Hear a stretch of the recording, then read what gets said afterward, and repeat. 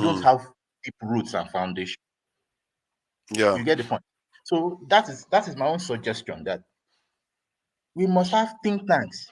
Now, this is the time that those think tanks would have, because they would have envisaged where this is going, and they would have had strategies on how to even tackle the government on what they have said. Because now, if you look at it, we have already forgotten what the government have said, promised in the past. We can't. A lot of people can't even remember those promises. I've not forgotten. No. That's the point. And now, and it is normal for humans to forget. But it is now the work of these vehicles that are already put in place to begin to trigger those mindset back and say, come, this is what they've promised, this is what they are doing, this is why are they doing it. You begin to question. You can't question. Funny thing is, even as an individual journalist, you can't even question much before you be shut down. It is when these think tanks come together, then you begin to have civil groups within those think tanks. And those groups will begin to make questions out. Now, that is how you raise publicity. That is how you engage the people to wake up to what they need to do. But when everybody is quiet, nobody's taking. You see, Nigerians won't just wake up by themselves, because we are too divided to wake up by ourselves. We are just too divided. Even if the hunger kills everybody, nobody will wake up. That's a fact. It's not going to happen. We need think tanks. We need people that will now be the trigger. That'll be the trigger. Let's start the think tank in here then. The idea. The point is, you can't start it from here. That is the truth. You can't start it from even here. You have to start from somewhere. Well, maybe you have to, but I think the best people that can do it, sincerely, are the obedience. Not even the Labour Party. Okay, fine. Maybe. You're not. Yeah. So all the ingredients are there. So, like I'm saying, so like for me, what I've I see somebody asking a particular question. How is nuclear fission coming together little by little? Does he understand that nuclear fission simply means hydrogen, the little hydrogen come together to form something bigger, and from there they move on and they produce more energy? But that is what I'm trying to say. Your little voices need to come together. Fusion, isn't it? Yes, fusion. Your little things need to come together, because for now, when the push, when you know how they say it, when it gets to that point, that division is there. It's forget you. And when you think, if you are going by this rate, I can guarantee you by 2027, APC will win easily without any stress. They will win easily. Let's not be all defeatist. We are not. I'm not sure. I'm not even sure they will, because if the economy remains like this by next year, it's going to be very difficult. If it remains like this next year, that means you are grading Nigerians more. No. Nigerians might be corrupt, might be everything, but they also quite selfish too. So what could have made Nigerians vote for Tinubu after seeing what Buhari did? Because they didn't vote for him. You see, your mistake is that you are saying they voted for him. 36% voted for him. Forefathers. What is your uncle Tinubu? No, 36%. No, I'm just trying to say that he's not. He's not asking that question because of what I want to say next. Is your uncle? No, he's not my uncle now. Of course not. Well, we're not sure. We cannot be sure because Nigerians. Good to ask. So now, let me tell you something, forefather, and take my word to the bank. Go and write it somewhere. Tinubu, if he does not die by the grace of God, because I'm not pushing him to die, it's not what am I going to gain from his death? There was one time which somebody said if it was I'm trying to remember the politician who said that he's going to, if he doesn't do so and so, he will die for Nigeria. So Wole Soyinka told him not that his living is not impoverishing Nigeria. What's his death going to do for us? So you shouldn't die. You should live. You should be alive. So what I'm trying to say in this is that if God keeps Tinubu, he will still be on that throne 8 years from today. The only difference, even if he does, if the Nigerian people get worse than this, they're not going to do nothing. Take it from me. We will do nothing. Nothing. The only time there'll be issue in Nigeria is if the North today decide say enough is enough. That is the only time things will happen.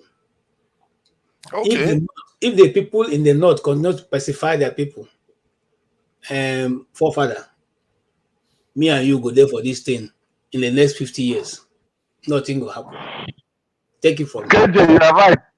KJ, you are right. But Let me let just me tell you, let me just add something to a let me righteous tell you man. something. Hold on now. It was me he was KJ, addressing before you go okay, ahead. So okay.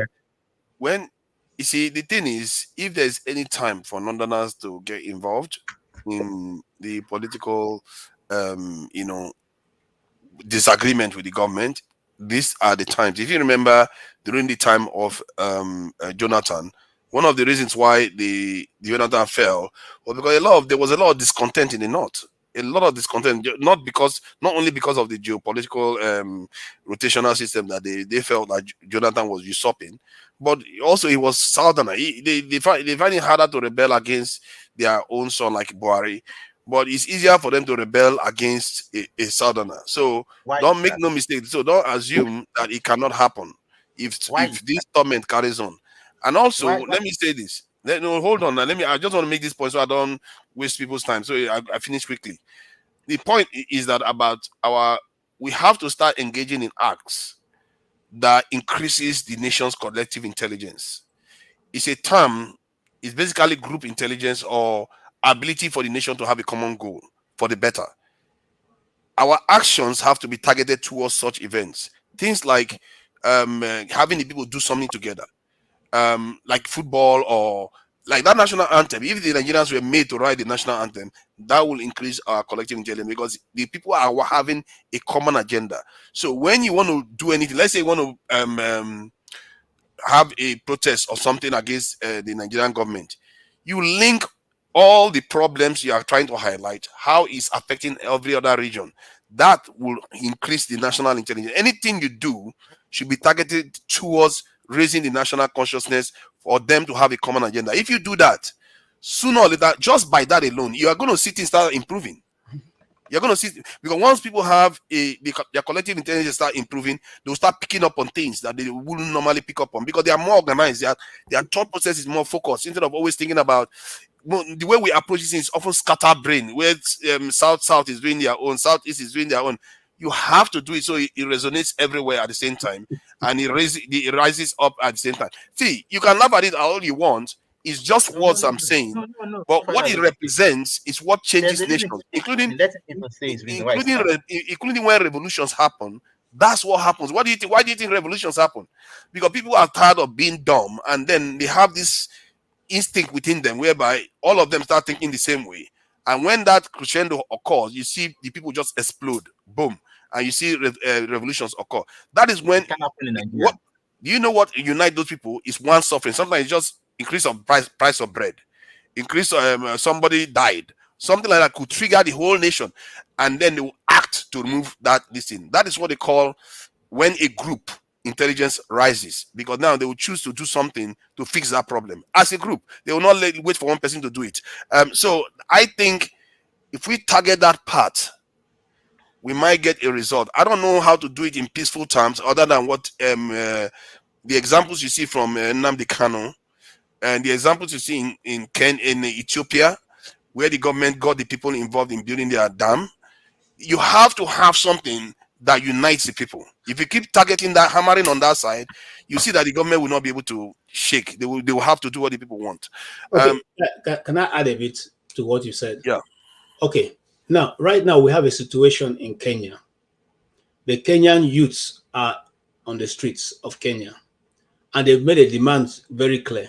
In fact, the government decided to negotiate, and they said, no, we don't even want negotiation any longer. We want you to remove that law totally because you cannot continue to tax us, okay, because you want to please your foreign friends. You see, it takes a people, like you said, I agree with you. But the problem with that a people is the people must have come through a struggle that they can all decide to stand at one. And I give an example, and I'm not saying that because I'm Igbo, but if it were the Igbo, and that's the reason why majority of the oligarchies are afraid of the East, because they've seen this thing and they can take a decision, and each person can say, we stand on this, and they will stand on it. it for us to come to that point, we are too fragmented in different directions, in different Exactly. pockets of people. We cannot come with that collective understanding that look, we are doing this now not because it's Tinubu that's is a Yoruba person, and that is what always This caused is the what I'm saying, that you have to I'm now coming, start moving in I'm that coming, direction. I'm coming. When the NSAS started, when we all started say, okay, NSAS has come, we'll not agree. They tried playing the religious card, it didn't work. They tried, it didn't work. And when they saw that the religious card wasn't working, the next thing they moved to is to try the tribal card. And the tribal card worked. The tribal card worked good. Okay, because it was said that it's Nnamdi Kanu who wants to burn down Lagos and do all those things. And so, Buhari even said they wanted to overthrow him. yes, the Igbos planned to overthrow him because of what he did during the Civil War. This was what they sold the people. And the youths of the north rised up. They went to Nasarawa State, Akwanga. I say Akwanga, Lafia, to go and carry all the Agboros from there. Brought them in government SUVs, distributed them around Abuja. And we still have videos of it. But they started burning and beating people, breaking people's cars and all that. And all the youths, they pursued them out of the Freedom Square while they are being gathered. But it didn't help that Nnamdi Kanu went on the radio and got himself into the mix by encouraging people to go and do those things. If Tabini stayed quiet, they would not No, have any reason. no, that is an accusation the government leveled, and I can tell you because I was right on ground. The recording is online. No. He said they invited him. I told them no, he will not be part of it until they can hold it for 2 weeks. He never got to 2 weeks. He said he didn't say that. So I don't want to. I'm not trying to. That's not what I'm bringing in now. What I'm trying to say is that Nnamdi Kanu got involved. It was recorded. Abba, make we talk true. No. If that was why they wrote. I'm coming. I did at Abuja that time when this happened. I was in court when this was happening. Okay, I'm coming. I'll look for the video. Next weekend we'll come up with this. I've had it played several times. I don't know why he's saying it. I'm coming. He encouraged people to go and attack people and burn houses and kill people. I'm coming now, Augasta. You see, if that was the truth, okay, if that was the truth, the first case they took against him as treason would have stood. They would have been able to present evidence. This evidence people are talking about, they would have been able to bring it to court. It has not been brought to court. It has not been brought to court, my brother. The way he was apprehended. No, not even the way he was apprehended. The court has not been able to bring any evidence. If they have been able to bring anything that can hold him, they will have jailed him since. That's why they are holding him. Why do you think they are holding him? You think it's because he went and sang Hallelujah in the church? They are holding him because of that reason. No, that's not. Forefather, I don't want to get into that because it's easy for you guys to spin it and say make it tribal thing. Because you are telling me not to believe my own ears now. It's not fair. I'm telling you what the reason why. So the position you're canvassing cannot hold. The people are too fragmented. That's what I said. Let's not begin to chase different rats. I said the people are too fragmented. We are fragmented on religious line. We are fragmented on tribal lines. Okay. Is it more fragmented than America, where they are talking about if Trump wins, there might be a civil war? No, don't believe all those things. I tell you, nobody is going to any civil war. Nobody says that here. I keep saying that. Nobody says that. Keep saying that. Yeah, nobody says that. KJ will carry his bag, run from America, come to Nigeria. Listen, you see, the people here are more reasonable than that. They can make all the noise. The moment the election is over, everybody comes together and build their country. They're not as stupid as we are. Okay? They come together and build their country. And I'm not saying that the country is a perfect place because I've seen a lot of flaws. Okay, but that's not for me to discuss. The question is, we have not even gotten to half of what they have got. Okay, if we can't have people like Tinubu doing what they are doing. People are suffering, people are dying. Do you know how many calls we get on daily basis? Okay, now let me ask a question then. So you say we are fragmented. So do you agree that if we are fragmented, we should be doing things to remove the fragmentation so that we can actually solve our problems? It is difficult. It is difficult, my brother. See, let me tell you. Okay, let me give an example of John Abba here. Are you talking to me? I can't hear you, forefather. You're muted. You're muted. Oh, sorry about that. I think I managed to press my mute button by myself. So the question is, do you agree we should do that? Because he didn't necessarily answer the question by saying it is hard. Do you agree that we should be doing things that brings us together so that we can be able to confront these people once and for all? Because we have to. I don't know how to answer. Maybe Tone can help me answer that question. You see that? Why is it so hard for you? Unite and deal with this problem. Don't you want the problem to be solved? See, forefather, I'm more of a realist. I like to face things squarely and deal with it the way I see it. Look, I told you, majority of my friends are northerners. I don't even have southern friends. That's the truth, except my relatives. But I am talking from the point that I know we are too So fragmented. you believe that we can never be united on Not any never. Never is the wrong word. Okay. Let me give you an example of how bad it is. We have a national orientation agency whose work is to do what? Is to keep giving this positive message you're talking about. The place don't have money. The man who is there can't even run the organization. Okay, he doesn't even have enough money to run the organization. What more to do? And then maybe we should promote him now. That's what I'm saying.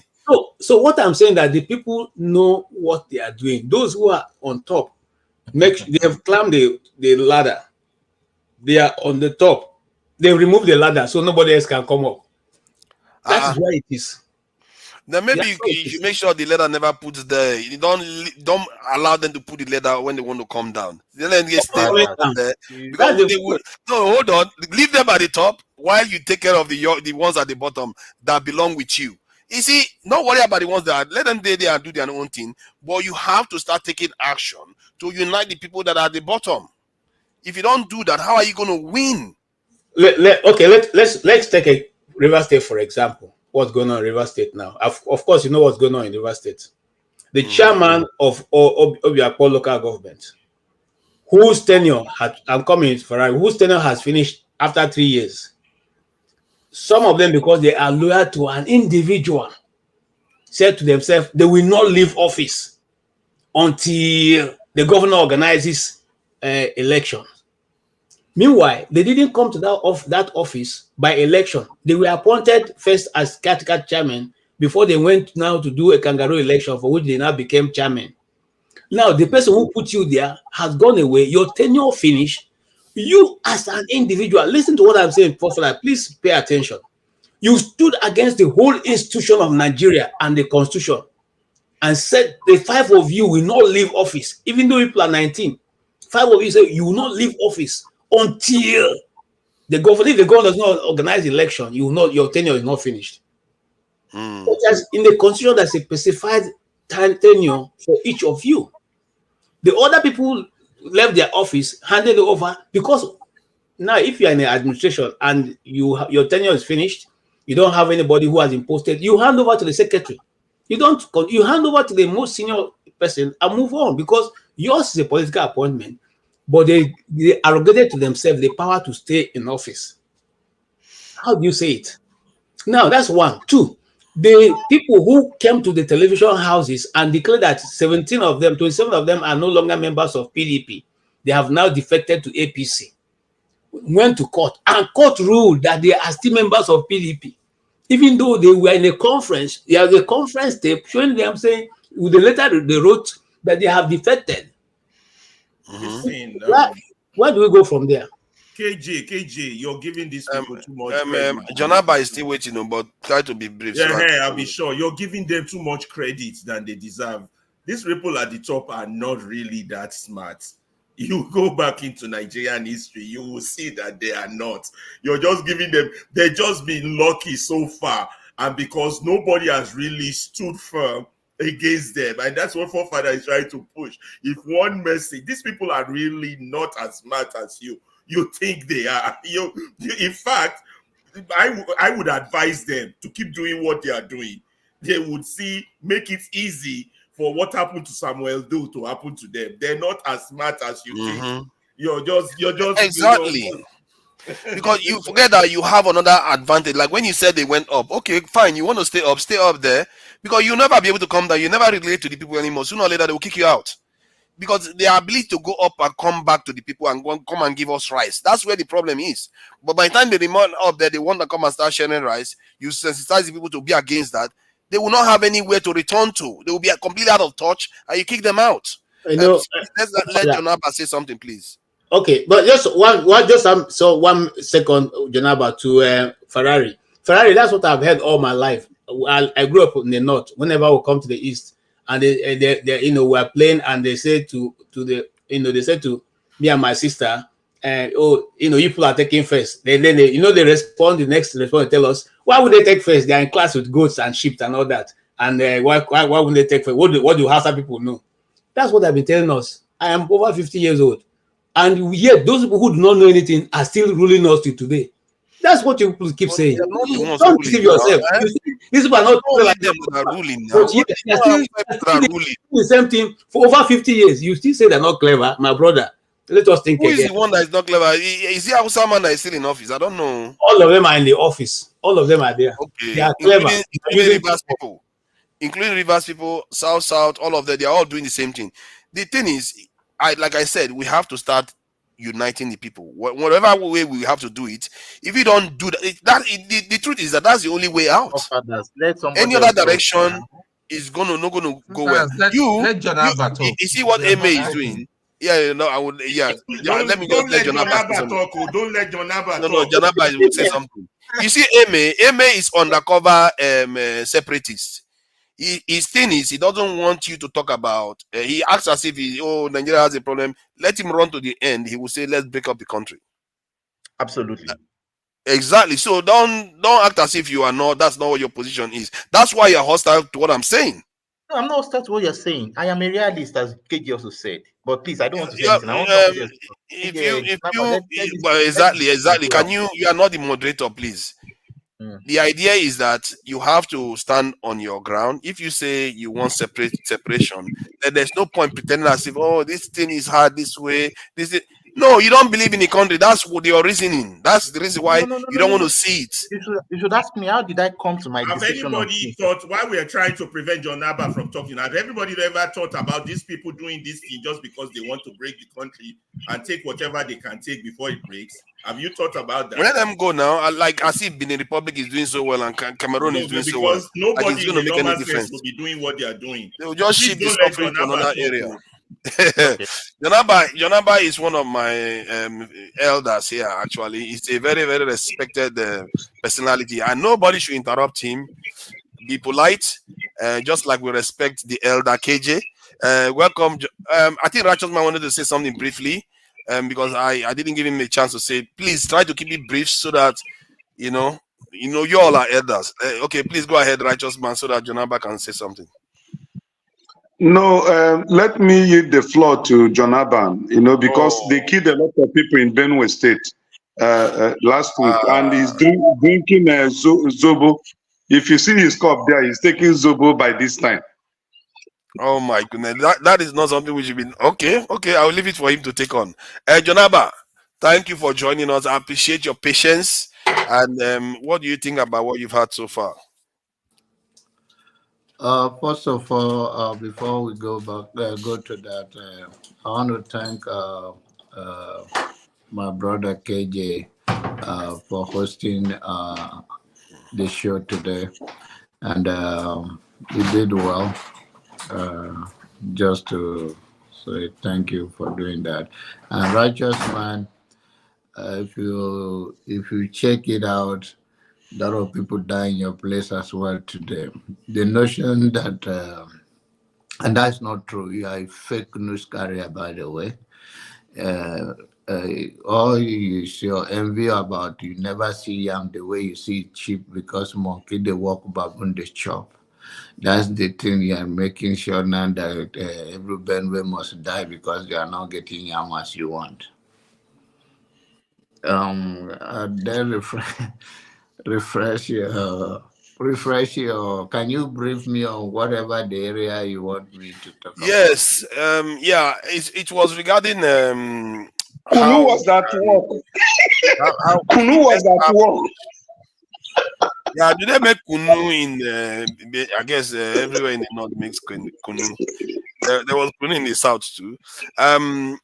So regarding how we can solve our issues out, because we talk about this all the time, and we also know that the leaders hear us.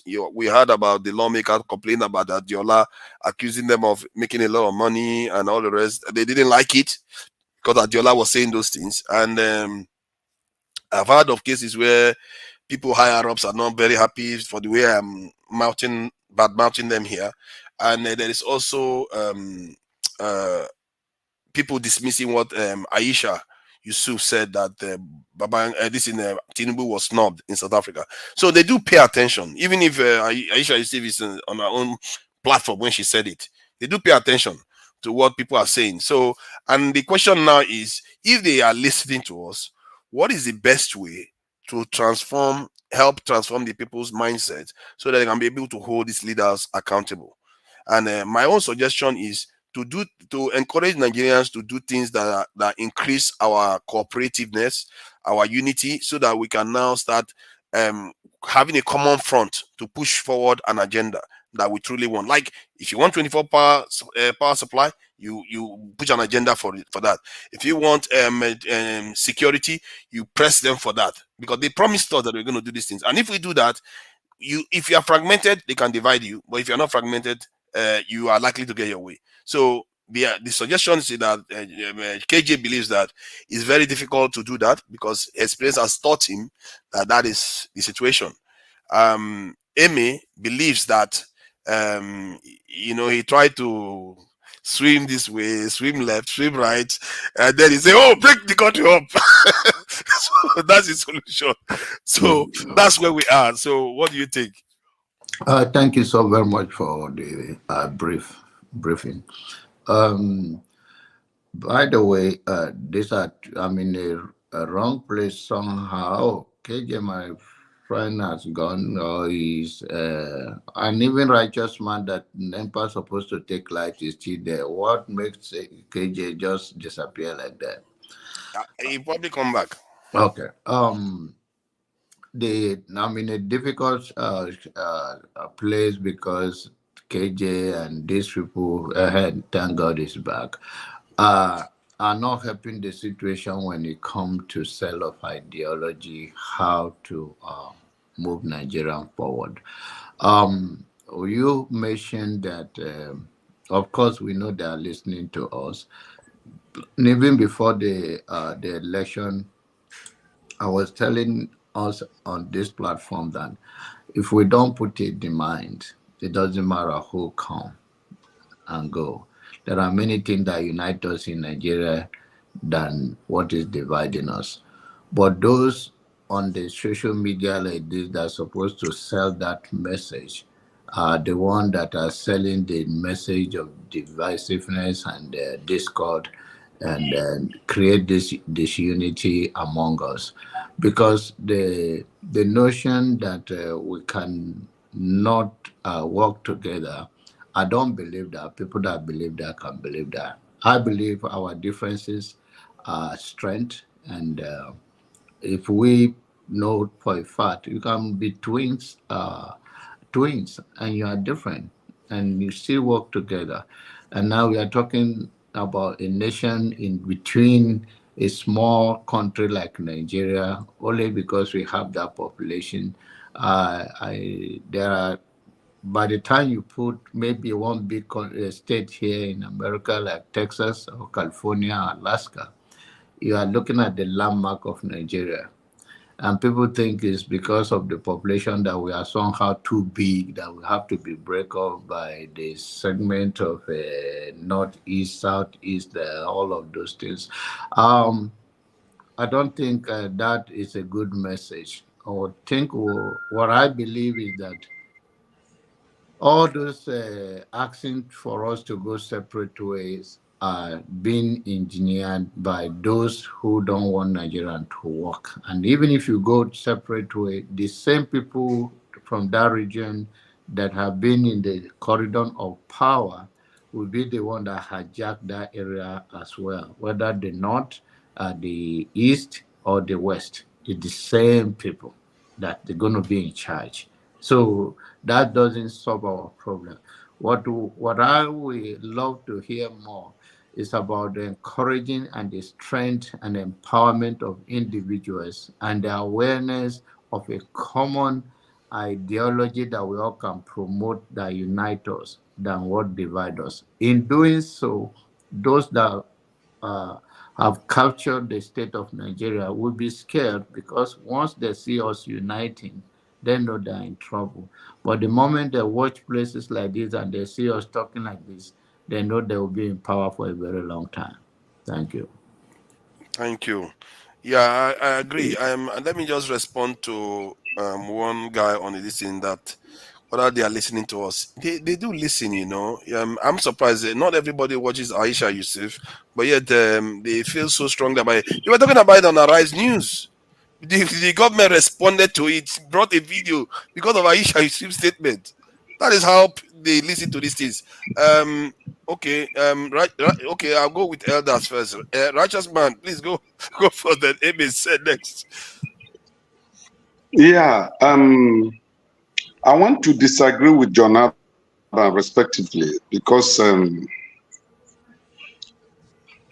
John Abba refused to hit the fundamentals. This thing is not about the size of Nigeria. It is not about the population. This thing is about the value system. This value system differs. And for you to merge everybody together, force them to adapt to a system that is not culturally or traditionally known to them, you create a problem. And that's what is happening in Nigeria. We don't have the Nigerian system. What we refer today as the Nigerian system is corruption. We don't have any positive Nigerian system that other countries of the world will copy from. So when you said, let us do something that will make Nigeria work, what are those things? Then I'm going to list 3 things. No matter how you try, these 3 things will make it not to work. And I just want to be fair. I want to be real. Number 1, lies that have been told. These lies are passed from generation to generation. And these lies have led to the cancellation of history in our curriculum in Nigeria. Now, let me give you an example. My tailor that makes my traditional wears is a Calabar man. One is a Yoruba man. Now, the Calabar man, I went to his shop few months ago to amend one of the clothes he made for me that was it's not fitting me well. I wanted him to amend it. So we're discussing about the politics of this country. So you know what he told me? He said he hates Zeke, that even as he's dead, that man is not a good person. I said, why are you talking evil about a dead man? He said, do I know that it was that man that was responsible why they removed the capital of Nigeria from Calabar and brought it to Lagos? I said, how? Then I asked him, when was Zeke born? Zeke, by record, was born November 4, 1904. Okay? And Nigeria was amalgamated in 1914. Zeke was between 9 to 10 years when Nigeria was amalgamated. How could a 9, 10 years old child influence a white man to remove the capital from Calabar to Lagos? Can you explain that? But when I analyzed this into this man, he said, but that was what his father told him. Does it mean that his father was telling him lie? And the man I'm talking about should be in his... there is a noise coming. There is a feedback noise. KJ is having a cultural experience. Why he's on show? Please go ahead. So, and this man is in his middle 60s, and he has passed this wrong message to his children, and that will generate, each time they say any Igbo man or any Igbo woman, the first annoyance is that your brother made us lose the capital, and that was not true. And these lies, nobody is about to correct it, because history had been removed in our curriculum. That's number one. Number two, why it seems to be impossible to make Nigeria work. Our colonial master, which happens to be Britain, does not want a strong, a well-willed individual. Let me use the word. Let me not use the word strong. A well-willed individual to be the president of Nigeria, because he will correct the abnormalities that is going on here, and then it will make them lose some of those things they get from Nigeria, like royalty that is paid to them, share companies here destroying the Niger Delta and the rest part of Nigeria, and they're not paying for anything. If you carry a protest, share will go and look for the traditional rulers, connive with the government of the day. They will settle traditional rulers to their youth. Look at the 9 Ogonis that were killed. My Oga was part of those people, the man I was working with them that was killed. Up to today, what happened? That case ended there. How about Sarowiwa? Did Nigeria not move forward? Did it not go forward? Sarowiwa died and others went also. What happened to Niger Delta? If you talk, they look for one person and settle you. And that, what about Asaro Dokubo? Is he still pioneering anything for the emancipation and liberation of the Niger Delta? No, because he was settled. Now they are giving oil pipelines, the guiding of oil pipelines, the securing of oil pipelines to these former militants and pay them in billions of naira. And these are the people that are supposed to motivate the youth for an action. Now they have captured them. So how do you think that we can come together? It is not possible. Are you talking of the North? The North religion is partly, in fact, is the major problem they have in the North, because their youth are brainwashed, and what they see only and what they understand is religion. Religion dictates the next step they follow. And as long as religion is used as a tool, there is nothing you can do about it. Then, thirdly, illiteracy. Educational illiteracy in Nigeria is of a very high level, but people don't understand. How many Nigerians are literate, that can sit down and articulate, that can sit down and look at what is going on and say, this shouldn't be? It's few. Going to secondary school does not make you educated. And how many people that attended secondary school goes to the news line and pick up a newspaper to read, to understand what is happening in the society? No. How many of them is on social media trying to listen to political analysis and make a change? No. If you see them there, they're looking for a boyfriend or a girlfriend. Hook up. That's what Nigerians are into today. Man, many of these countries that transformed their nation, they had quite a large illiterate population before they transformed their nations. From Russia, China, Singapore, Singapore was known as a dirty country, like dirty, like bad, really bad. And India, we have a. So, is it the reason why we have not progressed?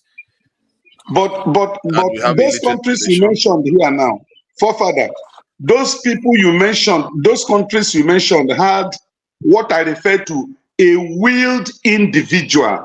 That is an individual that sacrificed himself to say, I want to put this country right, and I'm not going there to loot. What I want to bring is about change. It happened in China, it happened in Singapore, it happened in Russia, and so many other countries.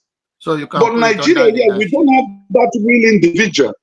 So you We can put don't. that under leadership, righteous man, that we need a leader that will take us there. Not that you generalize it, that is the reason why Nigerian cannot work is because of illiteracy. If you get a good leader that can empower the people and turn around the vision of the country, it will go under that. But then I come to you on the issue of a religion that did not.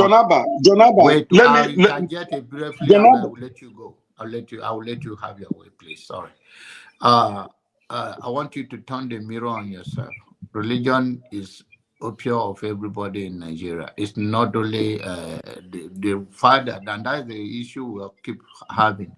If you think I'm not religious enough, or you think or my religion is a problem, and you have one at all, you also have a problem. So the fact that you are not a Muslim man and you are a Christian, and you think that Islam is the problem in the north, you also have the problem of the Christianity in the south or southeast. So if where the gullible society, people full church every Saturday to Sunday, and what happened? Are they not still going to do the wrong thing to the people in their area there? Is it the northerners that live in the east and south and west? So when you talk about religion, and if you put it in the perspective of the leader can invest in the people of the northern youth, then and it's the same place here. When they have that standard to encourage the people, we say, oh, you cry, so oh, why did they say double standard? And that is the way they are trying to bring their people up. But every time, Jonathan, let me puncture your submission. Let me puncture it. What was after the that, you did sin of not eat yam Sanusi? tonight, you can't Hold puncture on. What was the my sin of submission. Sanusi? Eh? Emir Sanusi, what Eh? was his sin against the Northerners that led to his removal? Was He it not that talked he too was much. campaigning? He's on the media guy. He talk and Ganduje don't like the way he talks, and when he has the power, he push him out. That's what he believes. What was he talking? What was he talking? So you think everything he says now? Let's put things in the right perspective. Jonaba, you're supposed to be a pastor. What was Sanusi I know now saying? you they pay me tight now. You go there, the dark, inside the dark. I can't even see your head apart from your lips when you open mouth. Then they tell me say I'm supposed to be a pastor. Don't go there with me. The point is that let us talk about what I believe in my submission as I exit. I believe Nigerian can work, but it can only work when we have Senior people that citizen, have I ask you a simple question. Senior citizen John Aban, what was the message that Sanusi was, selling that made the Northerners hate him? No. It was on political reasons and what he's talking about on construction of road. He has nothing. There is a road they were constructing, and Ganduje says that Was he it's a road or political thing. was it only Don't. road or did he not mention about education? Yeah, of course, it's not just it's not So only what makes it wrong? implies to only not northern Nigeria that the education need to be an issue, and the education you are selling doesn't work anyway.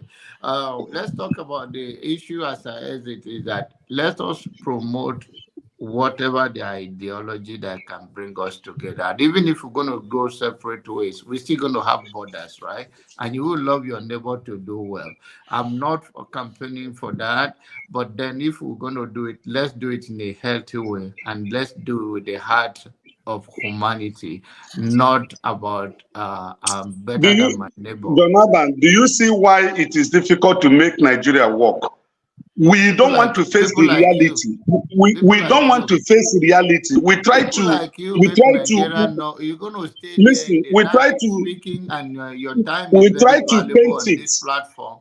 And you are pointing about religious somewhere, and you also are a religious person. So, what's the difference does it make? It's people like you that make it Why not is Jonaba quick to always point fingers to South? Once anything about the North has been you do mentioned. the same thing all over. No, That's no, no, what no, you no, are a no, no, no, no. separatist. No, it's yes, people do it, but I have noticed your stand most That of the is the time. stand I took, and you cannot decide that for me, can you? I can't. Okay, But that's what thank I'm you. asking the question, because it's for me, it doesn't. He's Because saying it's that like on he this doesn't believe platform, in if division. no voice like that, you keep beating on certain part. It's become a pattern here, and if we don't have that, No, this channel or this platform will become more of a threat to other region because of your rhetoric here. Some of you don't know even see they not have more light than you. They have a better road than you. You don't want to talk anything that is in the benefit of Nigeria, and then every time is to beat another setting, like your governor, they come and rob them of their own whatever they will use to develop their own place. You never turn the mirror on yourself. Rather, you come here all the time to prove that you are better than this side and you want to go. Please, if you know what to do, do it. Everybody is tired of all those stuff. It's really tragic, really. And the thing is, what makes it tragic is the history of Nigeria, because of look, what happened in this thing. Because sometimes you can, the reason why it's tragic, you can't necessarily fault people that believe those things. Because how do you live in a country that you've gone through that? You can see why, to an extent. That's what makes it tragic. Because what makes it even doubly tragic is because it's not the solution. It's not. forefathers. If you See, think about it rationally, it's never been the solution. If you break up, you were there once, they colonized you, enslaved you, it didn't make any difference. Benin Republic is not doing well, Cameroon is not doing well, no black country is doing well. How can you not even learn from that? That breaking up is not going to be the solution. How can forefathers, you look, not even learn from that? I don't even forefathers, understand. forefathers. This is my point for. Look, when I say breaking up, although I'm not shy about that, and the point is this: it's not that maybe I don't love Nigeria, but there's a reality that will make one question: what is the solution? Now you're asking that, how do you find the patriotism in an average Nigerian to see that Nigeria is its own and everybody's one? Yet we can't even find a single solution to that. Because if you go down that route, you realize that not that it is not possible, but the probability of it happening is extremely small. And that is the point. Now you question yourself, how do you bring people together that there is no way that there won't be divisions? How? I believe it's possible, but how will you do it? The question is, for you to take that energy, it is better off that maybe we should just go our separate ways to go and solve our problems our unique ways. Why am I saying our unique ways? Look at the north. I do not have any problem with the north. I do not have any problem with the southeast or with the middle belt or anything. I have no problem with any region. My problem is that once we are together, we don't let the best come out to lead us one way or the other. We don't allow the best to come out, because once the best wants to come out, there is a way that there's a cahoot, the system will just come out and swallow that best, and the worst, or the Are you ones talking that about the best from the southeast now? not Because south, the not south, southeast, they voted for not nobody stopped them southeast from voting properly. for P2B. No, this is not about southeast. I'm talking about Nigeria as a whole. If one person will come out, okay, now for example, I would love to vote for an Akinwumi Adesina from Yoruba land. If I see him come out against the Peter Obi, for example, I wouldn't care if it is the position of if it is fair or not for the southeastern, because I would look like, on the virtue of skill, I think this person has done something in agriculture. We saw what he did. Now that is my stand, not because I'm a Yoruba man. It's because I'm sensible. Mhm. Now, if I see that kind of a person, it doesn't matter wherever I see that person. I can vote a Sanusi, Lamido Sanusi, against a Tinubu. You get the Mhm. point? And Mhm. that is what made me feel I should vote for a Peter Obi against a Tinubu. It is my choice. I'm not saying maybe Tinubu is right. If it was Tinubu in the past 8 years pre-APC, I would clamor for Tinubu hands down. You get my point? So But it is the it is point I'm basically making a, is that you know that a lot of people voted for P2B because he's a southeasterner, just like a lot of black people voted for Obama because he was black. look. There's nothing wrong with that, you know that. There's nothing wrong with. I have no issues with whatever reason people want to vote for anybody. But so you understand that for us to have good leadership, we must go beyond, because it is a southerner, it's a southeasterner.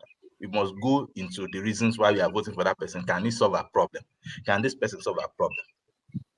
Why did I clamor for a Buhari pre-2015? It was because I felt, okay, if a Jonathan can sit down and $20 billion was disappearing and nobody could account for it, yet we have somebody that can, at least, if we know nothing, we know that it was accountable. Then if we can keep our money, it's still better off than saying we don't know where our money is. As at that time, pre-2015, that was my argument. And that was why I was clamoring for a Buhari. So you can realize that my decisions are not because of, hey, I want power or not. No, I want a Nigeria that works, because a Nigeria that works benefits everybody, especially the hard workers. Look, I work hard, I read hard. So why shouldn't I enjoy the benefit of being a Nigerian? But if you look at the hard workers, they are the ones who are even more devastated, more troubled for a system that doesn't work. Why? Because you can't necessarily cheat because you work hard. And number two is that the negativities around the country falls on you as a person because you're trying to be the better one. Emma, quick question. How would you want to see the country divided? Across what line? Like, can you just give us a brief? Look, that has been a question that I've been asked. How? But the question is, are we benefiting from what we have at this moment? Are we benefiting? Now, wait. I look.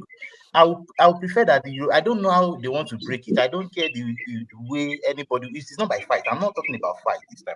I am not. I know.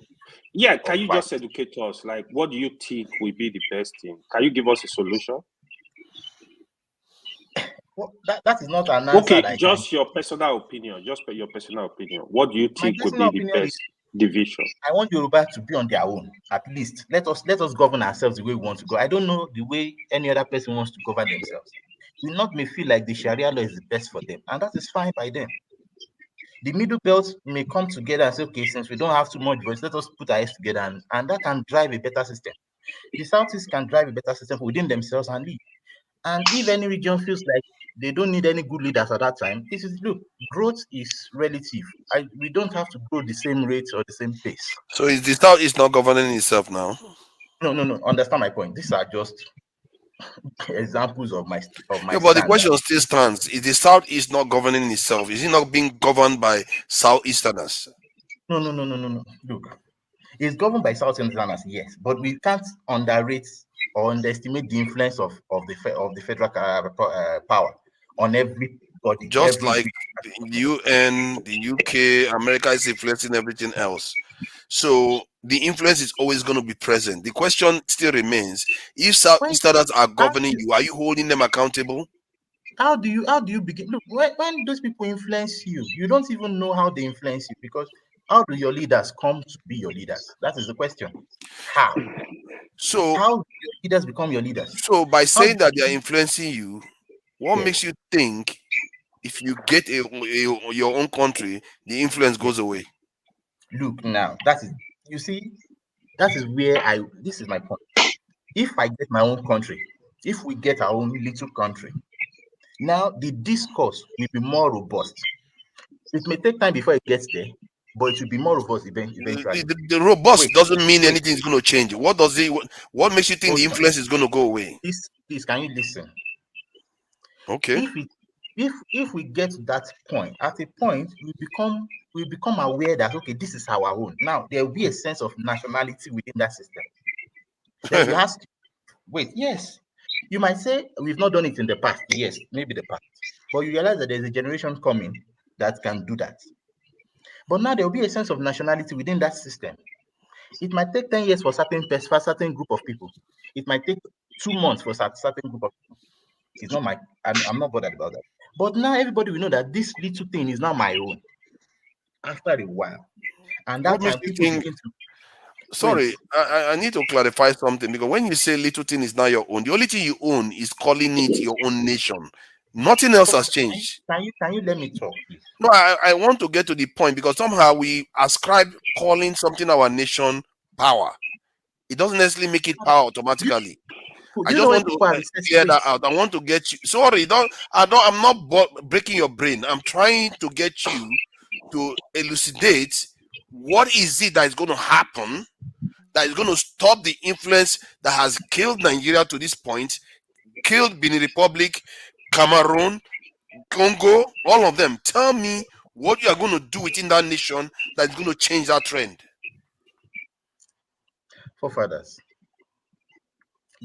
when we get to that level, we will solve that problem.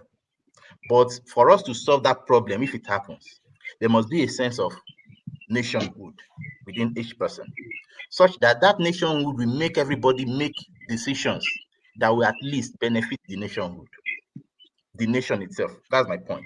Because right now, people are making decisions not because of nationhood. They are making decisions based on ethnicity, religion, and other divisions that are within that system. And that is why we don't Hold have on, you just freedom. said something just now. So they are making decisions based on their tribes and all the rest of it. That's what you said, eh? Yes. Are the tribes any better off from those decisions? That is it. Because when you don't have the mind, when there's no sense of nationhood, those people who make the decision, they don't query it because they're already satisfied. They're already satisfied by my person is already there. It doesn't matter if the benefit or not. Emi, sorry, my brother. Here's the thing. Yes. Yeah, you don't understand what forefathers is saying, and that is what I keep saying for people that are calling for breakup of Nigeria. Listen, you think that we will have problems now. By the time you go on your separate tiny units, man, some people will be begging, please, let's come together again. I will not see. Can an Igbo man that has even lived in Oyo State, for instance, speak Yoruba very, very well, speaks Oyo language very well? Can the average Yoruba man vote for that person to be a governor? You and I know the answer. It's not going to happen. So Right why is that? now, in all the Yoruba, wait. Right now, in all the Yoruba states, are you people not managing your own your affairs? So what are we talking about? So the thing is not in breaking up. You're breaking up, and that's why I tell people that advocate for all these things, Biafra and all that kind of thing. Listen, it's not going to work. It's even going Please, to when I mean reinforce the breaking up, problem, the division. I Even please, in Igbo land, right? Listen. Right now, even in Igbo land, we are not even united. We're not even united. It's you not, cannot. I hope it's you. not, I hope listen, breaking up is not the solution. Breaking up is not the solution. The solution is changing our mindset. Listen, you know why? Let me wait, Emmy, wait. You know No, sorry. why, Can I just with ask you all one due question? respect to all people, with all due respect to all the people that support Biafra, where I'm coming from Biafra is I see a dictatorship. I see a government where I don't want to be in a part of a country where you cannot even criticize anybody. Listen, we can fully criticize Tinubu as it is now and all that. Listen, in Biafra, you criticize Nnamdi Kanu or whoever or that little finger in Finland and all that. He will send people to. He will kill you. They will tell you not to come back to Biafra. They will dispatch jungle justice. I don't want that kind of country. We need to change, and that's why I'm saying that everybody economically, let us go. That is what we need to be concentrating on. Okay, my Let question is us this to you. start challenging each and everyone with a healthy Tone, competition Tone, this economically. is my question to you. That is what will You are talking that is about how we're going to mindset. fare better as units and collectively. That is Yeah, all. Tone, wait. You are talking about mindset. Okay? You're talking Yes. about mindset. Now, how do you change the mind? How do you influence the mindset of an average northerner towards governance? How? Let me ask you another question. No, please. I'm asking him a question first. Sorry. How do you change? Because this mindset, how do you make an average northerner think like a southerner, or an average southerner think like a northerner? Especially when you know that an average northerner thinks. A northerner cannot think like a southerner. Okay. An average northerner will never think like even no matter how educated they are. It is a cultural thing, and Okay. the average southerner, I know the average southerner too. Regards every northerner as a terrorist, as a Fulani terrorist, which is wrong. Yeah, It's no. wrong. Don't try and make this topic like. Let us just talk about the mindset that you are questioning. That if we have a national mindset, that can make us work together. My No, point is what how I'm saying, listen, all I'm saying is going back to how it was in the beginning. Yeah, there was this healthy kind of competition for each region. That is what I need. That's what we need. Your father is daft, Dan. Father, your mother is daft. You know, a lot Your of mother, people your just father a is lot of daft. people just think that, and it's crazy because some of Fofana, these people take they my believe time. one saying that the leaders don't have brain. Wait. Some of them, their analysis, AY, if you I don't. push them, Why they is are not he going to give you a abusing clear me? answer. Idiot. They will be telling that the An leaders are idiot that stupid. wasn't even They don't know born that their when all own this thing was happening. solution doesn't have any answer to it at all. Um, Exactly. wait for don't father. This substance So to their Nigerian look, system. argument. what I'm saying Fofana, can I very speak? quickly. Can One I say micro something? second, yeah. No, What it's I'm my saying is turn that now. KJ, economically, Tone and AY look at has been look quiet for okay a long time. It's only fair we okay let them okay KJ, speak. look at how you are the chief look at that. host. AY, wait now, wait. Look at how Abia State did what they did and all that. The man did not shout. He produced. He produced. We need a healthy competition rather than carrying flag and all that, calling for one nation and all that, which even the person that spearheaded is dead. Even before he died, he said, listen, forget Biafra. And some people are still pushing it. Are you people Tone, crazy? And that Abia State. you see, the man that headed it told you not to do it, and you are still going that direction. What? No. Forefathers, wait. When I say, look, Yes. I'm talking. Wait, when I say that we should go our ways, I'm saying I told you something. It's not that I don't like Nigeria. I want Nigeria to work for me because I said it benefits me more for a Nigeria that works than a Yoruba system that works. You guys should But let me now, if speak the, now. the It problem that takes we have, 30 minutes to. sorry, with the problem that we have right now, being Nigerian won't solve that problem even in 10, 20 years, in 50 years. That is my own Okay, solution. That is, that's your own analysis, and I but say that national system is but I have shown you several examples where it is possible, but you refuse to see it, and you are I'm saying that if you go on only your own, to you. somehow it's going to solve the problem. I don't see that. You are bringing history. Have you considered the peculiar system we are running in the system? But AY, continue, Let please. us. AY, sorry. Okay, yeah. Eme.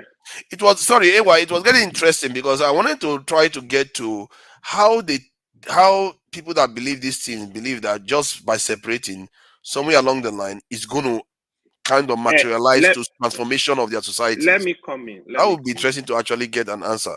Yeah, please Let go me ahead. come in. Yeah, I was actually trying to. Good evening, everyone. I was actually trying to ask him very genuine questions, right? He seems to believe what he believes, but since we are educated people, we have enough exposure. I think you can allow people to voice what they think, but you should give us some data, come with conviction. One of the issue I wanted to clarify here is even this afternoon, I heard a lot of people, oh, we are not the same. Oh, they are this. We don't have the same culture, blah, blah, blah. We don't have the same religion. Okay, my question is, how many countries do you know that have the same religion, that have the same culture? We need to study what is going on. When I used to be in the same class with a lot of Indian students, India hold the third largest Muslim population in the world, over 200 million. India have reasonable population of Christians, Hindu. Even the China you see, China hold population of over 50 million Muslims. High number percentage of Christians, the same. Not only in terms of religion, even in terms of tribes. You think these people are the same? They are not. They are actually divided. They actually have they are from different regions. You hear when you talk to them, is there you will know. But what do you see when you meet these people? They don't discuss this issue. They see themselves as one. That has really worked for them. Of course, the country is progressing. When I have enumerated it many times. Sudan was just similar to Nigeria. Muslim population in the north, Christian population mostly in the south. Oh, discrimination, blah, blah, blah. We got to go separate way. There is oil in the north, blah, blah, blah. The country divided. What followed? South started their war. Not after 2 years, North started another war. I see Nigeria. If you divide Nigeria across this line, probably only one region will survive. Only one country, according to you people. But I have also, my own suggestion is, I'm actually very strong on regions. It's always going to be better if we are one. I will want to see regions where you have a federal government that will deal with less issues. Let the regions deal with their issues. Let there be some level of competition, which is healthy, right?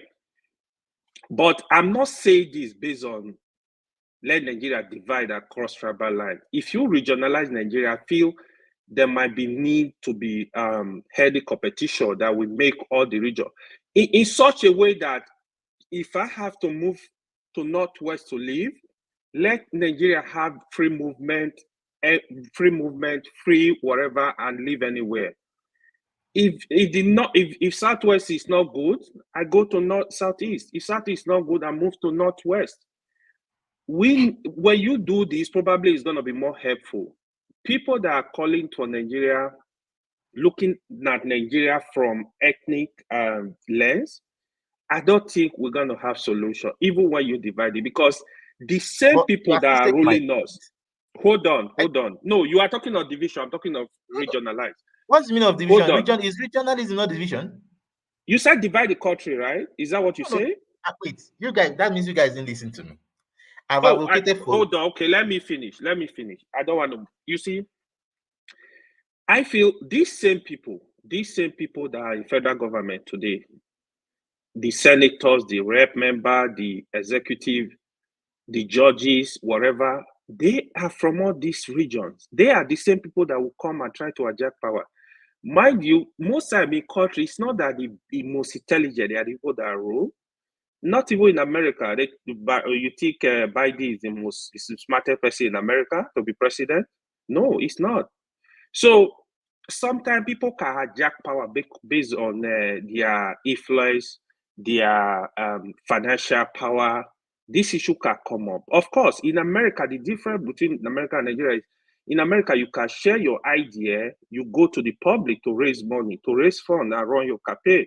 Just because of your idea, people will buy into it and put in their contribute to your campaign and stuff like that. In Nigeria, we don't have that yet. Even, for example, Peter Obi that was able to raise some money, what was the percentage? It's not really, because you need election is capital intensive. It's a lot of money, to be honest. Don't be deceived by anybody. You need a lot of money. So how many Nigeria have the cash to even like run for even a state governor? So it's a lot that goes in there. So I think just like what Father was saying this afternoon, we need to actually look at collective intelligence.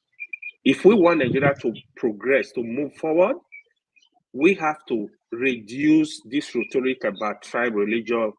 We need to actually look for solution, like the real solution.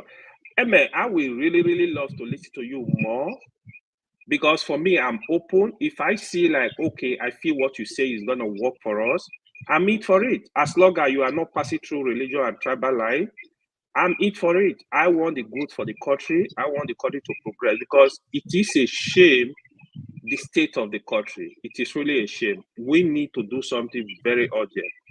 It's just unfortunate the people we have the power, they don't understand the urgency of these issues of rebuilding Nigeria. Thank you. Why? Sorry, righteous man. I know you've been listening. Thank you. You still, forefathers, please. You still come to my point. Fine, I might have sounded like excessive in what I was trying to say. But if you listen to my submissions over on this program, it has been regionalism. Okay, And yeah, yes, I'm with you on that. I'm with and that you, is to why I be said honest. I want a Nigeria that works because it pays me for a Nigeria to work. I need a Nigerian system that works. I benefit from it. I But my agree with point is you. this, and that's why I'm saying this, that but for us to have a Nigeria that works, what is the worst of it now is that we can't have a Nigeria that works with this crop of leaders. They know how to infiltrate and divide us.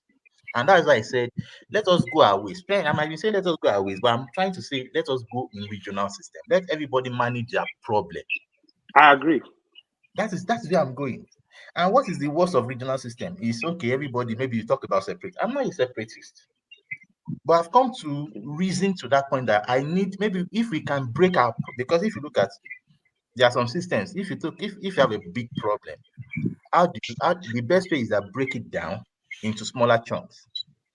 Let the regions take their own problem and solve it their unique way. If they want to use Sharia to solve their problem, fine. If they want to use Ahmadiyya to solve their problem, fine. If the Southwest feel like the Bible or Ogun or whatever is to solve their problem, you get the point. But if we are coming together as one, then we won't have a universal solution. We can't. Because that universal solution is going to hurt certain region more than the other. And those regions will claim that you are going against them or you're trying to chase them or to you get the point. There will be reasons why it won't work. That's my submission. But I want regionalism. That is it. I'm not talking of a separatism like but eventually when you have regionalism and you question whatever, maybe it has to be that there's no reason to be afraid of going our ways. It is not a big deal. So I submit. Thank you. Cool. Can I make my contribution? I think for further you allow me to at least make contribution. Now, Okay, go ahead. yes, so I will go back a bit and please Let's indulge me. not make it too long because there are a lot of people that want to seem to want to contribute now. No problem. Let's I try will to not keep it. make it too long, but Thank you. I'll be now in Africa, in West Africa. Some time ago, there was a country called Senegambia. I don't know if any of you remember. Mhm. Senegal and Gambia came together to form a nation, Mhm. and it was practiced for some time. It wasn't working, so they decided to quietly go their various ways. Now, I like AY's contribution. He talked about India.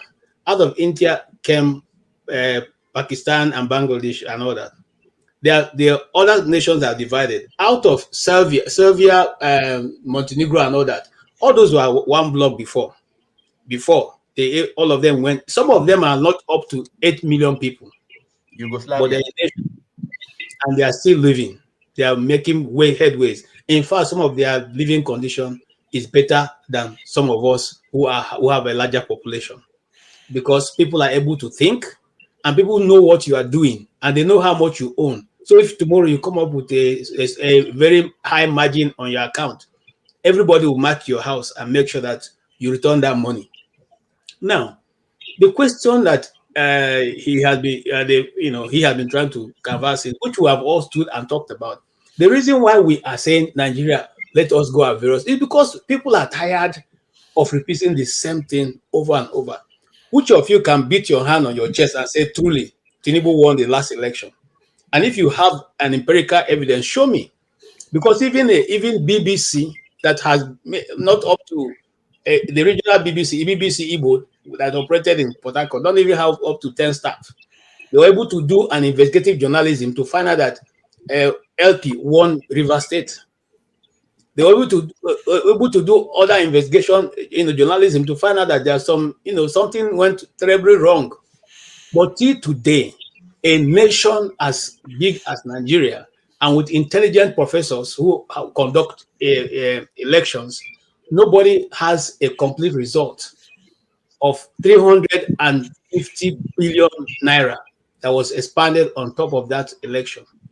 If you guys, any of you arguing here, was the one who released that kind of money from your account for a project and you don't have a conclusion to it, will you go to sleep? Will you leave the person who conducted it in that office to still run the office for you? Will you leave the staff members, senior and junior, in that same office till this moment that we're talking? Let's be realistic. You see, the problem I think that is worrying us as Black people that we are not realistic with the situation we face. If we say, okay, tribe has become a problem, why have we not adapted the Somalia, the what's his name? What's his name? Kigali. What's his name now? The Kigali approach. Okay. So okay, yeah, for Kigali, for whatever. I think you all know Rwanda. the nation I'm talking about. Why? Is Celsius one of the countries in the world that has some of the highest paid, wages? Okay, not in Africa. When we're talking about things that are not working, and say, oh, it's just Africa. No, Celsius is an African country, and it is working. KJ, quick question. I'm coming. I'll conclude very soon. I can ask a question. People are going from Europe to go to do holidays in Celsius because the people have been able to organize themselves. Simple, what's it called? Trinidad and Tobago. I mean, what's his name? The one that is 5 minutes flight from Calabar. Come on, I've forgotten the small nation. Thomas Principal. Yes, I'm Principe. Okay, are they not working? It's a very small island, just by us there.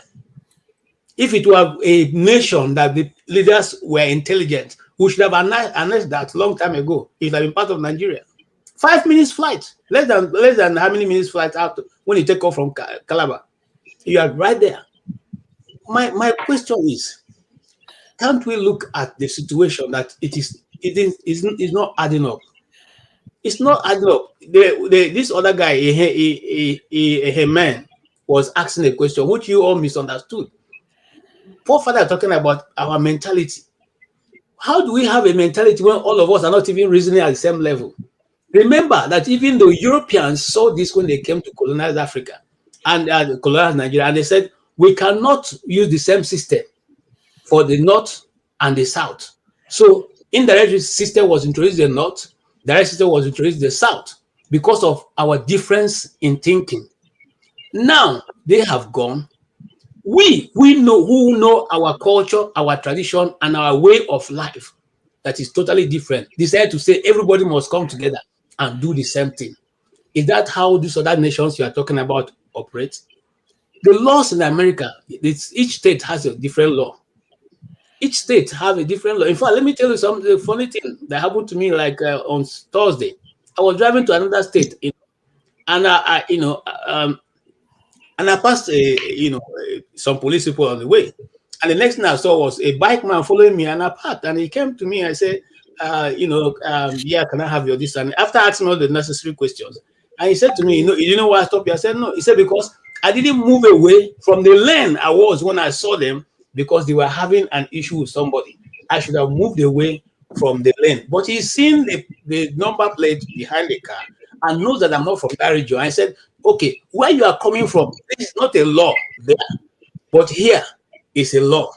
But I'm not going to charge you, okay? I'm just going to tell you, here is a law, and so when you see this kind of situation, move to the other lane. Now, why am I saying this? He said this is still the same nation. It's still the same nation. They run themselves differently, know the peculiarity of their people. There are some places you carry guns, it's called carry or open carry. The other place you can't carry, you have to be concealed. See, when we think that things must be done, unilaterally, it becomes difficult. It becomes difficult. Okay, so but if we decide to say let's have a loose nation, just like we have always canvassed, which was the purpose of the Abori meeting, to have a loose nation where people can develop at their pace, that will help us if we want to be together. But if we don't want to be together, or if we decide that some people are more Nigerian than others, then I still stand on Aburio. On Aburi, I stand. I, KJ, stand on that. Thank you very much. So what? Let me quickly. No, leave it now. Let righteous man have his. I thought you've made your point too. You were for regional system. Righteous man, I think you've said something before, so don't keep it long. 1 minute, please. No, You said you made I've waited for. I thought you made a submission. I have waited for over 45 minutes, and you say I should keep it 1 minute. Okay, it's better I keep quiet and listen to all of you. I thought you spoke. It's not 45 minutes. You didn't wait for 45 minutes. You spoke before Emmy spoke. You were the one that spoke. Amy dominated the talk. Okay, 3 minutes then. Let's go for 3 minutes. Yeah. My brother Tone, there are some statements you made that I don't agree with you. I've been in Europe. You know the country very close to Belgium called Lisbon. Their population and their landmass is not up to Lagos State. They are not even up to 1 million people.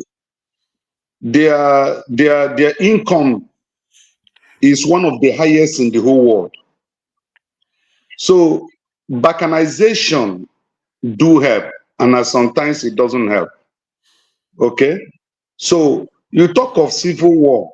These United States that people are celebrating today, did they not fight civil war?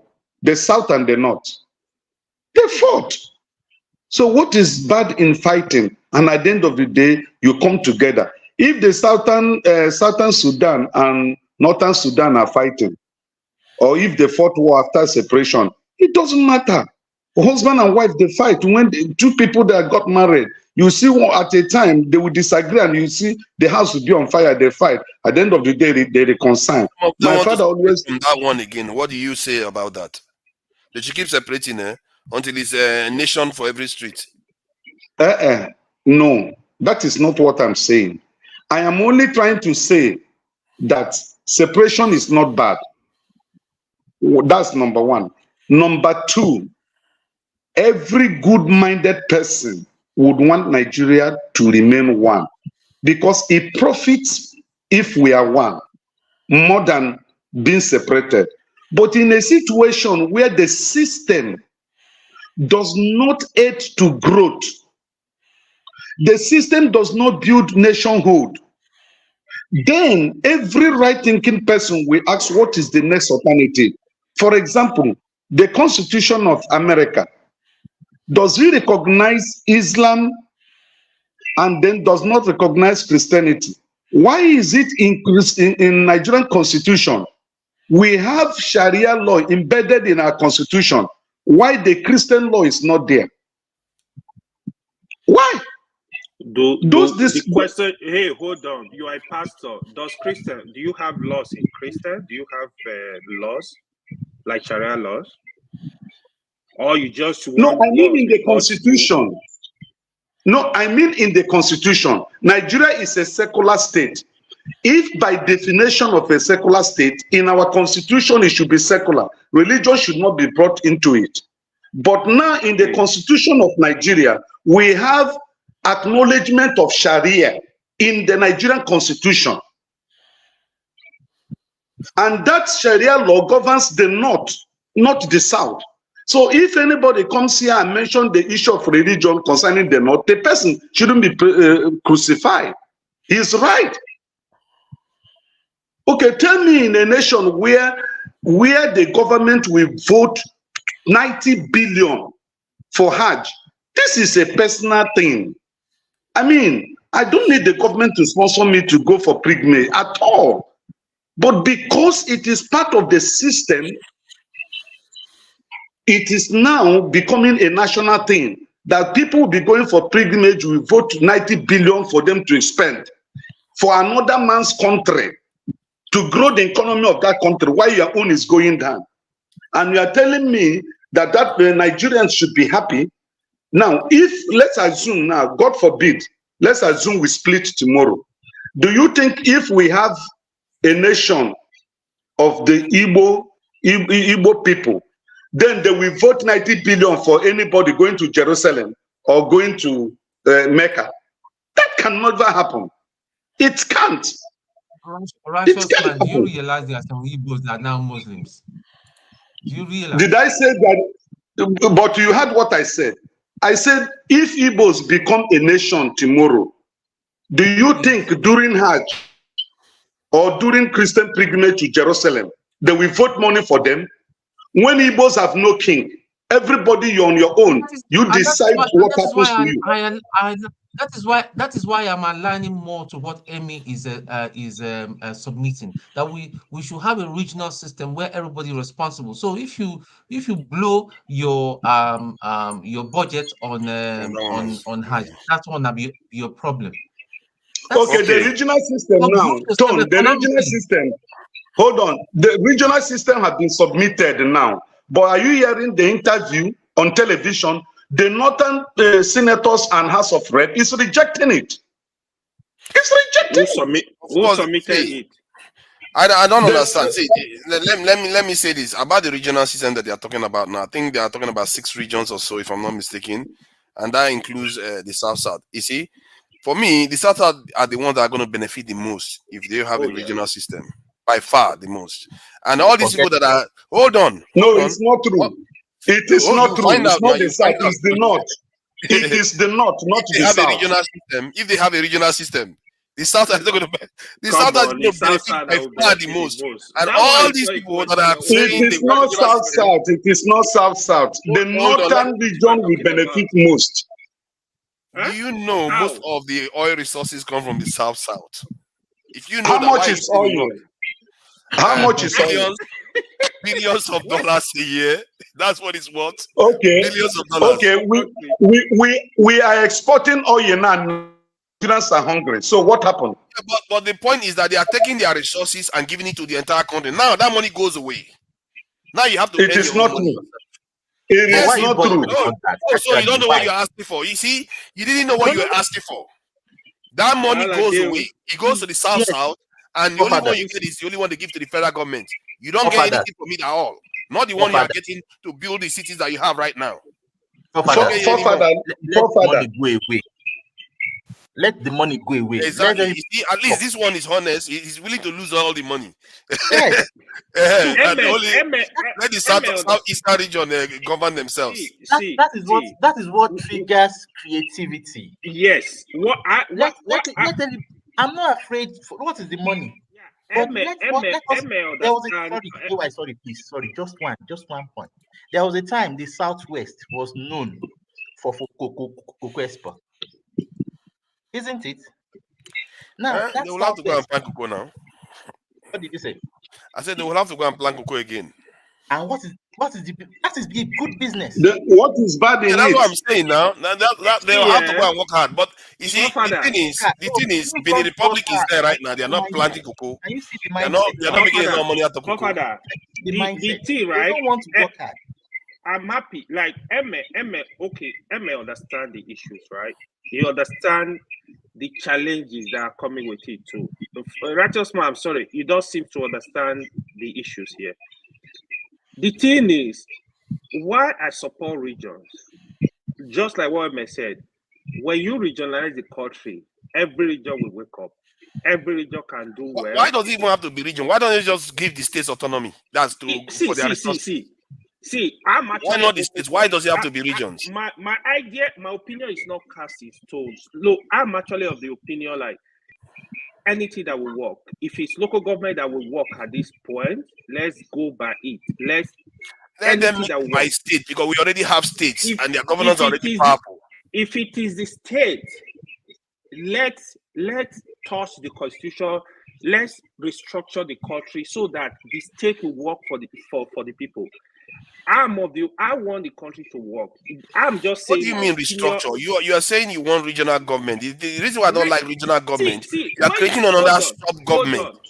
I will just say give states resource control. Father. Let me say this. Let him why finish. I want to say something. Let me say this, Father.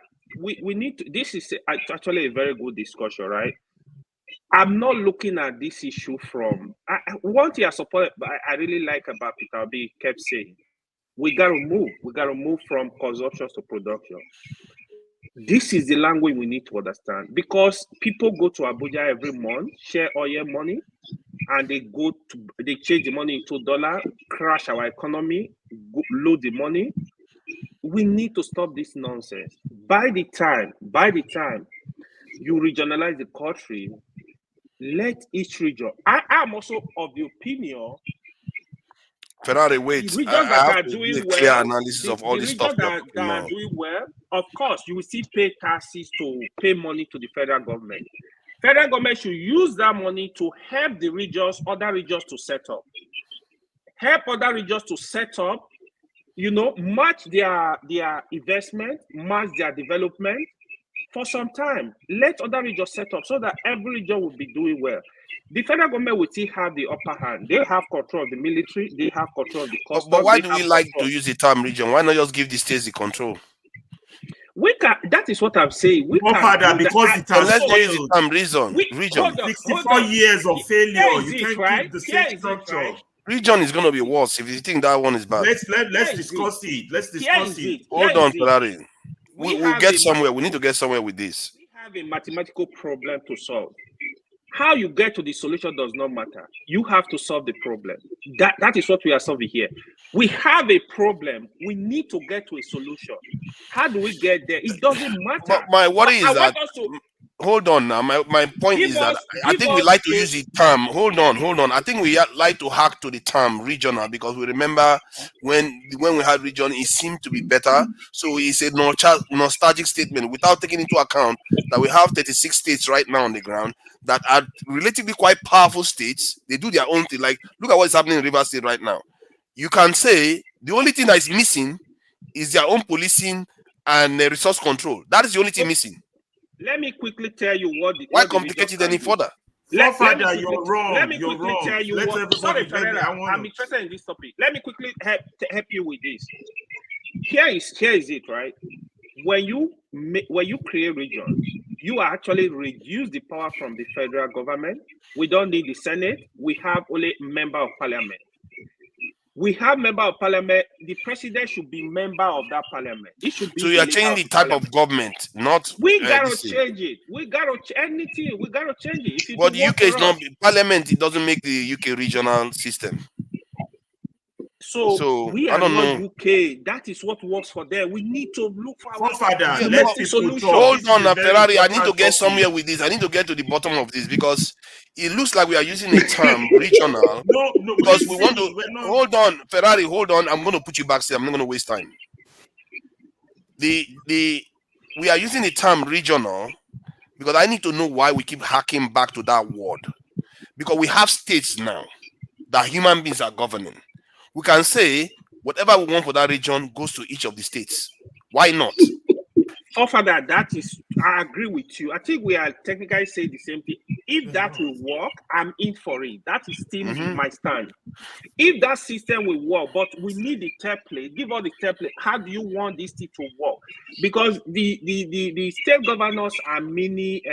I just said now, give them resource control and policing. Isn't that what is in regional system? So this would be like a real discussion, right? If that will work, let's go with that. I just want the people not to suffer. I want the people to have a life. No, we all want that. We all want that. There's no point adding that. My point is that we have. But I don't want anybody to bamboozle this discussion today with just slogans. Because slogan is just not going to get us anywhere. If we just use regional, what is regional? Are you going to elect a regional government in that region too? Is that what we want to start doing now again?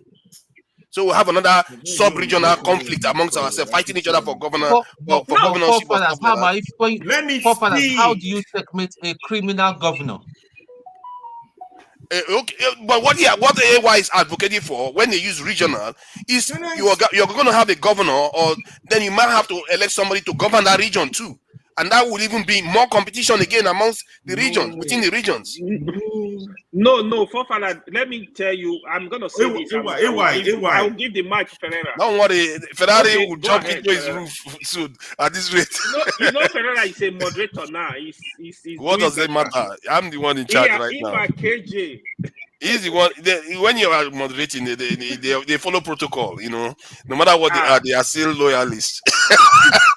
Go ahead, Ferrari. Guys, on a serious note. Sorry about that. I called you. Guys, on a serious note. This topic you guys are discussing is a very important topic, and you're all handling it very well. You remember, Forefather, when my wife dragged me away from moderating the other day, there was a third video I left for you that I said you should play. You understand? It's at the heart of this matter. But first, let's get the things we all know out of the way before we get there. One, we all know that when we started, we had regional system, united at the center, correct? Then something happens among the politicians in the West. I won't go into detail, whereby was it Akintola and Awolowo? Instead of, and then regionally, the Western region dealt with it the way they know it best. Operation Words here, they were able to attack the Awolowo crew, were able to attack the Akintola crew used during Operation Words here, which got the federal involved. Okay, you will say, okay, if we have a regional, does that mean federal should not get involved? But the problem was that when the federal got involved, they got involved unjustly. So the key problem that has created Nigerian problem that started it was injustice. I need you guys to pay attention to history, because if we don't know our history, we won't know where we are going. Now, it's not a question of semantic as you're pushing for further. States and regional system are not the same thing. Don't even compare it. And even if they are, the mere fact that we've operated states for over 60 years and it has not delivered for the people means that logical people will do a review and say, this is not going forward. Can we have another one? Like AY said, could it be local or could it be regional? You can only mad people keep doing the same thing over, and this is 60 years we've been going with the state system. Anyway, that's number one. So we agree that what started Nigerian problem was injustice. The injustice now led the army into our politics. And when the army got involved, everything Dabaru, I'm not going to bore you with that history. But what has happened since then till now was been an alliance of criminality that serves as impunity because nobody can be held accountable. You go to your ally. Your ally protects you. You understand? And there are criminals from every region. It's not a regional problem. It's a selfish problem. But Nigerian problem has always been selfish. That's why I put that link of that video there again. Start from 44 minutes, 45 seconds. Start. Let's all on this panel listen to that video and hear that general talk. That general was there. Listen to what he has to say, and then we'll continue from there. Yeah, Nigerians are the only ones that will go through a system that led to a civil war and say, let's go back there again. Please go ahead. Because we are dealing with the same problem. We are the only people that will do that.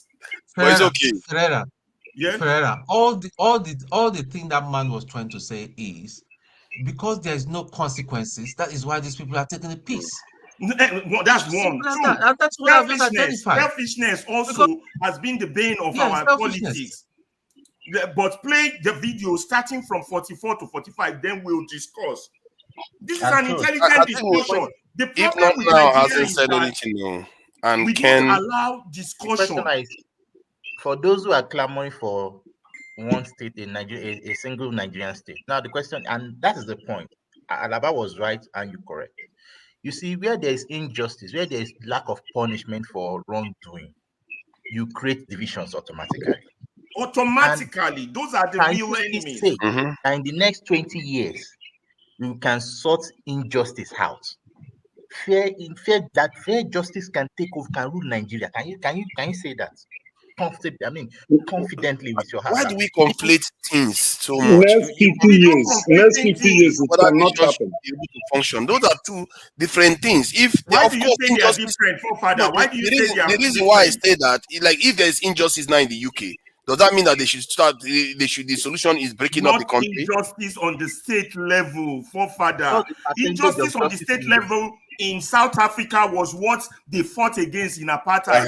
Injustice at the state level in America was what they fought against segregation and slavery. You have to understand. I understand that. That's what I'm saying. If you want to do that, you fight it that way. But the solution, you see, injustice, you fight it. But you fight it for the right solution, not fight it to create even a bigger problem. No, how do you It's know? down to How fail. do you can't see the future? How do you know those that are proclaiming How that do I know? solution Now I will is tell the you bigger exactly problem? why. The reason why is because you look at Benin Meanwhile, Republic. try and play that video while you're talking. I need that video. Let's try to be rational about things Yeah, here. it's a very Let's important calm down. We discussion. have time, because if you look at Benin Republic, you look at Togo, you look at Ghana, Liberia, Sierra Leone, Congo, all of them. Then you go to Cameroon, to this in the DRC, that they are killing each other right now. It tells you that something is going on in our region that is causing our problems. What makes you think you change the deck chair in Nigeria is going to make any difference? Nigeria is the biggest what do one. you think is going on? You answer. You said it. What do I've you said think it is going before. on in those countries that's What I've causing their problem? what I've told you before is that if you don't fix your national security, forget all this other talk. You're Well, wasting your that's time. your own theory. Other Nigerians too have their I can theory. give you They I are can give entitled you to I it. can give you examples of why. There are real world examples of why. You can many nations have different shades. Why is it that only our owns have not had Let me put this to lucky you. of This is a one good dialogue. leader? I'm not trying to override you. Even if we have security and injustice still persist, do you think Nigeria will still have this problem? It's just a question for you to have ponder issues. on. You see, that's the If thing. we have injustice and we have good security, would we still have problem, or will we just Now, suppress let me say this to you. Then I will throw one question to you. Is it better to be crying on the flat ground, or crying on a Lamborghini? Which one is better? You are crying as a poor broke guy on the pavement of a street, or crying as somebody that is Try and sad make your on a question Lamborghini? meaningful in What I relation mean to is that what I mean is that one is better than the other. One is better. That's one is so the you better prepare than a the other. better way of suffering. In other words, You are the moderator. You are taking the whole time. No other person can no. talk. I'm not a moderator. Why do you call me a moderator? Hey. I'm here to have a discussion with people. If you want a moderator, that's KJ. KJ is a journalist. I'm not a trained journalist. Forefather, don't you think it's tyranny?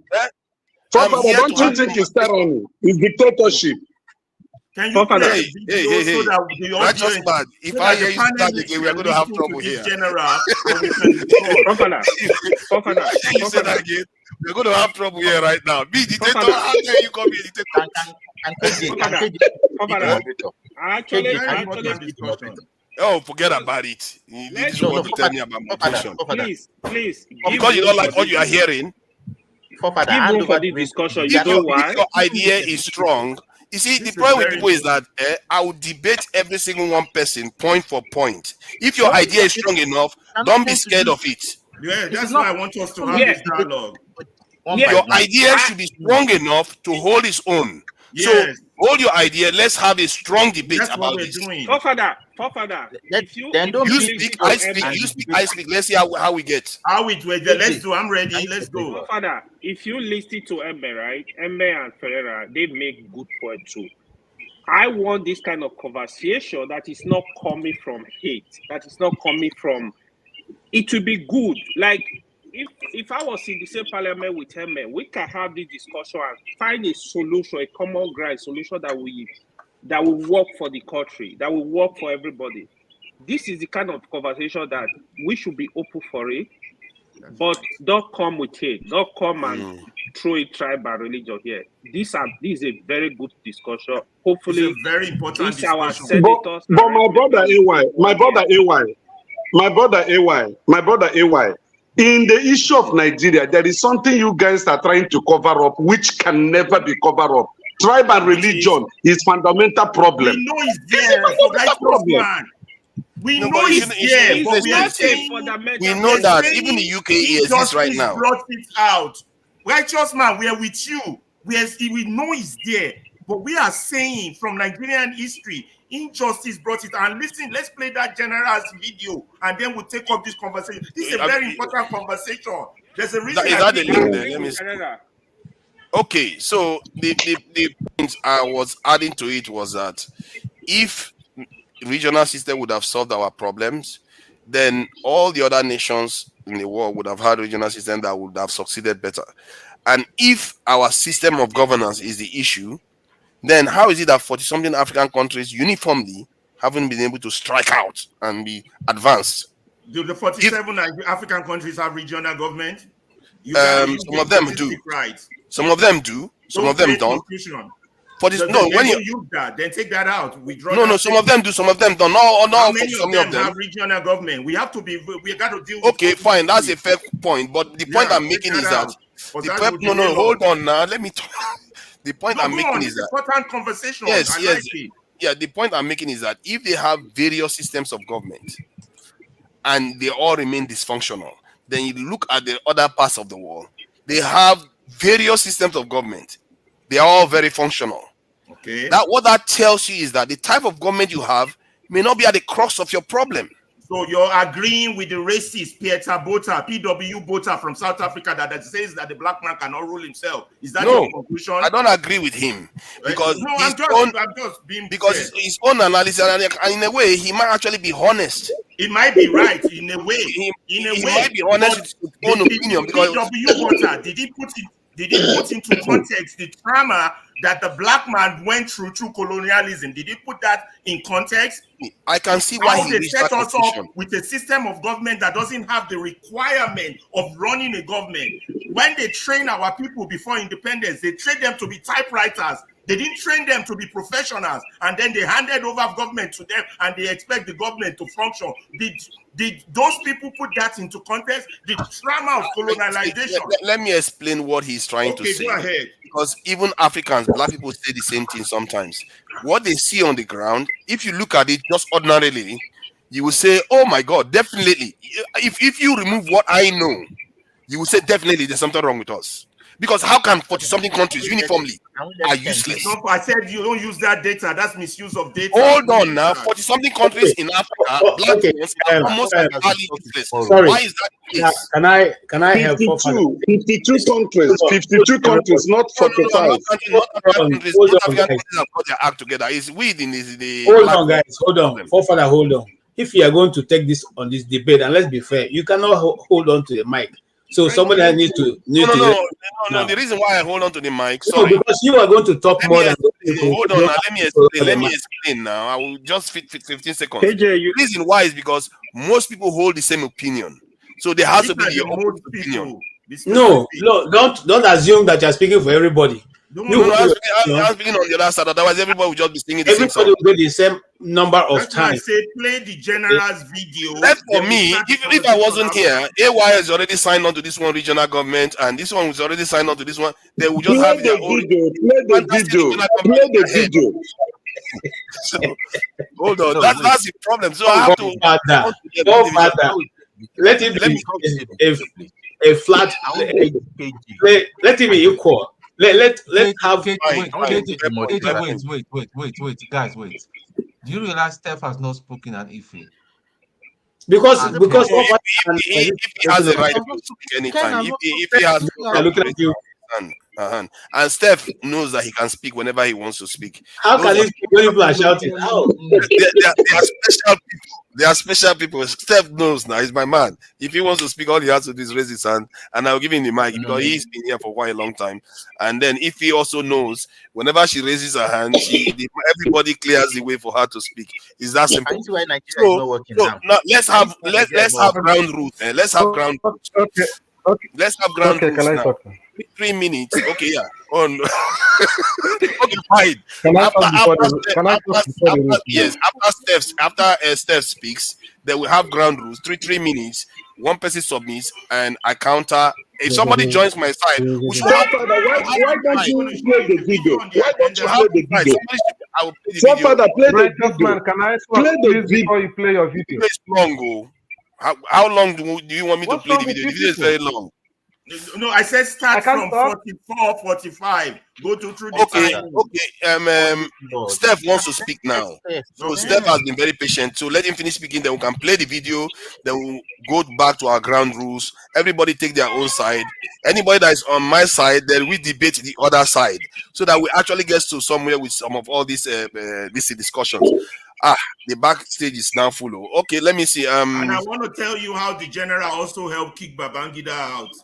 Let me get the. I don't know. Most people didn't know about that. It was should AY let Steph please finish speaking. Then we'll play the video, please. Steph, sorry about all the. Steph is there. Okay. He's there now. He's there. Welcome, Steph. No, it's all okay. How righteous man finished talking and then he suddenly remembered that the video should be played. It's all well. Um, what I have to say is that I don't know why after about 60 years we still think that or blame our level of development on colonialism that will pass through. You know, um, I think we should have seen it as a motivation to do better for ourselves, but we didn't do that. That is one. Number two, I think forefathers have won a disciple in me. I'm beginning to see that uh, the insecurity that we're having in Nigeria, um, the effect, it should have been better if we begin to prioritize that if we are more secured as a nation, some of the issues we're having presently would not have been there. Because I'm beginning to see that there are forces behind this our insecurity beyond what we may think that it is locally. You know, no matter the people that are benefiting from it locally or we are quarreling among ourselves that is caused by this or caused by that. There may be people that are not in any way seem to be connected to it locally, but are actually the one engineering the whole thing based on their own ulterior motive. Because take for instance, for how many years now our farmers were chased away from the farms, which made us to be food insecure. If we have food security, they wouldn't have brought about the issue of uh, giving us a genetically modified food or crop or seeds, which is a multi-billion-dollar industry. So what does it tell you? That there are so many things, so many hands, which we are yet to understand that are responsible for those insecurities. Because they have to first of all make you weak, make you vulnerable. Because on the surface, it seems to be a laudable, a justifiable decision because we don't have food to eat. It's easier for them to sell it to you. You cannot farm all your land, so you can use this one and farm just a small portion where you can secure and have food for everybody, which they cannot sell to you maybe like 10, 15 years ago, or let's say 20 years ago. So um, I think that if we still continue to pay lip service our security, we've not really seen it yet. A lot is still going to happen. And when it happens, we'll be approaching it from a position of weakness, just the way we are doing it now. I don't really think that solve all our problems. I've always pushed that argument. As promising as it seems, you still have to ask yourself, why did we move from regionalism to where we are today? That's a very big question. Then number two, That's why I said he should show the when video you from start the general. regionalism, I'm coming. The general, if he has all the solution and the explanation, what has he done over the years? He is Well, also he part of the helped you kick problem. Babangida But what out I'm of office. He might not have done much, but he stood up in Dodam Barrack and was said, about, sir, what we know is the military must leave on June 12th. And he sat down. And when Abacha took over, he resigned. So he did his own No, role as a because citizen. you are derailing his own point. can It's you guys separate. can you Do guys that. not can you guys He not asked, what has I he think there's done? one I'm thing. telling him. Let I'm him finish coming. what he's That was saying. a rhetorical question. And I want us to try and understand one thing, that we are not necessarily here to try to, make another person buy into what you want to say 100%. I could pick one or two things from it, but that does not necessarily mean that I'm going to buy everything completely, because I don't really believe that that military leaving government to civilians is actually an achievement, judging from where we are today. I don't see Hmm. it. Some people see it as an achievement, but I don't really see it as an achievement. If military had given us good leadership, I would have preferred military regime to what we have today, because we would have been able to make progress, better progress than we have made today. The problem we had is that We had a military government that does not love the country. We have civilian government they handed over that still did not love the country. So what difference does it make? None of them is patriotic enough to engineer that change that would have made the country better. So it's still the same thing, the same mentality. The policies that Tinubu have brought in since he became president is still the same kind of thing we would have seen in military regime. Somebody waking up in the morning telling you this is how we want to do this thing. After in the military regime, they actually did some they do better consultation when they want to introduce something new. But it's lacking when we say that we have democracy. What I'm trying to say is that for the mere fact that we turn to regionalism today does not mean that we're going to do away with all the people that are in charge of the government that we have today. They are still the same people that will still go back to run the regional government.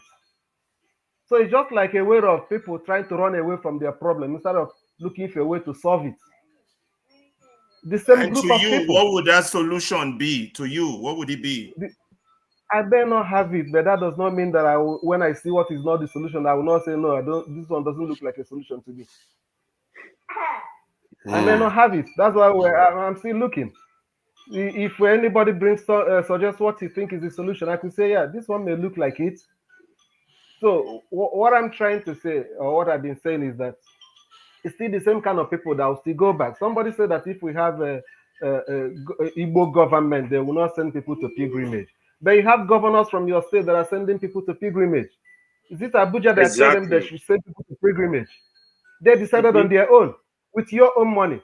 You didn't ask them question, and you believe that if you have a government that is called Igbo government, they will not do it. Are we derailing from the topic that we are interested in? Are we changing topic, or are we just going all around? Ferrari, he has not said anything since he came in. Can you let him finish? He has not said anything since he came in.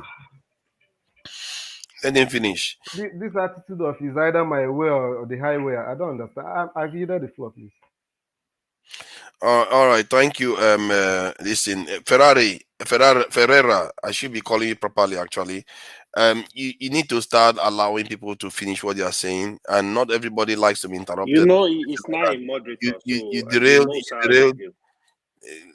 Why? You want to be a moderator? No, you can be a moderator. I never reached that Moderators don't argue amongst themselves. We all do a line. You see, we all have. We do maintain discipline. Do you see moderators arguing? The next moderator should be Jagu. I'm nominating Jagu to be the next. Jagu will make a good one, actually. I think he will. He's not gonna say, "Hey," like he's not gonna use those language, man. The British language. He will cuss you out if you say nonsense. I mean, because you get out, stop talking nonsense. I'm nominating Jagu, man. He will cuss you out. That will teach you not to make that mistake again. Let me see if I can play this video that was requested by our dear Ferreira. Let's see. Yeah, that should be it. Please, after the video, make sure you have your ground laws back so that everybody can talk. Yeah, I hear you.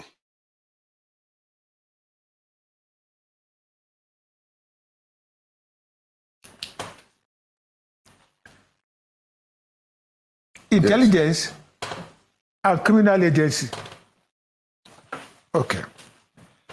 What do? They will act like FBI. How the FBI support the state police in the United States? Yes. And town police and local government police. You create them as an FBI. Although DSS is confusing his own job, but leave DSS alone.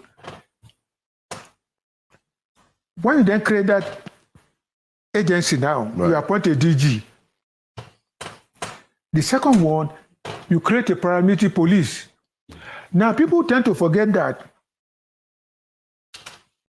the mobile police was created as a paramilitary police to be separate on its own. But the police took it. Like they are begging now that they want to take road safety should join them. Because the IG now becomes, everybody wants to become a god. All right, which is not good for the public. Now, you then have a paramilitary police, so you just move the paramilitary police as a separate agency of its own.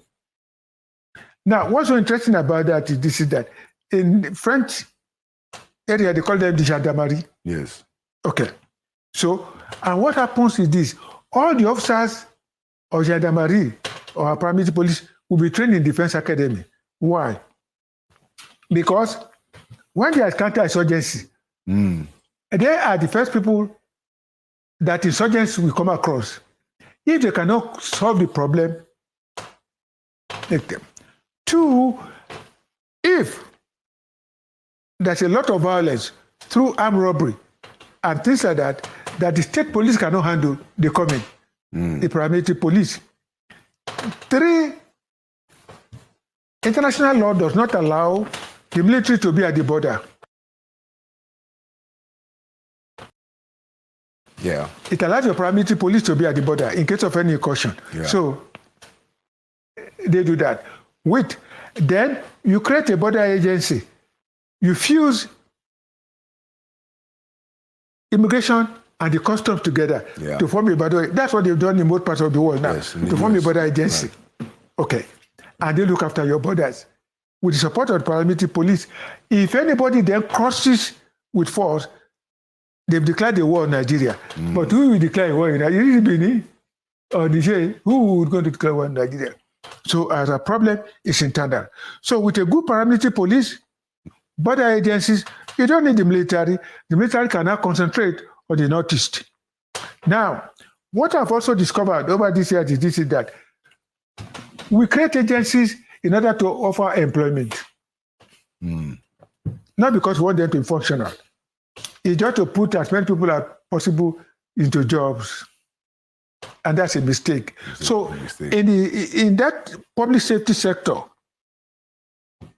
you need functionality, not mass. Okay.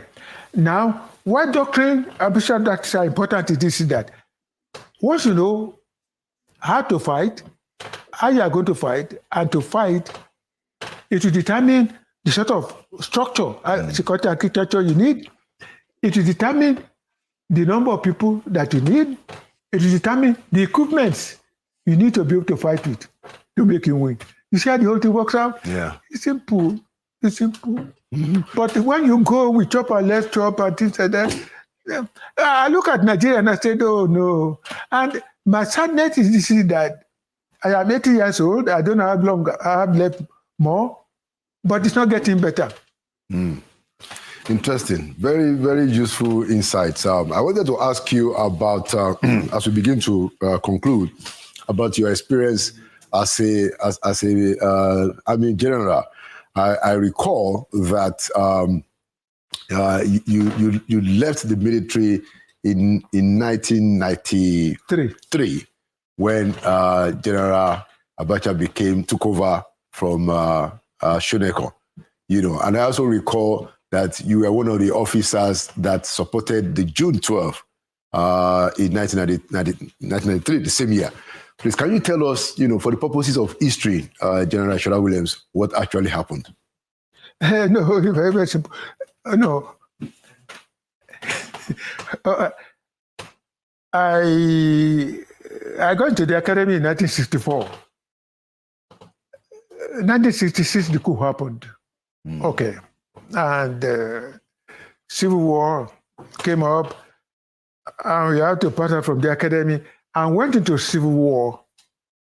And after the Civil War, I reflected and I asked myself, well, because I survived so many things during the Civil War that maybe that's why I'm. Ferrari, are you going to let us know when to stop? You're going to let us know, eh? Or are we to play to the end, Ferrari? Ferreira. I will let you know, but you started way too long. But anyway, this is the beginning of what I wanted the crew to see. But I'll let you know when it's going to stop. Okay. Maybe so long now. That I did ask myself, why did we fight this war really?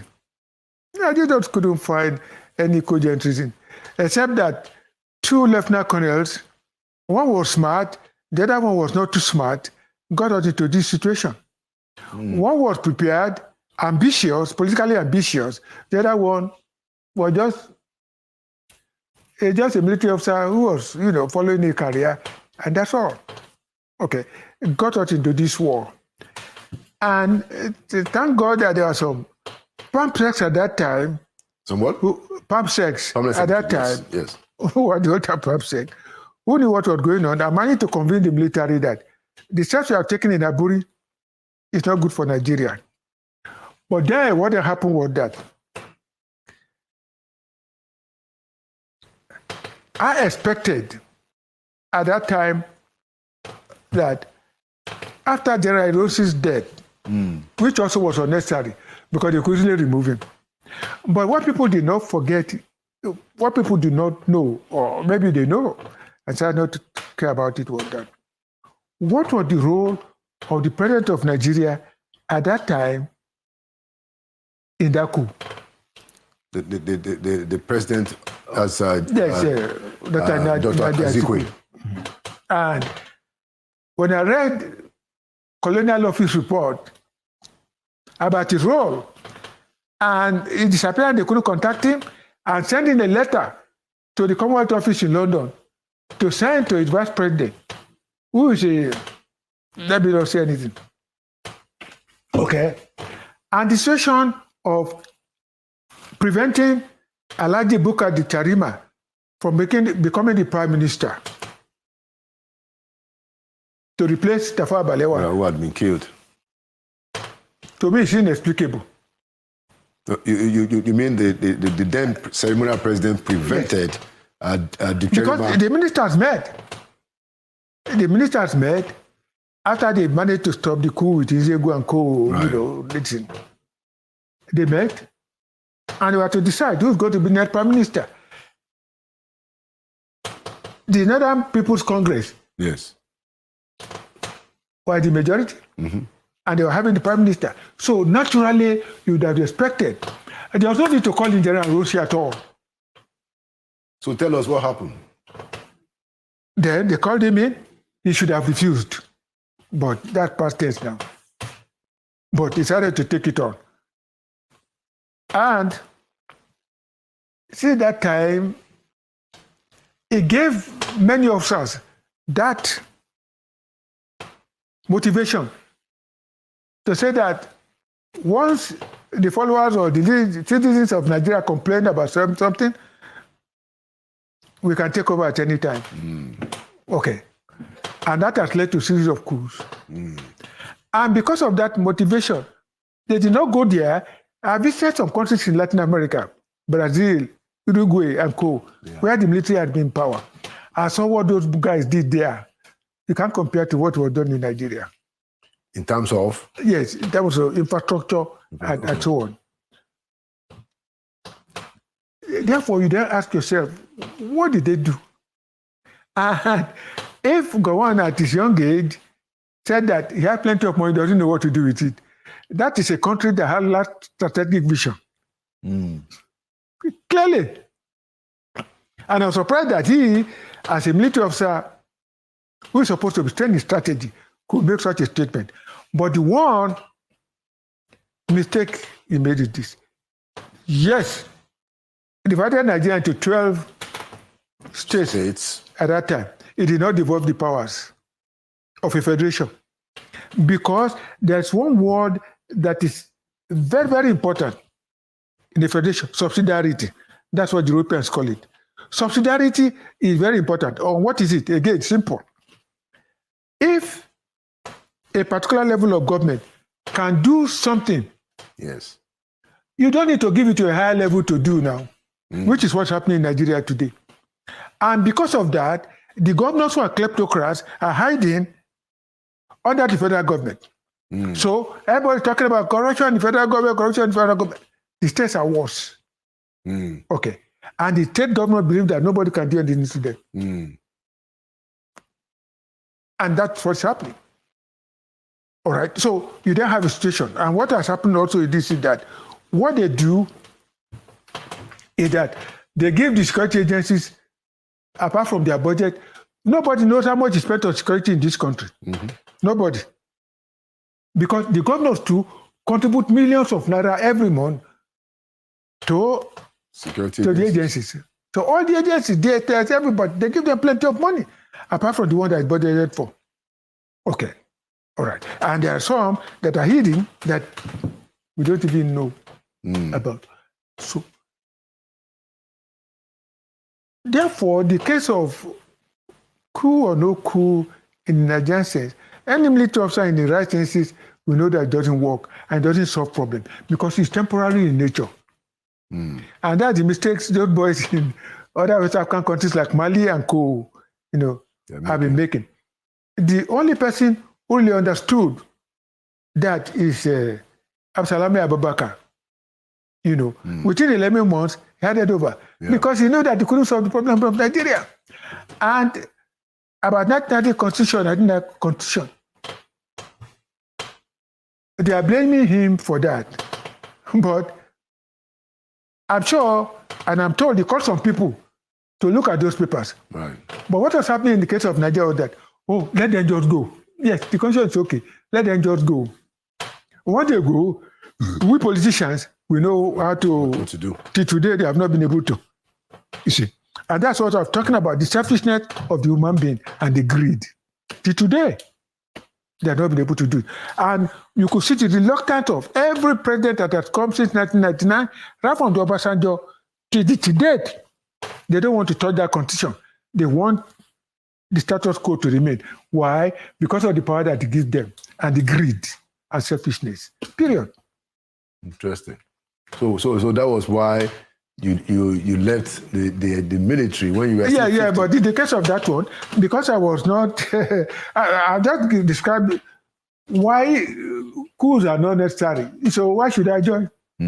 Except if for personal something, I want to become a minister or a governor of a state. And you stop the video now, for further. The key points be made.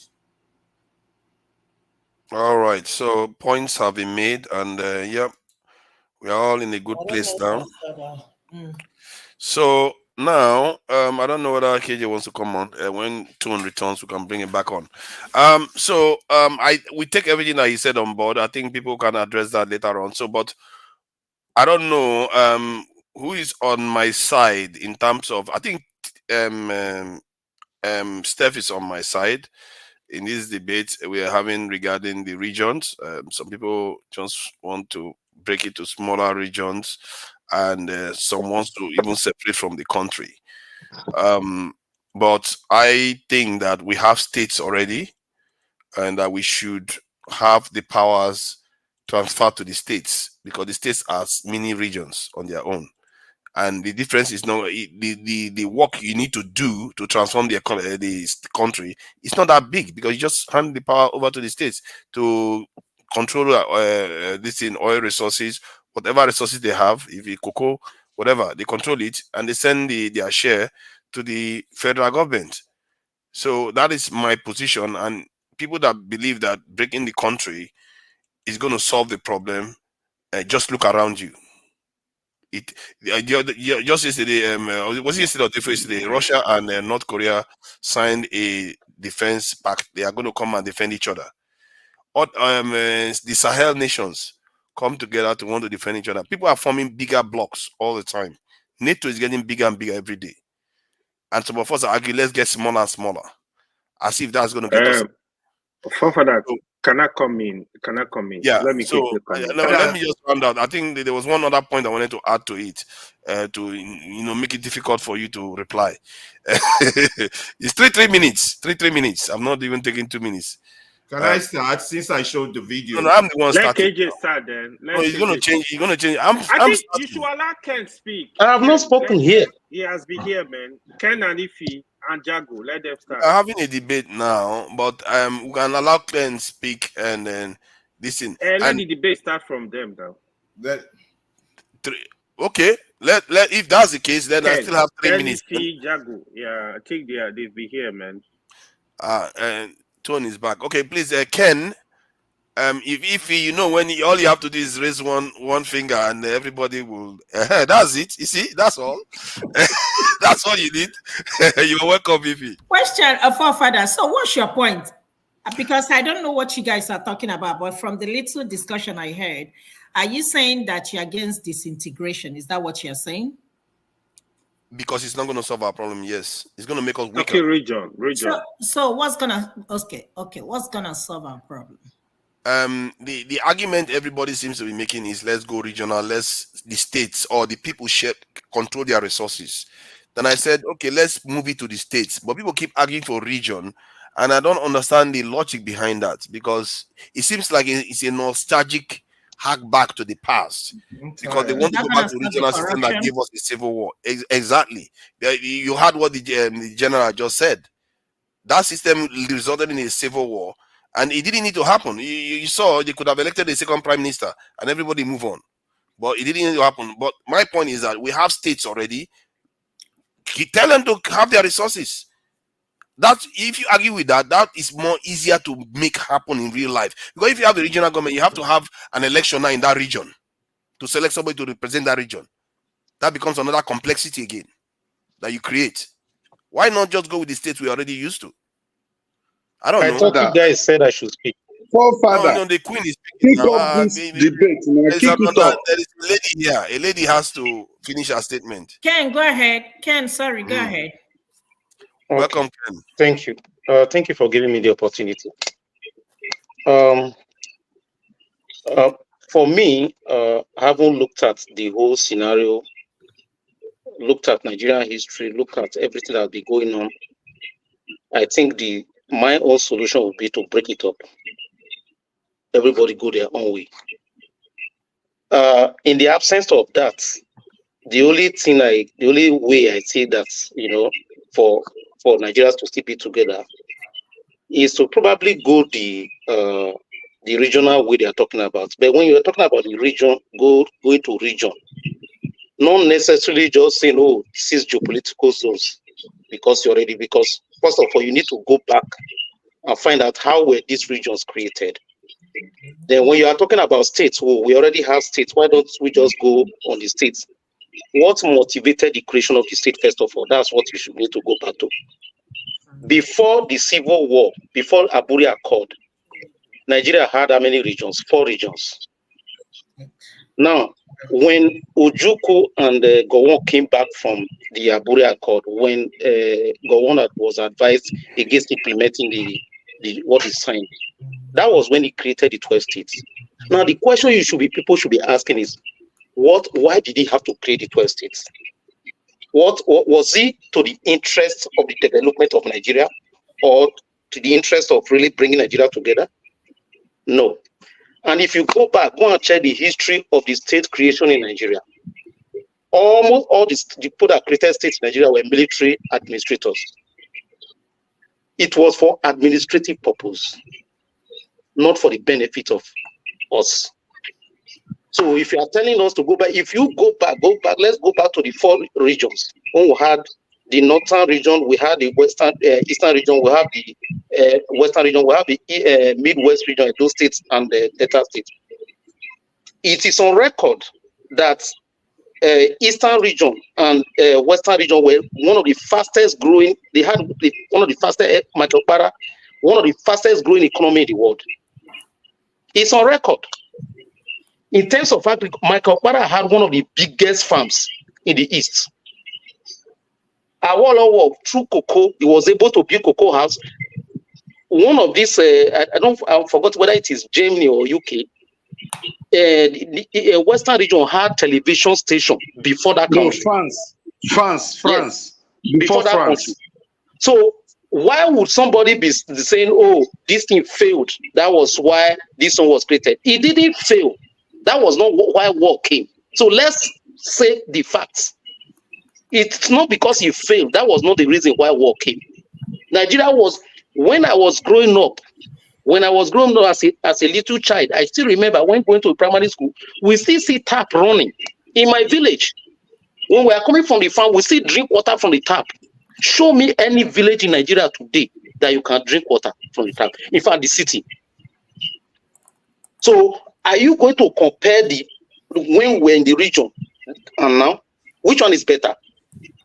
Then my friend's dad went to US, graduated, and came back to Nigeria to take up appointment as a principal. Yeah, that's true. He told us he bought his first car, Beetle car, as a copper. Immediately he finished service. So why are you telling us that he failed? The last another thing. Okay, let me say this before I say the last thing I want to say. one thing I noticed, forefathers, especially forefathers, you don't want people, you want to run the platform in a way that's like an ostrich. Put your head inside the sand and pretend that the body is hidden. Nobody is seeing you. You don't want us to speak to the truth of what is going on.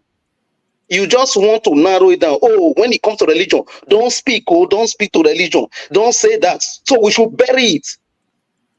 On Sahara Reporters today, it's on Sahara Reporters that over 300 Christians have been killed for blasphemy since 1999 to date.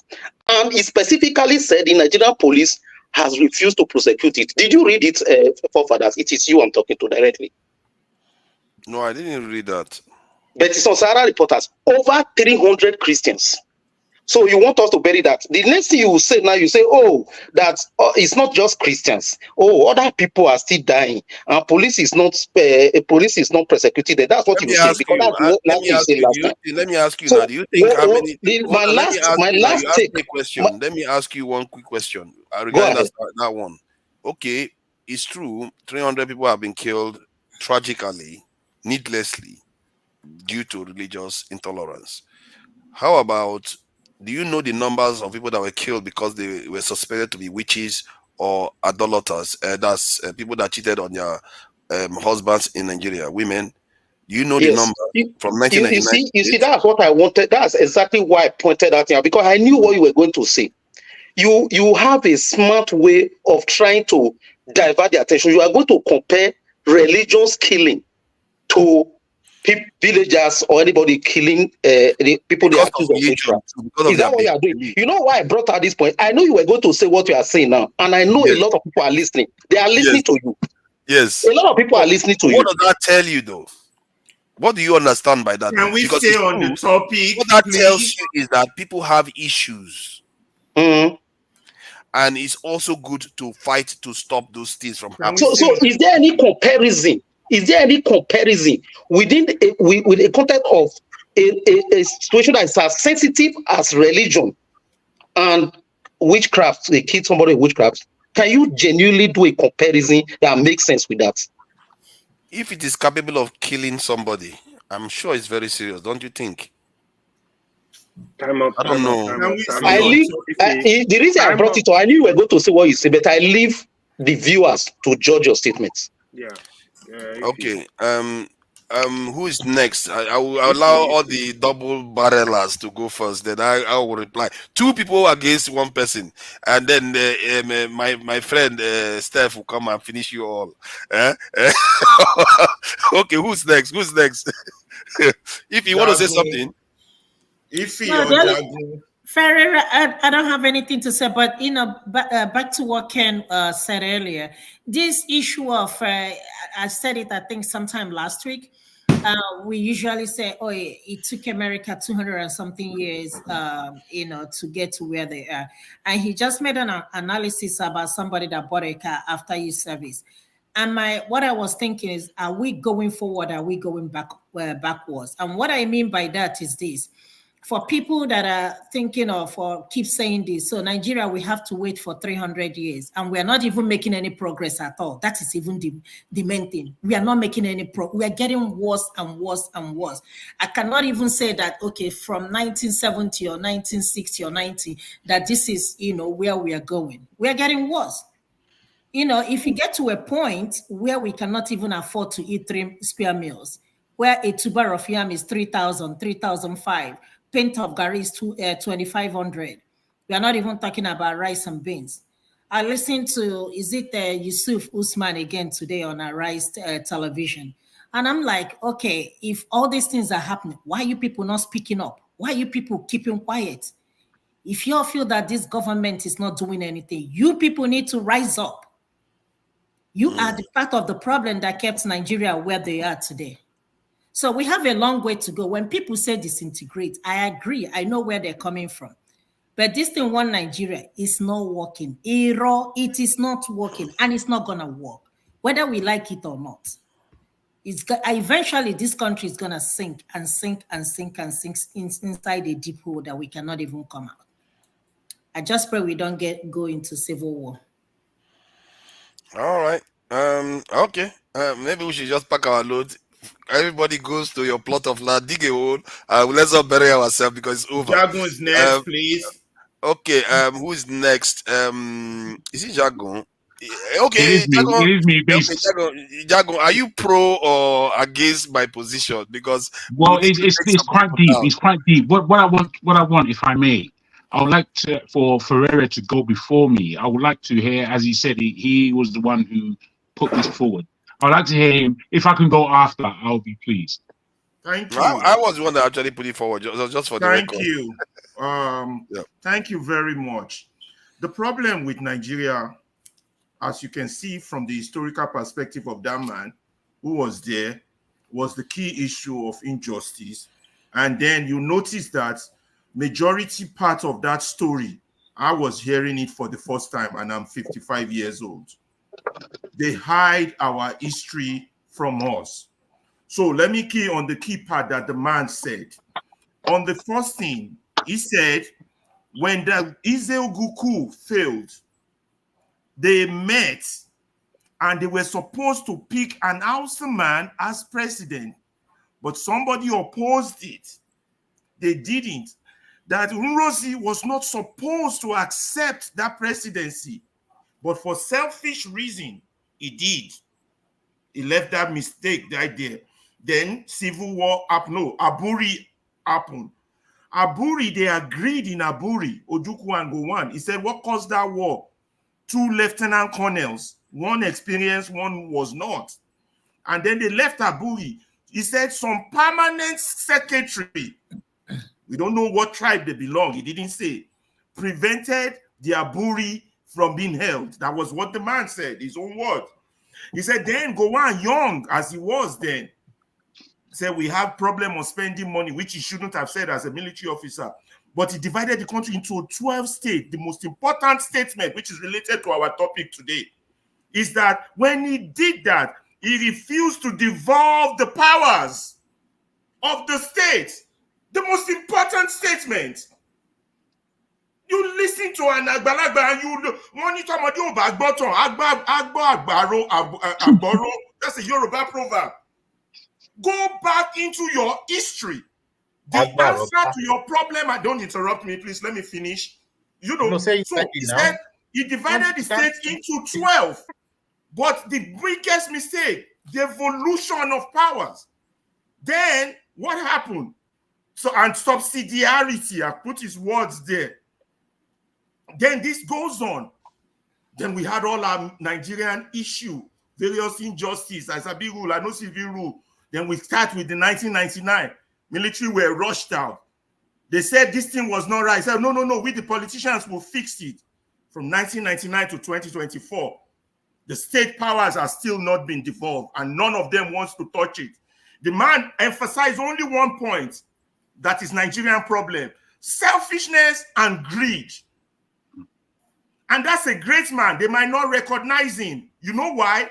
Because when Babangida thought he was Maradona, he was going to dribble Nigerians on June 12th.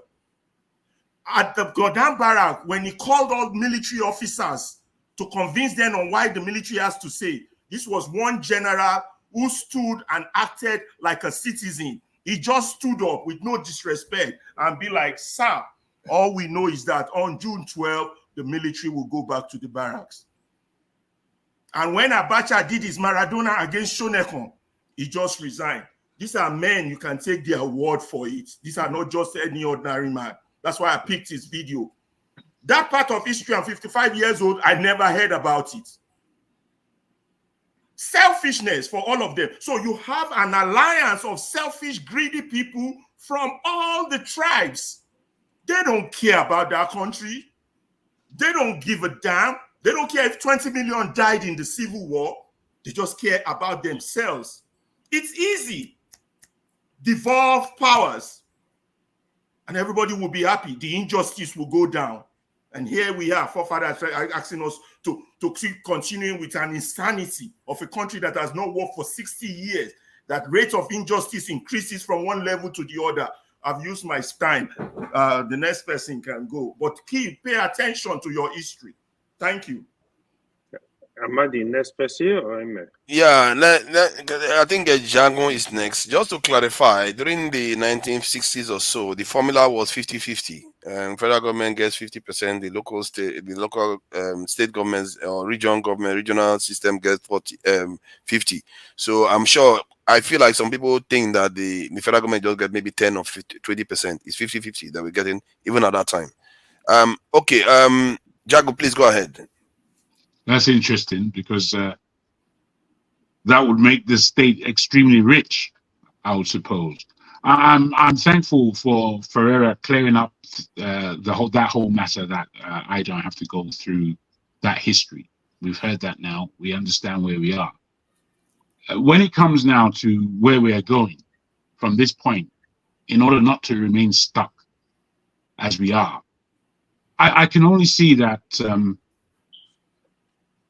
a regional agreement amongst the people of Nigeria, driven by a system of referendum in voting for what these regions may mean. I've seen the 8 put forward by the gentleman who's said we should return to regionalism and what it will cost, and he broke it down. I hope most of us have seen that video. For me, if we're really serious as a people and as a polity, I think we need to really push that regionalism. I hear what people say when they speak about, Nigeria devolving ultimately. And whilst I understand where that comes from in terms of our individual frustration of the country, I just can't agree with it. I can't agree with it. I can't agree with it because I'm thinking of the bigger picture, and I'm thinking of where we are globally now. Because we may think that we are solving a problem by this, but we're not solving any problem. We're just making it far easier for people to pick at us and pick us apart. So as a nation that really should stay a nation, and really by now, whether we dislike this or dislike that about ourselves, whatever, if we can't see ourselves as a nation and as the nation, if we can't see the performances of individuals, many individuals, not just one or two, individuals by the hundreds and thousands, and we look to the politicians and see how divorced they are to us as individuals who are all around the world, including Nigeria, grafting away hardcore. There was a time in the 80s when I used to come back from club, then I would see dark shadows walking at 4 o'clock in the morning in the cold. What's going on in this dark shadow? Now our people are going out in the morning for early morning cleaning to go and clean people's toilet. I'm saying this to say that there's no Nigerian that hasn't worked hard, and we must say that we've worked hard for something. There's a legacy in us, in our bones, in our very bones. There's a legacy that says we must still continue to strive for what this thing called Nigeria is, as much as our elites are pulling away in the direction of the superpowers. I need regionalism. I need this regionalism to be agreed by the people, and I need Nigeria to move on. We don't seem to understand the power that we've got. If as individuals, we've done all these things all across the world, if we have a correct direction that we're walking towards and a leader who can bring us there, won't most of us really, really return home and give what we can left of our minds and our physiques, our spirit to pour into the country, into the nation, and into the next generation for them to prove us as valid as we know ourselves to be. I sometimes, I know how frustrated we are, but it doesn't pale into any significance, the pain that our forebears have been through. And when I say forebears, I'm speaking beyond most of our memories. There have been people clamoring for our freedom, our sovereignty, our will to be men and women justified in our actions. I don't, you know, I don't see how we can throw everything away just because we're in pain. And I'm not saying to you that there's no good reason. I'm not taking that away from you at all. But I'm saying that if we've reached the end of our tether, then we have to pray to God for more material to create tether out of. Simple. We have to pray because there have been, imagine slavery. Imagine one life of slavery, let alone generations of it. Do you think that those people weren't fed up, that they wanted just to kill themselves? But no, they prayed for more tether and they continued to strive. They continued to strive. And they got to a point where there was encouragement enough for them to become the people that we recognize who have done so much in front of the whole world today. There is no America without Black America. There's no America without Black America. The whole character of that place is built on that went there. So, you know, we really got to really wake up to our own responsibilities. The people that are fed up to the point of, oh, I can't do anything anymore, I want to give up. Those are really, you're coming to the point where you're people that will have no use in the better Nigeria. You would have no use in the transmission from what Nigeria is today to what it will be if you have that belief. So I pray for all people that, I don't know if this agrees or disagrees with what you're saying, forefather, but I've seen the way forward. And I feel I know how I would get involved in that way forward, tangibly, because they're generally things I'm doing at the moment, and I'll just increase upon them. So that's my take on it. Nigeria, we know it's as spoiled and as defunct as anyone would like to suggest. But that is not the killing. That is not the killing of Nigeria. That should really be the awakening of Nigeria. I thank you. Thank you. The truth is that most nations around the world, the states own everything, really, especially everything under the ground and comes from the ground. The state tends to, not the state, I mean, when they say the state, they mean the federal government. This thing. In the US, there's something unfair that is going on. If that was happening in Nigeria, people would be irate. They said the federal government owns a lot of land in the US, somewhere in the western part of the US, but not generally everywhere else. If that was the Nigeria, where the federal government owns land in some region, but not in other regions, and they are extracting the wealth from that region and sharing it amongst themselves, people will go irate in this thing. But the states control the resources in the US by and large, and the federal government, the areas they control, they share it. Don't worry, you'll get your chance to respond. Can I say something? Regarding that? No, in general. Yeah, I want to comment on what... I thought we agreed the 3 minutes... Okay, boss, go ahead. Who is the next? So the point is that the states around the world have their own, control most of the resources. I checked this in Denmark, United Kingdom, France, Spain. The national government controls all the resources. If you check China, probably the same thing is there. There's only one country, though, in Europe that I found that the regions control the resources, which is that of Switzerland. And the cantons, I think it's probably in other languages, probably regions, they control the resources. And in principle, I'm not against state controlling their resources in Nigeria, especially resource control. I'm not against that one at all. Because why should I be against that? It's their resources. They should have a right to control it. And most of Nigerians, they benefited. Right? Pardon? Using your 3 minutes, huh? Of course, I'm using my 3 minutes. What do you think I'm using? I'm using yours. Now I've cancelled the 3 minutes and it's starting again. If you interrupt me, by degree, leave it now. If you interrupt me, I cancel it. Leave him now. He thinks he's the only one that learns how to cheat. He wants to interrupt me, so he distracts my point. 3 minutes by degree number 10. In principle, I'm not against the state controlling their resources, because there's a lot of states that will gain from it and a lot will lose out from it.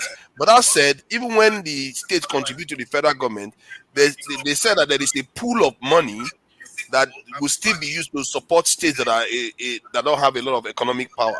So it doesn't mean that those states will not still get anything. But I'm not in principle against it. But I worry that people are not paying attention to what will happen to the center. because before the center was so weak, it led to the chaos we had.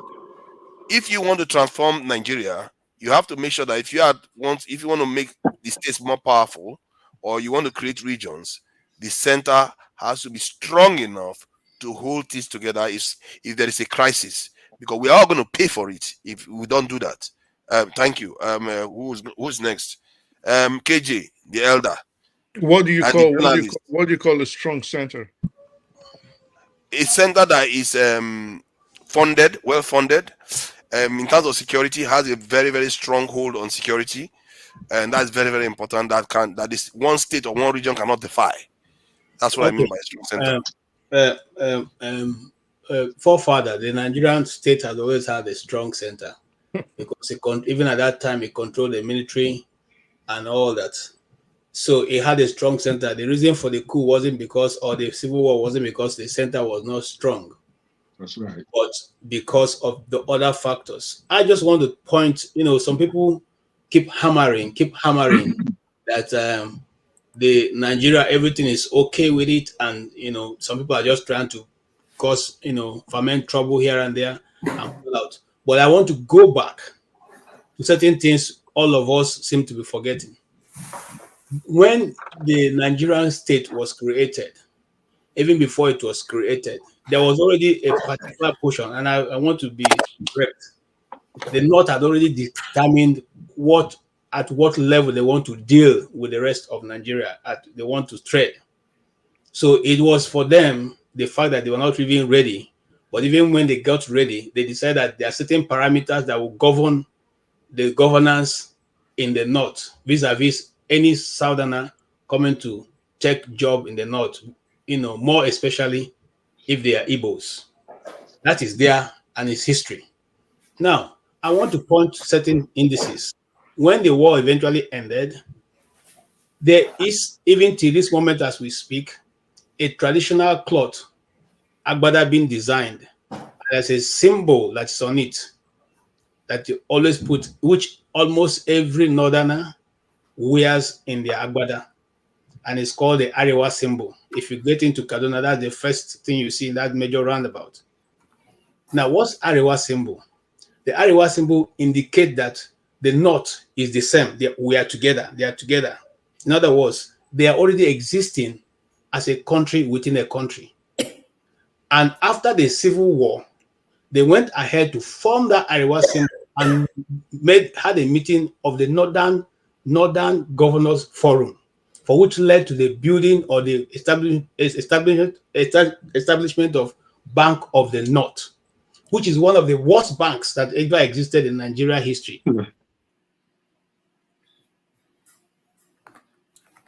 Well, what happened? How dare you call them bank? The worst. They didn't like that. Who's next? Is it let him come back? I like what he was saying. Yeah, but before he comes back now, let Eme go then. Eme, you wanted to say something, or is it AY? Since AY has joined the crew now, AY, Eme, I'm now united. Who wants to go first? Okay, KJ, look out and look back in. Like a game. This is a serious discussion. Sometimes I know. Sometimes you have to take it a bit light. Sorry, I beg. Please, one masker, wherever it is, you stop sitting my line.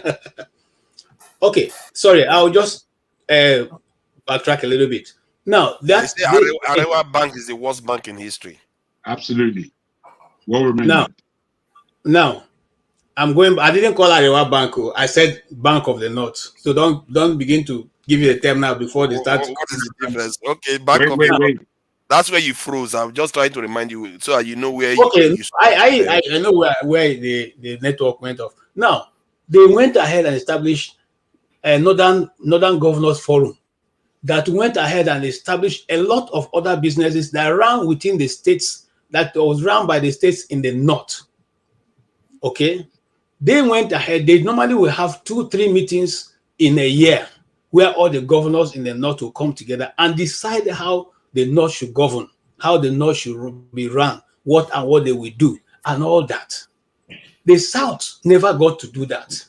The South couldn't even hold that. Okay? The only time, and when I'm pointing these things, I want you to understand why we don't seem to be thinking and moving in the same direction. Because once you have a divided country, how then do you bring about unity? There's certain people meet and they can decide that this is how they want to run the affairs of Nigeria. And you from the South cannot meet. In fact, Akpabio of blessed memory, who just passed some days ago, when in this era, they tried forming the Southern People's Governors Forum, you saw the problem it brought. In fact, El-Rufai made a statement that it cannot hold, that they don't have any right to hold Southern Governors Forum.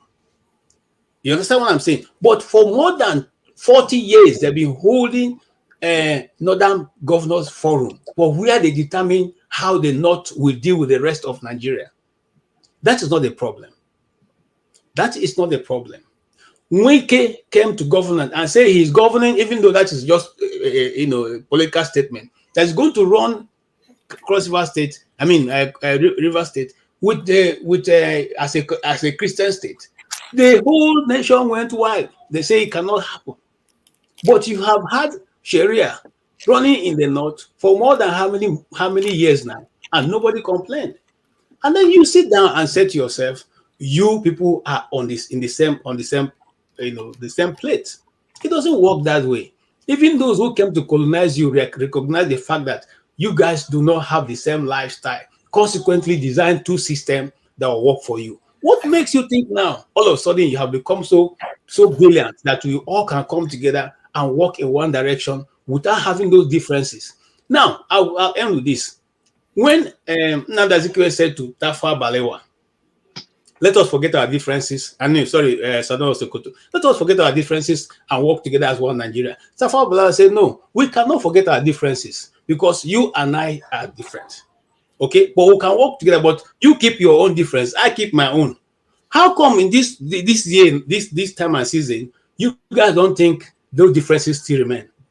Consequently, that we are thinking that one day we will all be one, moving in El Dorado, circumcised, no problem. All of us are together. It will not happen. That means that we're not telling ourselves the truth. And once you don't tell yourself the truth, you are already built to fail. Okay, I stop there. Thank you. Can I ask a quick question of KJ? Okay. Yes. You forget that America is very diverse. Emma, you want to go first? I really like what you had to say. However, if you were to put everything you said in that, what I would perceive as correct history that you have given there, more or less, and I would also add, I'll go straight to the question. What should have happened in order for us to have had a Nigeria that we wanted for today? No, we shouldn't have. I think this is a debate where we have. Wait, I just wanna, because I understand the history. We have a structure that we are going with. No, I think this is quite important. I think it's quite important. Otherwise, it's going to have 6 minutes, 7 minutes, 9 minutes. It's not going to end. Exactly. No, I think it's important to the discussion. He has a lot to say, man. We agreed a formula that we need to try to see what it leads to, because the debate is about North-South. He's made his argument right now. And if you were on my side, Jagon, you would have been able to counter him. But clearly, you want to ask questions instead. So, but United States is very, very diverse. United States is very diverse. In terms of Nigeria, there's always room for differences. Let's face it. If you go to the southeast, I've seen a video where people were saying this man that is from this town in the southeast is not allowed to vote. You have divisions everywhere. If you want to have reason to divide, you will find reason to divide. See, find reason to. Nobody interrupted you now. Okay, you don't reduce it to the barest minimum. Don't reduce it to the barest minimum, because there's division. You did the same thing. You use anecdotal cases to make a bigger statement that it shouldn't, that it doesn't even apply to it at all. So, what did I use? Are you saying that the Yorubas that are different, that are Muslims, should separate from the Yorubas that are Christians because they have a different lifestyle? Father. Yes. The formula you are using, is it like one person speak 3 minutes, then you speak 3 minutes, another person speak 3 minutes? Yes, because they are all against me. Yeah, apart from Steph is on my side. If Steph want to speak, because as you know, you didn't know that I told you that from the beginning. Okay. No, I needed to be Because sure. if you, there's no use having a debate where it's only one side you are hearing. You see my point? It's not a debate anymore. It's just opinion based. We are here. I'm here tonight to let's discuss. It's a good So I think I have 1 minute to round up. The idea, no, it's a fair question. Or maybe he didn't understand it. It's fair. But that because a debate is two ways. It's not one the same opinion. Isn't it? It's not a debate. Everybody. Yeah, and me and Steph. Change the topic. I don't know where Paul stands on this, or I speak the truth. I speak the truth might be on my side. I don't know. So when they speak, you know what? I will cede my 1 minute to Righteous Man is on the other side. I'm not ever going to cede my. No, not Emma. It's me then. Paul, 1 minute now. My 1 minute. Paul, please go ahead. Thank you, Paul Father, because I did party safe. I just want to contribute quickly. I'm in a party. Yeah. Welcome. So, Father, I don't want to support what you said, but I want to teach towards that direction, though in a different way. What about the North? We are the first people that keep asking that they want to go their separate way. But because of the economic structure of the country today, virtually nearly everything is coming from the South. That's why the North will never agree. Then let me divert a little bit. KJ makes something that El Rufai said he will not agree when the South try to sit down. You don't need their approval to do whatever you want to do. They have the right to make their own opinion. Like we all banter here, we argue. But be that the case may be, the biggest problem we are having is our government in terms of the center are very, very weak and docile in terms of how do we make revenue from the North. It is so sad in what is going on right now in Zamfara State. Guess what? Even Buhari closed the airspace because Dubai, they are flying private jet, throwing weapons everywhere and taking gold and everything. And this gold is going directly to the hands of big men. You understand? When I mean big men, in terms of governor, not state revenue, but governors just make money in terms of big men. Until our government will stand up and said, let us harness the wealth in that North. We have a lot of mineral, natural resources in the North. But how funny it is, no revenue is coming from there. So maybe we can do that. That will also help. They were the first to want to leave. And Father, when the North started making a lot of money, we don't need to fight that we want to go. They we want to go because they have what the world needs today.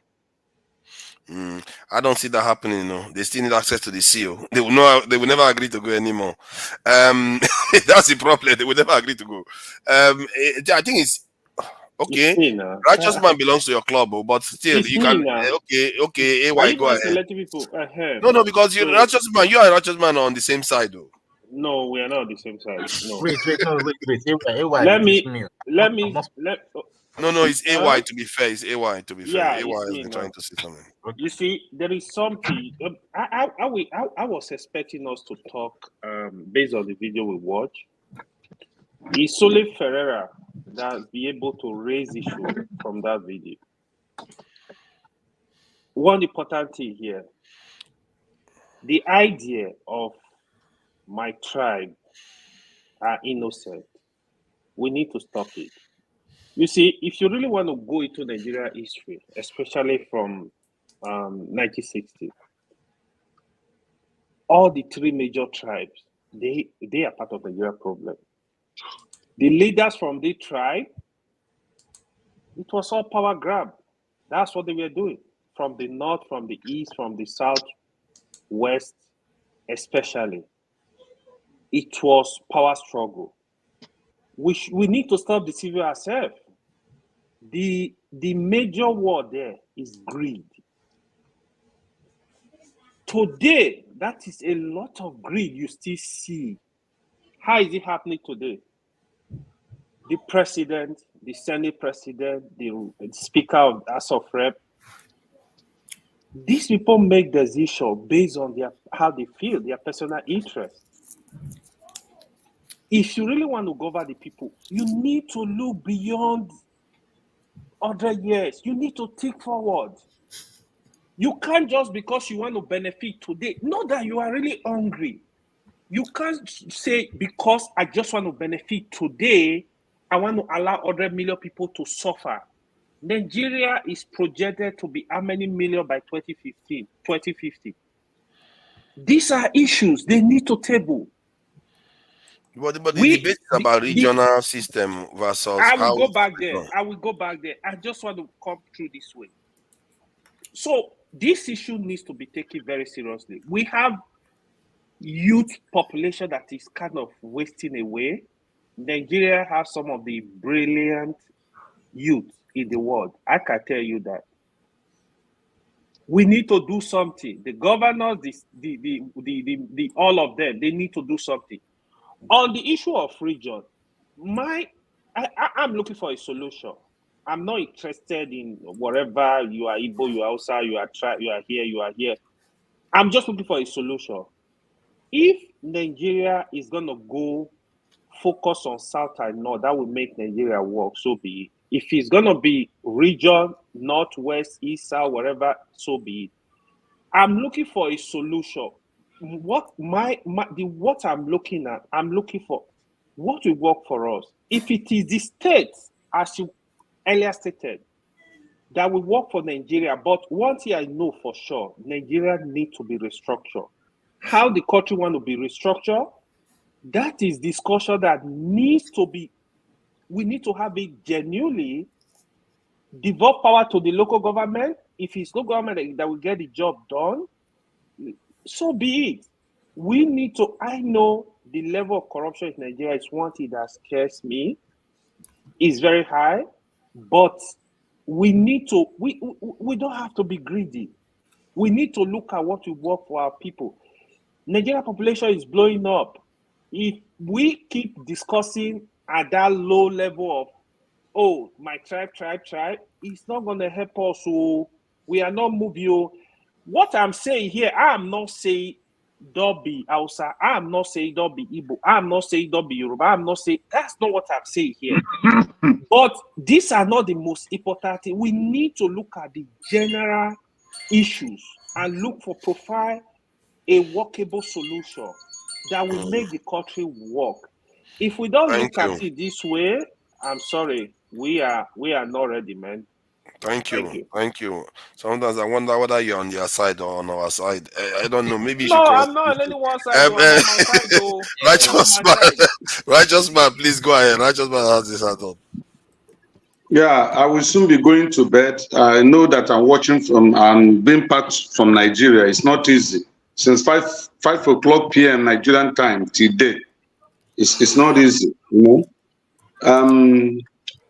You see, I want all of us to agree on one thing. Is Nigeria working?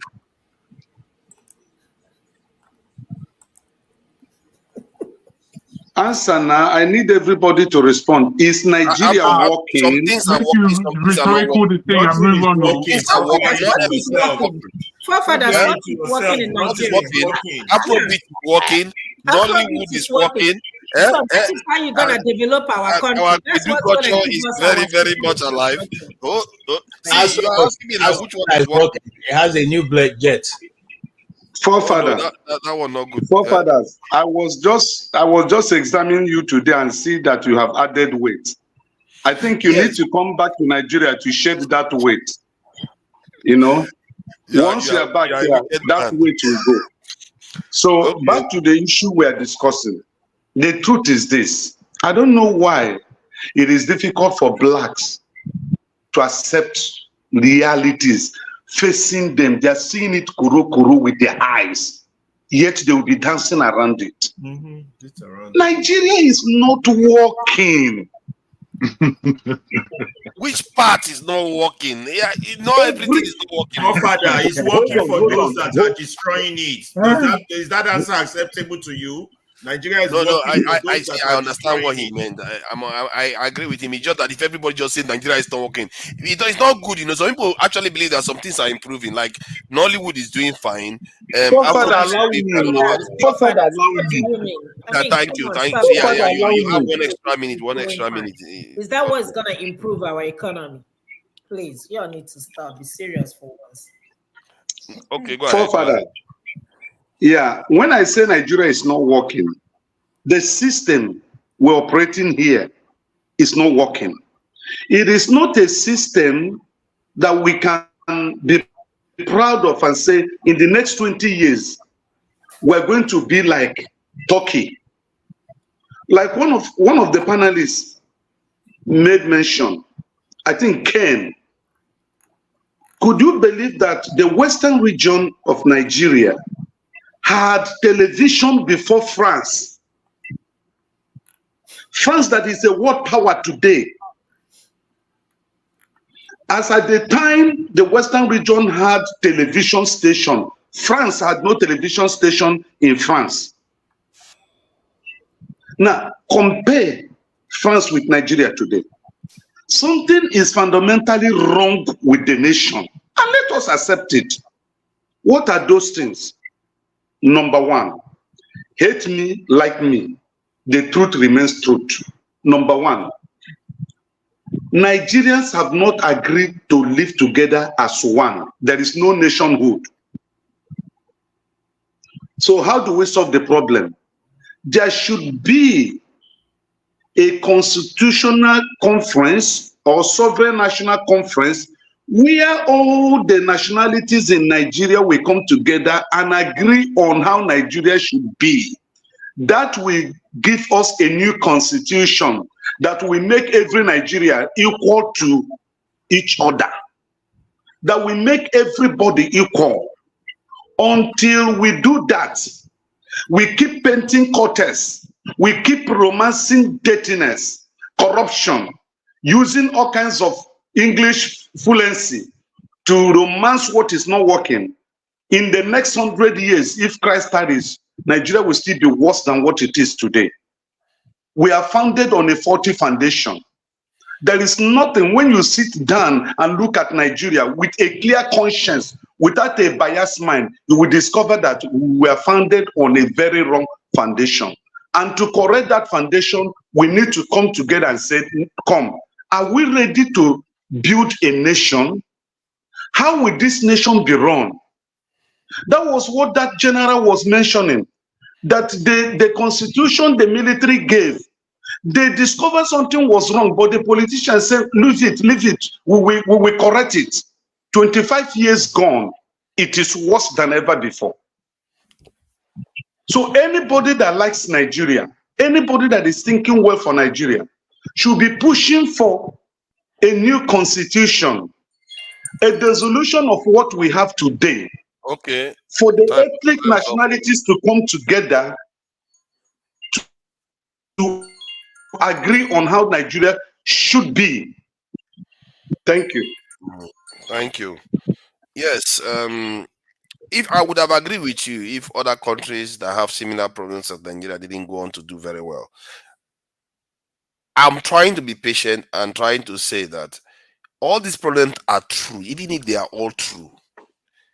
It's no reason. Look at the UK now. There's an election, an Indian is about to lead the Conservatives to an election, and they are going to destroy the Conservatives in this election, partly because he's Indian. He's going to lose at least 5% of the vote just because he's Indian. Let make no mistake, that is going to cost. And they said the Conservative Party is facing the worst defeat since 1920 something, because of what is going to face them right now. What does that tell you? People, there is division everywhere. But these people went and they had that division.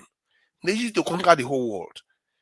And this is why I keep saying that we have to try to see the bigger picture here. There's something else is going on. It's not just because we hate each other. Oh, you people hate each other too. They kill each other in the millions.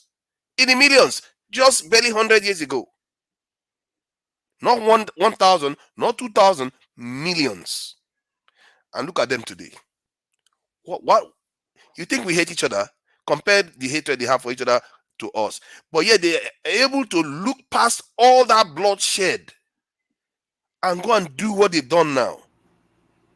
If our own is paralyzing us, does that not make them superior? Let's face it, because if they can use all that, all that massive Father, money, I don't mean to interrupt you. Our not 3 problem minutes is not now. what you're listening. It's It's not 3 minutes. selfishness and greed. I have to go. All this He didn't. beating around. He didn't interrupt. He didn't interrupt. This. Why is it that when people are talking down to Nigeria, nobody interrupts them? But when somebody is trying to show examples of things that are even worse, and those people still go on to function, how can people slaughter There's each other nothing in worse than committing economic sabotage against your country. Okay, because you've never lived through it now. You've never lived through a nation that has lost 20 million people in one go. You've never lived through a nation that lost 10 million, 1 million in one go like that in a short period of time. If you have lived through that, and those people, they saw the people that killed them, and they went around the table and signed a deal, created the European Union, and created the world that you have today. If they are able to do that, and we can get past ourselves, we keep saying, oh, we are different, we are different. Maybe they are better than us. Let's face it. It's just obvious that they are better than us then. Is it wrong for a group of people to say, fine, this is not working for us, I think we should just leave the system? There's nothing wrong with it. That is the point. And look, you see, you can say it, but it doesn't mean you get it. No. Look, that is the when you try to tie people down on their rights, it gives them the idea that you are forcing them to do what they want to do. Let them come to that decision themselves that we need to be in this system. It pays us more than to be away from it. Are you in the US? I'm not in the US. But if you know the history of the US, they were forced to remain together. They didn't give them options. So, and they are the superpower. They are the superpower of the world today. That it works in the that it worked in the US doesn't mean it's going to work in Nigeria. And that doesn't. No, but you know the difference. You are making that the main issue of the country when you know that there are other examples where they have those serious problems. They still go on to create great future for their children. I think sometimes you confuse people. You need to be saying region because you don't want division. It's regions you want, right? No, I don't want division. Even the issue. Let me tell you this. Let's tell ourselves. He wants division. He's saying it, and you're not hearing him. Let me say this. To be honest, to break out from Nigeria is gonna cost you a lot. Nigeria will not let you go as a country. Why would they ever sign up to it? Another would never sign on to that.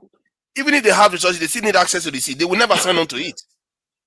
You've not seen that geographical reality, and you're still talking as if you're going to get it. This is why I say somebody need to moderate, because you seem to have more of the opportunity. I'm bringing the realistic facts. We cannot be hiding some facts and just stating only some. No, but make a contribution also. If he should talk, are you going to force Ife to talk now? Are you going to force her to talk? That is it.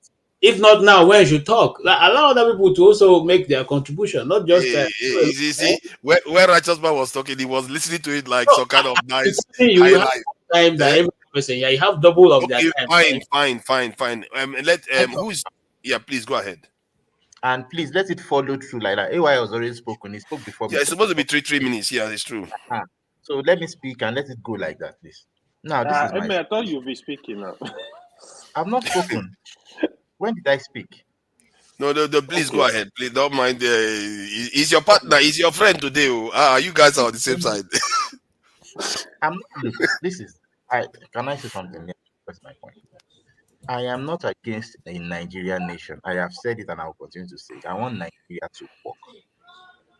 But at a point, for example, for me, I'm not emotional about anything. I am just logical.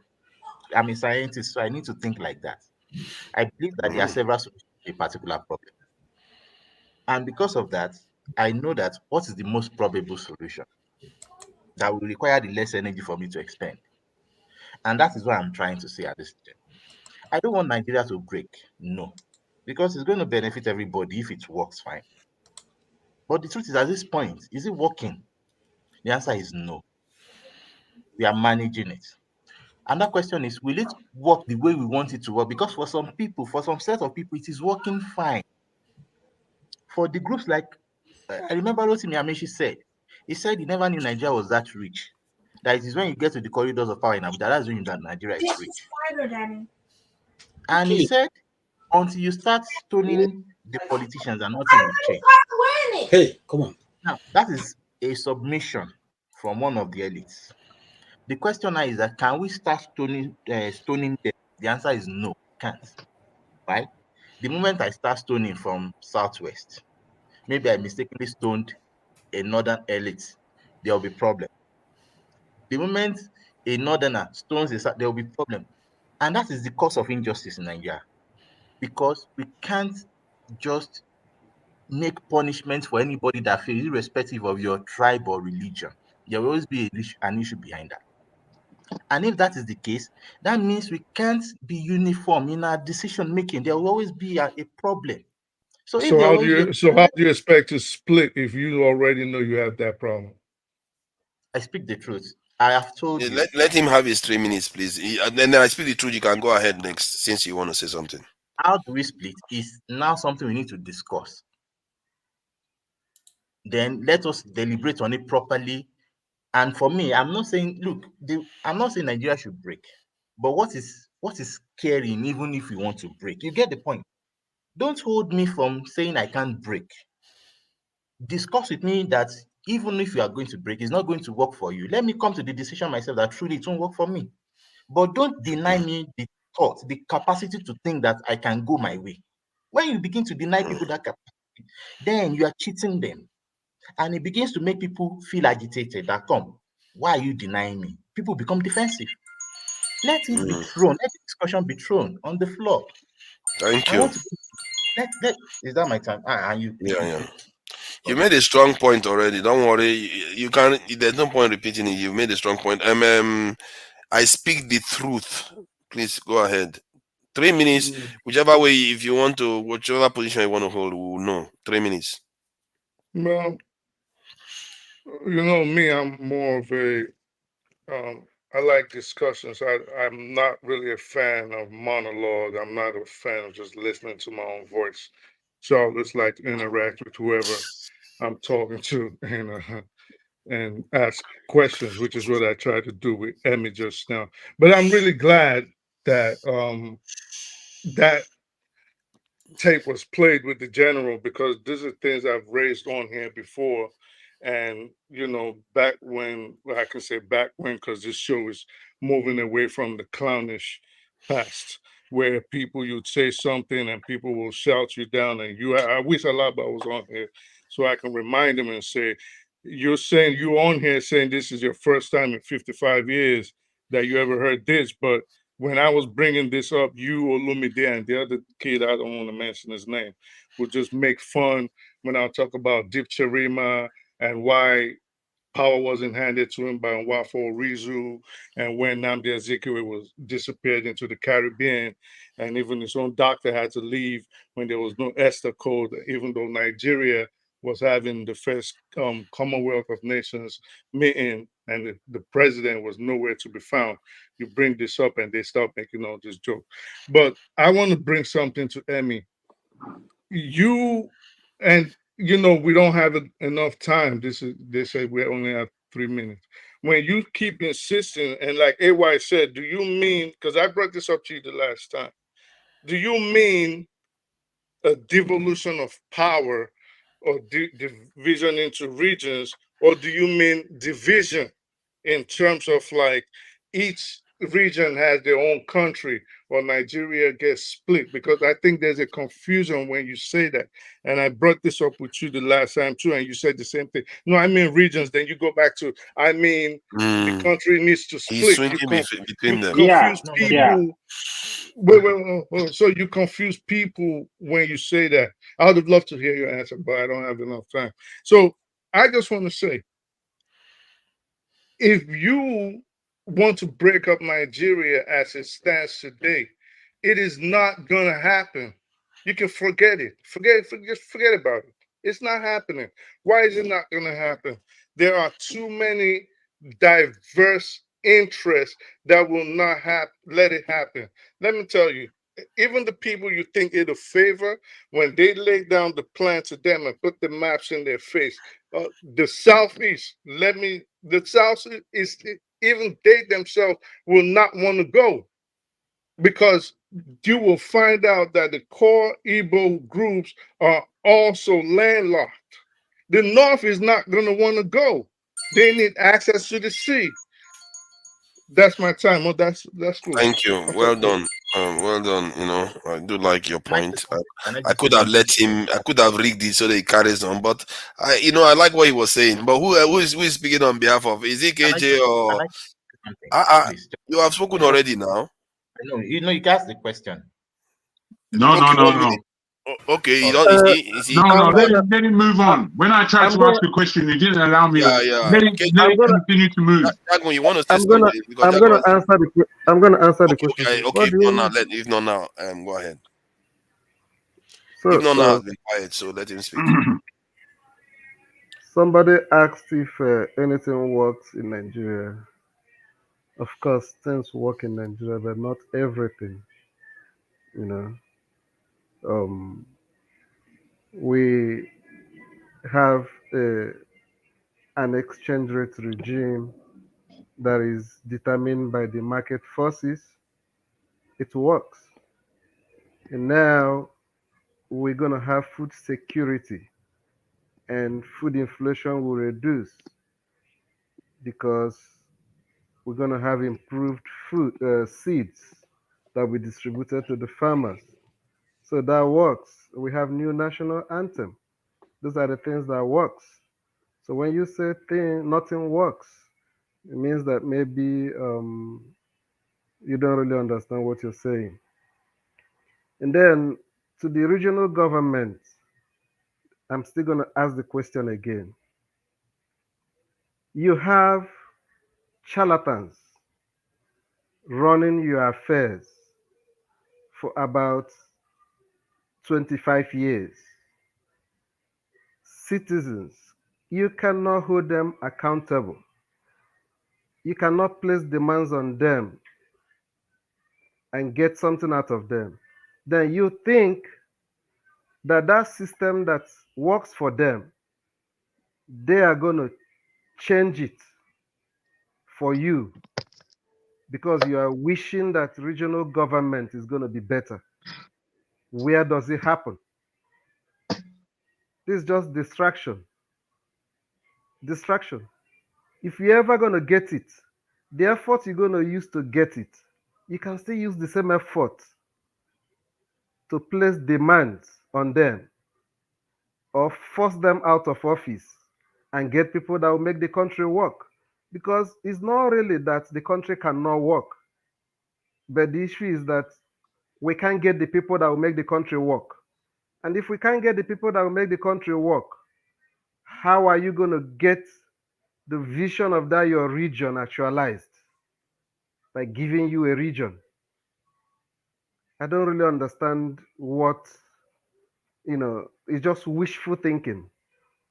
And as I said before, a way of one trying to run away from his problem by wishing that there is a solution somewhere other than what is practicable. This marriage is for better for us. If you think you're going to get something different, arrangement politically, guy, just sit up. It's just wishful thinking. Thank you. Thank you. Let me just do something regarding. Thank you, everyone, for joining us. As you can see, the discussion is very, very stimulating, very, very important, and nice conversation. As you can hear, the quality submissions from Steph, MA, AY, KJ. Augustine hasn't said anything, but I'm sure it's going to be great. I speak the truth. Very, very insightful submissions. And Jagun, as always, giving us very insightful analysis. A righteous man is in Nigeria. He's been putting up with us for he's the longest guy here. We are all putting a lot of effort in trying to be here for everybody. And fellow Nigerians, contribute to the channel while you are listening to this because Dr. Damage needs all these funds to keep the channel up. And there's a lot of things that are coming on in the pipeline. You want people, you see, KJ has been recruited. Somebody has to pay KJ. and they will recruit Jago soon. Jago has to get his pay. How are we going to fund all these people without proper donation? So let's just be putting our hand in our pocket to help the channel so that the channel can grow. Thank you all. And also remember to subscribe, like, share, and subscribe so people can see some of the videos. You can even record it with your mobile phone and share it with your WhatsApp people. Some areas that you like. If you like a KJ submission, you record it. If it's AY, you record it and share. And obviously, Jago is a very famous face. If you share it, people will come to the channel. Because Jago, without his beards, people will want to hear more from him. And so, thank you. Jago, I think it's your turn. You have not said much. Please go ahead, Jago. Well, thank you. It is an interesting conversation. Well, I would like to speak a little bit about the demographic of the picture painted in terms of the regions given by the man who did so. I've forgotten his name. It's not on my tongue at all. But I want to tell a quick story of those who pilgrimaged from UK to America. They set themselves up more or less Massachusetts, I believe, and kind of New York, New Amsterdam, as it was then, area. And they went into these regions on the eastern coast as people who were extremely religious. They ran away from England because they felt that they were being squeezed by the Catholic and Protestants that were raging there, and they themselves wanted a Puritan way of living. So they escaped to America, and they set up shop in Massachusetts on one side, and on the other side there were different pilgrims that came from other areas from England who set up kind of like Washington area as we know it today. Now, today, the majority of the people who are in Massachusetts who came with religious fervor are now mostly atheists. Atheists have no belief in God. Now, I say this to just have us in today's thinking about Nigeria. We must understand that people aren't going to be the same people. They are going to change in their ethics, in their manners, in their being, in how they live, in their mentality. They will change. What we are responsible, I believe, to do is to make sure that there's a system that works, because the changes we don't have any hand in. All we can do is set up the apparatus.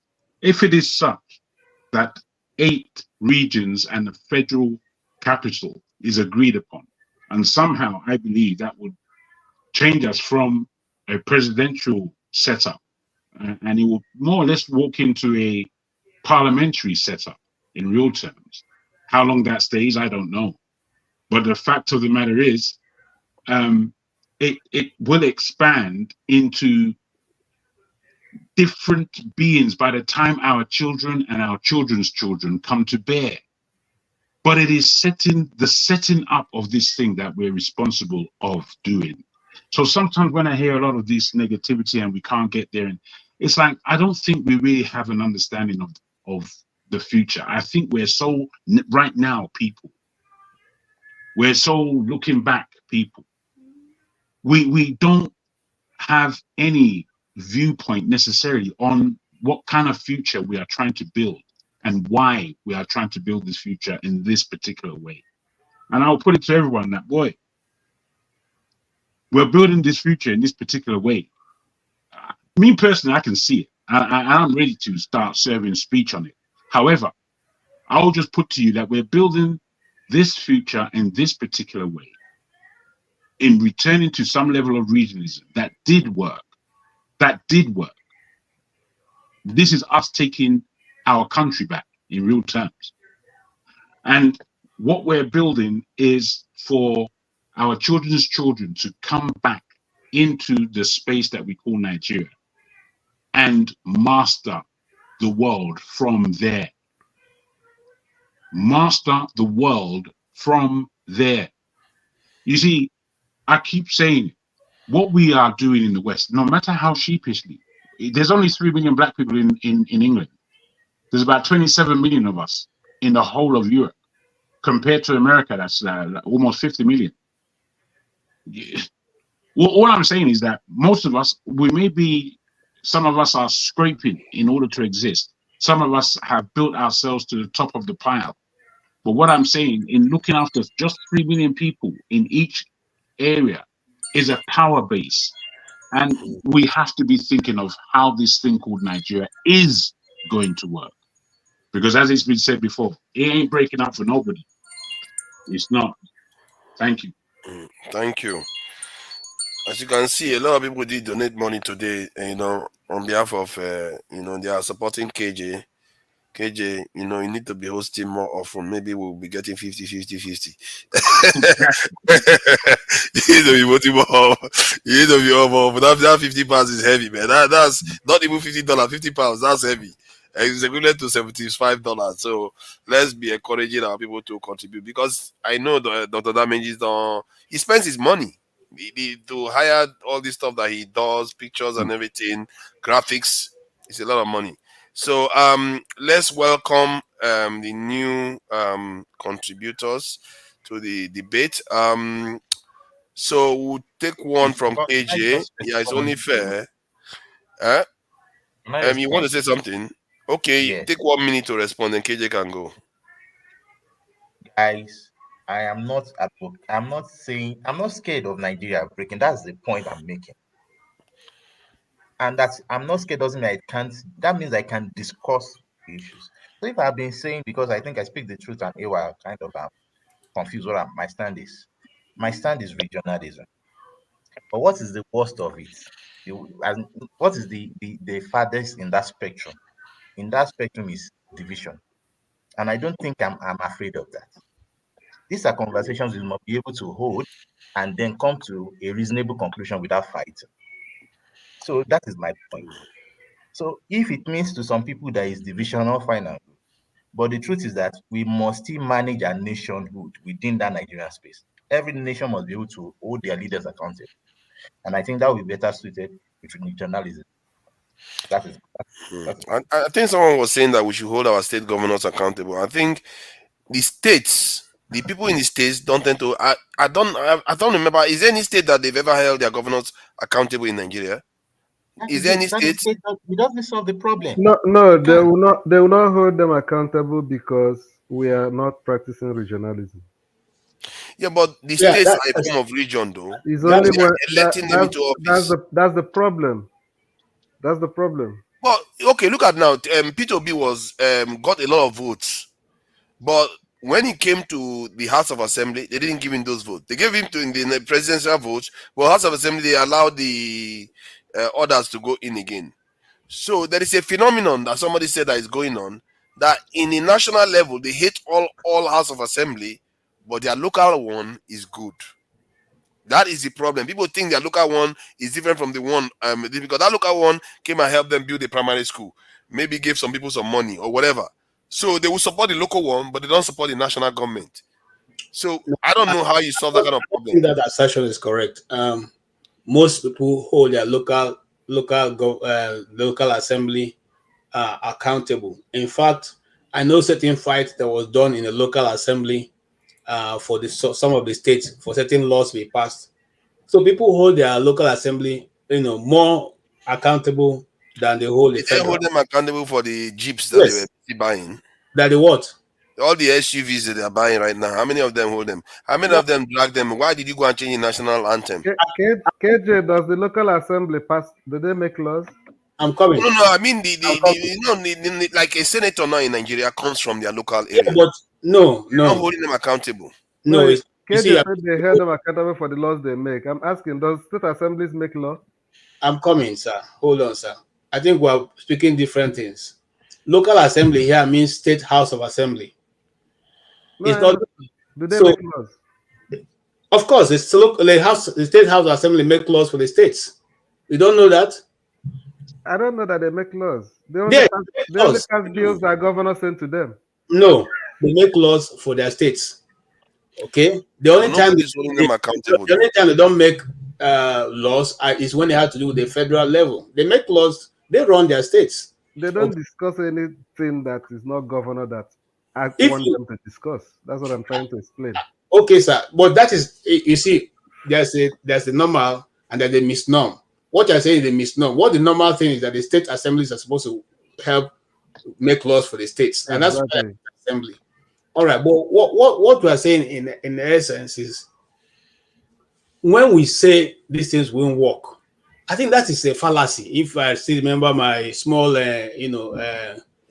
philosophy and logic, okay, you are looking at this thing and just concluding on your own that is not going to work because certain indices you have seen before now in the federal level is not working. Now, who said that if the regions, if the power devolves to the region, it just simply means that you just walk in there and begin to operate the way you are operating before from the federal? It not be so. People will sit down and have a conversation, and that conversation Why are had. they not having that conversation now? Come on, man! I didn't interrupt you. Now let me talk. I allow you speak. But when you say such assertion that they will have conversation, as if that conversation will magically lead to a better solution, I don't. Why is it not happening now? Then you are doing that same, committing that same thing that fallacy that philosophers say is fallacy. You are just assuming that this is how it's going to be. No, don't assume anything because we are human beings. And To be fair, it's just to kind of give people a reason to believe that that conversation is going to lead to a different outcome. Okay, but can you allow me talk? Yes, I mean, of course. Of course, I'm just trying to be fair to me. Let me talk what because we I'm are not looking for. breaking my train of thought. I can't even remember what I want to say. Oh, sorry. If we decide to go to our regions, or if we decide, and I don't even stand for region, I stand for total, complete breakdown. Let everybody go. Now, so I want to stress two things here. Somebody said earlier on that, his forefather that said that, the North, he doesn't know why the North have abandoned the resources. Who told the North don't know what is in the North? The North knows what is in the North. The North knows that there's oil in the North. The North knows where the gold is in the North. The North knows where there's one other mineral resource that is in uranium. Yes, they know where all that is. They know. Please don't deceive yourself. Okay? And somebody makes an assertion here, which I've always believed, and it will come to pass in our lifetime, God's willing. Once your oil that you're making noise about gets to finish or gets to the point where it can no longer be useful, you will see them now come out to divide. Okay, this is my own view. All right, so don't say the North don't know what is in the North. The North knows. The North knows exactly how much mineral they have and how much gold they have and how much of oil they have in the ground in the North. Now, is that the reason for our nationhood? No. What we are asking for is for fairness, and if you cannot achieve that, let us sit down and quietly, nicely make a way that can work for every one of us. There's no need to beat about the bush. If the Western region was able to get television, color TVs, television station before France, where are we right now? NTA is the worst television house in the whole of Africa. And I round up with that. So if you think that we're making progress, please look at what happened in the Western region. Thank you. I'm not sure whether they should have spent more time looking for nuclear instead of getting color TV. Do we actually have all these sort of pursuits that we have, vanity pursuits. That's what got can into you this. confirm that assertion that Western region got television before France?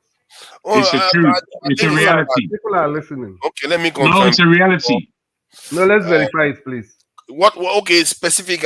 I'm not sure it's television. It's probably color TV. You have to specify. Is anybody specifying it? Because if I go for the answer, somebody might get a red face or whatever. The thing is, it's actually on videotape. It's a very old tape in black and white where Awolowo is it TV station? Yes, it was a TV station. When Awolowo was opening that very TV station, and it was pronounced at that time that it was at least a year to 2 years ahead of France. So one would have to look, as I have done, for this kind of material. Yeah, let's get that. He said no. Nigeria did not have a television station before France. Television broadcasting began in Nigeria much later compared to France. France established its television station in 1935. 1935. Yes. If that is true, that is 1935, there is no competition. However, I don't believe that to be true. I don't believe it too, It could because be color TV or something else, but because it could be something else that they are talking about. Excuse me. No, they were talking about TV. I read media arts, okay, and right from the school we got to know that that is Western Nigeria got TV before France. Well, okay, when was your date? When is your date? I can't put the date together right now, but I'm telling you, that was after our independence, eh? No, it was in the 50s. It was in the late 50s. Late 50s. Okay, so now let's find out when. So I will find proof when was the first TV station established in France. France. Okay. Okay, look at what they said here. Okay, one of them, they are giving us two different values here. Okay, now let me share it so that it doesn't look like I'm making it up. No, read it out. Read it out. Read it out. Okay, so television in France was introduced in 1931 when the first experimental broadcast began. Color television was introduced in October 1967, and I think that's why I say qualify it. I think that's the one they were referring to. That it's a color TV. Maybe the one they had in Nigeria, was it color TV? I don't believe it was. Okay, then France is ahead of on both sides. Then they established in 1931, and it makes sense. They are in Europe now. Come on, they're not exactly. I still yes, we can be biased based on the first information we get on these things, and that was the first information I received. What you're speaking about, I didn't look up at the time. They give us propaganda too much. This is why, for me, when I look at Nigeria, people just think that we had the glory days. There was never any. No, that's wrong to say. I don't buy into that. We never had it. I don't know why you keep saying this, forefather. In my primary school, excuse me, in my primary school, I had Europeans come to visit Nigeria to teach us in primary school. People from Canada, people from England, people from America. What are you saying? We had a good day, what about this, forefather? What about this? Where we are now. What about this? That was an Did you know? I mean, again, because of what you're saying, I take it on board. But it was common knowledge in the 40s, 50s, and 60s when they compared Ikoyi as a landscape to the new world countries of Australia and all these other areas, America included, of the world, that the Ikoyi landscape was the best developed landscape in the world. Now, again, it's something I heard from an Oyinbo man's mouth. Is from an Oyinbo I heard this thing, and they were talking about a certain period of time. All I remember is when I was born and when I used to travel back home from England to Nigeria, that Nigeria was blessed in comparison to the England where I was living. You understand? And that's all I would have to say. You say law nonsense, so that we buy into their garbage. How can you believe that France, that has been around when they were colonizing the entire world, they were an empire? Equally, one part of the empire is more developed. What you must understand, economically, all of Europe was economically, all of Europe was busted.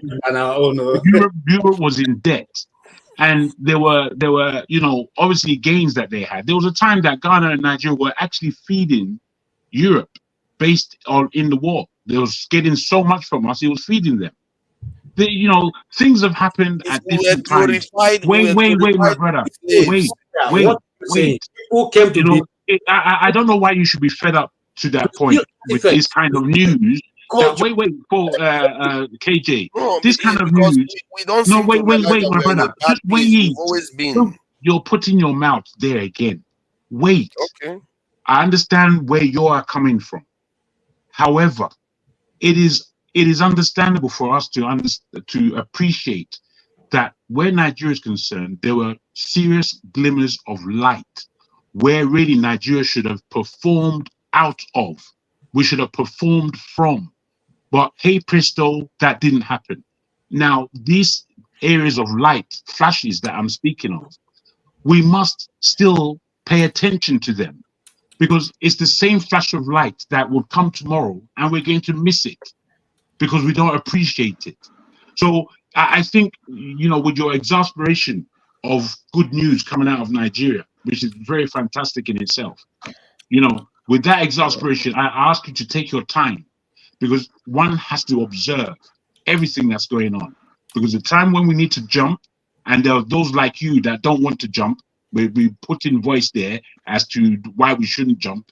We better jump on that time. So we have to be reasonable in what we think about when they say glory days in Nigeria's past. Yeah, and I think I hear what you are saying, that there are anecdotal statements of positive, developments, but none of those things are strategic. If you have a radio station, so what? If you have a car, so what? Those are not the things Prophet, that keep your nation standing. That is my problem. prophet, We celebrate minutia when we should be worrying about prophet. what is going to stop these colonizers from coming back again. The moment they left, that should have been our first priority. What is going to stop them from ever coming back again? But we didn't do that, did Prophet, we? prophet. Yeah, please go ahead. Kandu, welcome. How you all doing? Yeah, we are doing good. It's an interesting debate. Clearly, KJ is losing. He just decided to take himself backstage. I don't know why Well, he's taking yourself backstage. first, let me give our brother KJ. He did a very good job today, and in spite of all the naysayers, forefathers is still the forefathers. Granted, there are tweaks and stuff that can be done, but I don't think forefathers is going to change. We've had this conversation many times. But, sometimes I just really wonder if we just like to major in minors. We talk about, yeah, first television station in Africa, not not before France, not before, and even the first television station. We talk about it as if it was Nigerians that built it. We bought the components and brought it to Africa. We didn't build it. Even your Ikoyi, your Port Harcourt that were so well laid out, were those laid out and designed by Nigerians? I'm not saying that Nigerians are incapable, but they were not. Those were the things that the bricks that were there laid out. It's like when people talk about, oh, it was this first thing was invented by black people. That other first thing was invented by black people. Why don't you redo it again and again? If you're the source, repeat it. Look all around the world. I don't know why it appears to be. How many black nations or nations around the world that you say are primarily run by black people are functioning, or a place that you would call a functioning state? For whatever the reason, or lack thereof. I don't know what the reason is. So me, I don't deceive. My father used to tell me something when I was a young boy. It's bad enough for you to be deceiving other people, but once you start to deceive yourself, you are finished. We have a long way to go. We need to start work. We need to have started working at least in the 70s, while other countries were busy building a future. We were busy doing Owambe all over the place. We did not do the work that will have put us where we ought to be today. Look at pictures of China, Beijing in 1960 something, and look at the picture of Lagos. Totally different thing. So while they were working, developing, they needed education, stealing everything that they could steal, producing the cars and everything that they could produce that were no good at that time. We're busy.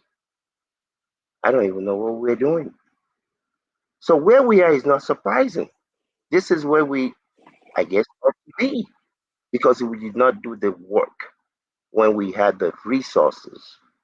I still believe Nigeria is going to be one of the greatest countries on this planet. It's probably just going to be 50 or 75 years from now because the people there now, they're not ready. They're not ready. They're not. You see, real leaders think about the future that they themselves will not live in. They think about the future of their children and their grandchildren, not what they can grab for themselves. Thank you. Thank you. Thank you. Who's next? Who hasn't said? Oh, Oga Augustine. Thank you for Yes. joining us. I really do appreciate your joining us today. Please go ahead. Oh man, I'm so sorry. KJ is out. I'm not happy that everybody is just supporting Don't KJ. worry, he's back for the praises. You know he cannot Yeah, resist. good. Thank He you. cannot resist. He's KJ, back. I am. What KJ, to do for now? Please leave me alone now. I did not actually I am so The disappointed moment you today. mentioned him, he came and sat down. KJ, I'm So so good. disappointed today. You made this program to be so professional. This is have your say. I mean, you made it so professional. That it was so organized that everyone was like, no, this is not where we come and banter and fight. And thank you for the great work. You did a very nice job today. Thank you so much. sir. Thank you. So Thank Father, let me just, because I've been listening all day. I wanted to come in. I couldn't because I went for a party and I just came back. So let me just make a throwback a bit. Then I'll come to the question. So I so much love what the discussions we had today. And when I hate the fact that people come into this place thinking that they know everything. The few people that came today with, oh, all what you are saying is crap, they ended up repeating themselves. They ended up saying the same thing every other person is saying. So we only come here with our opinions and make our submissions. You might be professional in your field. And when you're professional in your field, you shouldn't call others idiots because we are discussing your field. Because we have other field we are discussing the next 5 minutes that is not your field. So when people were talking about GMO, when you talk about GMO, there are a lot of things you should think about it. Today, obesity is a problem in America. Where is it coming from? Today, people, the rich, the rich based on organic food. It's the poor that go to McDonald's, go to the Walmart to buy those cheap foods and come to the hospitals in the Western world. You see people packed in the hospitals because of these things they eat. Now, we don't have these facilities. I have a patient. They were using a helicopter to spray chemical on the farm because it's GMO. They were fertilizing the farm with chemical, and the thing is splashed on him, and one of his eye got blind. I was discussing with him 2 days ago. He won $2 million. His lawyer told him that you're getting $2 million. When that happened, a court that could not say when the tenure of local government will end, would they be the ones that will advocate for the poor? So when we condemn these things, it's not that there are no advantage, but we are not yet there because we don't have the lay down facilities to handle these things. We don't have them. Now, stroke in the Western world, once you are hit by stroke, 5 minutes, they have a mobile stroke van. They will be operating you while they are driving to the hospital. Inside the van, they are doing surgery on you while they drive to the hospital. We don't have these facilities to handle this, and that is why we should be very, very careful when we want to copy these things. Now, the man that is bringing GMO to Nigeria, the mosquito in Nigeria is still giving malaria. The mosquito in Florida is not giving malaria. Why won't he come and handle that one for us? He will not. So they want everything is profit. The first time I came here, my manager told me that the answer is money. Now let us have the question. Let us now set whatever the question is. The answer is money. So we should be very, very careful. And further, when you talked about America, having the greater percentage of the land. I am privy to have somebody that works with the federal government. What the federal does now, if you have a large farm, they will come and buy that farm from you.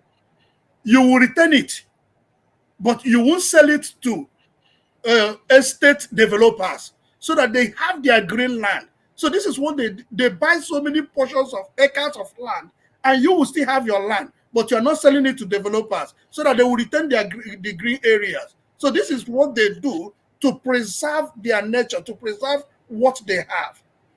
Now, coming to the question of what can we do in Nigeria to help Nigeria, when I subscribe for regional, it's not because I am Southeast, I want Southeast, no, but because I want to have a front where I want to have a bigger front where I can go to the table and negotiate. And this bigger front is that you get 6 states together, you lump them together. One, they have a landmass that they can negotiate for agriculture. They have a landmass they can finance any big factory. There is no state in Nigeria that can finance a big factory without going to take loan. And they can't be able to sustain themselves. But when you go to regional, they will be able to sustain themselves. And you have a better country. You see, I have a reason that when the when the regional government was doing well, it was the external influence that sold the idea to us that it is unhealthy. This is my reasoning. That it is unhealthy. What regional system do you have in mind? Like when you say regional, because it's different in people's minds. So the regional system I have in mind is, see, look at the forefather. If some countries have gone to other countries because they are doing well, say, let's march together.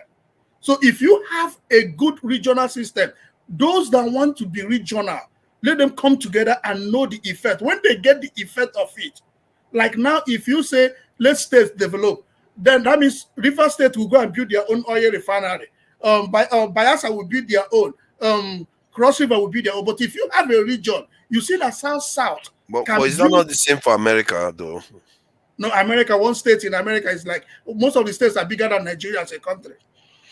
Yeah, but it's good enough for their states. Why is it not good enough for us? Because our states are small. And our states are small. Okay, so the regions, I asked about the regions you have in mind. Most of the things we call states in America were nations. Okay, but Nigeria is going to outpopulate America soon. In the next 10, 20 years or so, we're going to outpace America. So what would you call, what region do you have in mind? What structure, when you say region, what structure do you have in mind? The structure I have, I can even reduce it to 4 regions. I have the mind of 4 regions. If you have what 4 are the regions, you said? What are the regions? Can you define the 4 regions? In the north, you get 2. In the south, you get 2. So south, who and who in the south? No, hey, why are you asking? You are looking for trouble. See, however you want to. Can you define the state? Can you define the regions? I can't divide it because if I'm dividing it, I'm deciding for you. So you have you are being decisional right now. You need no, don't tell him that. That's wrong. What he said initially was the 6 states of the Igbo. He said that you can put them together and you'll get a lot more out of them. That's where he said. So he really actually answered the question. Yeah, but going into the question itself is not a bad idea, but it's still part of the negotiation. These things aren't decided just in somebody's head. Even though each of us can come with our own mindset. Each of us can come with our own mindset. But that is not the end all and be all. What he's saying. Because he's saying he wants speaking on his behalf. Exactly. He's saying he wants 4 regions. But we used to have 6. No, but he was pushed to that. No, we have to what he's saying when he says he wants regions. Yeah, no. He said we used to have how many? Currently we have 6. So currently we have 6. So when I said 4, I mean a sizable number. So whichever one that out of that 4, whichever one that wants, if you have a solid table conversation, a round table conversation, and they want to buy the idea. They come in and so you bring the idea on the table. No. Okay, let's say, because I know that the Southwest will be Southwest, isn't it? The So Northwest. okay, now you have Southwest, you have Southeast. Now the other ones can combine with Southwest. The South will combine with the Southeast. I'm not dividing it. So it's forget not my that role. You've said it already now. We are just trying to get to where you are. Somebody no, you don't put those words into my mouth. Allow him to express his opinion. Let me even ask this question. Let me ask you guys this Because question. he's not getting to he says he Sorry, wants hold on, forefather. Where does the 4 come from? Anybody can answer this question. Let me ask you this question, forefather. Is there any other nation in the world that you have heard them use the term South-South? Okay. No, they don't need it. South is the name of an area, not like it's a regional. Yeah, you can use it. Yeah, you can use, but not the same. But you can have. They have some in Switzerland. They call it cantonment. So Do you have not? Do you have not? Do you have not? You have not is a name. It's not a geographical sign. I see. These are some of the things you need to see. You've been using here. No, it's not. It's a name. Don't want to name. No, when you look you want at map, geography. When you look at a map, so now you see what you are saying now is that those people don't exist.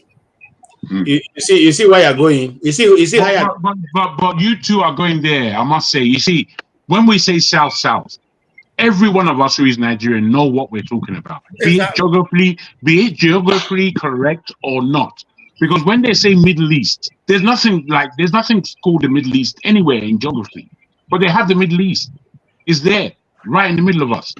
So we forget this complaint. We have to ask about whether those people there in what they call the South, are they the same as the people in what we call the East? Even the East that they say is the East is not the East. It doesn't go all the way to the East. It's more like the Mid East. You see, that's the thing. When they say So, when you know, they're more like this, what are you complaining about?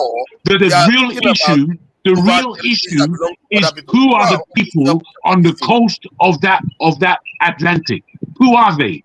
Who owns that territory there? That is what is spoken about. So if you're not going to get with the geography, get with the understanding of the ethnicities that are different from your own. Okay. I think you guys are arguing further on the why that question came up is because he has spoken and said you could divide the nation into 4. And now you didn't jump at the question that AY was asking, but you jumped at mine. If they tell you to divide Nigeria, even by me looking at the geography of Nigeria, can you say you don't know how to divide it into 4? Can we confidently say we don't know how we can divide Nigeria into 4? Why would you divide into 4? I said to you, what we've unfortunately done, we've rammed a lot of things down Augustine's throat by questioning him in what he was trying to explain. So he was pushed to the regional disposition of 4 regions. Now, for me, I don't believe, I think about this, so I could give an answer. The 8 regions that have been proposed are more or less the same kind of regionality that I would depict. However, it doesn't have to go like that. It's a negotiation. What would be stronger, in my terms, is that it's split into 3, that the whole of the South somehow becomes 1, that the whole of the Midwest, again, becomes 1, that the whole of the core North, as it's spoken, becomes 1. That is 3 regions. We can speak on that. But okay, let me quickly say this. Wait. Just allow me. Even the 8 regions that have been pushed forward, those 8 regions, if you look at them, they are a great starting point to have this negotiation upon. What we end up with at the end of the negotiation is based on the skill and the intelligence of those arranging these regions. Because regionally, if we come into that aspect, then each man in that region is counted because it's going to cost. Because that is what the money that you put into the central government is coming from each man by way of taxation. So because you can't tax a cow, there'll be no ill counting of the regions, and we'll have a clear picture. This is one advantage. We'll have a clear picture of the actual the actual population in that country. Right now, everybody's just guessing. We don't have anything in that country to really hold on to say, yes, this is information. Okay, So, thank Okay, you. let me quickly, Formula, please, 30 seconds, please. Okay, 30 You seconds. see, KJ, when you say that, like, when you Please, ask AY, questions, after you finish, I have hey, to hey, make my submission, then I go to when bed, you, please. okay, let me finish my so thing. far, am I So, done with my time? when No, you it's make not that, done. You're not done. just quick It's minute. almost When you done, make but that we're argument, going strictly by time. But when you because you are make that first time argument, speaker. when you make the argument that if there is any place in the world called South, it doesn't make sense. There is no place in the world called Southeast. There is no place in the world called Northeast. But if you want to talk in terms of geography, we only have 4 cardinal points: north, So, east, west, and south. sorry. Let There's me no, finish, sorry. please. No, I just want to say there's no North, place in the world except in Nigeria. north, east, west, and south. If you want to go by that, we can say, okay, let Nigeria split across these 4 regions. Each region, if they decide to split more, they can split its smaller unit. Whatever they want to call themselves, they want to call, I don't care. That will be their business. Let's speak to what is called fact. That is the geography. We want to talk in terms of geography. Thank you. Okay, so, on my point, when I mean going to regional, my own argument is to actually change the reason why we brought the divisions. The reason why we brought the divisions were not economic, were not unity. So if we can go for these 2 things, economic reason and the unity, then it will help us to come up to what we want. Who does it favor? What you are describing? Does it favor the South people? It favors Nigeria. Who know South people No, now? it favors Nigeria.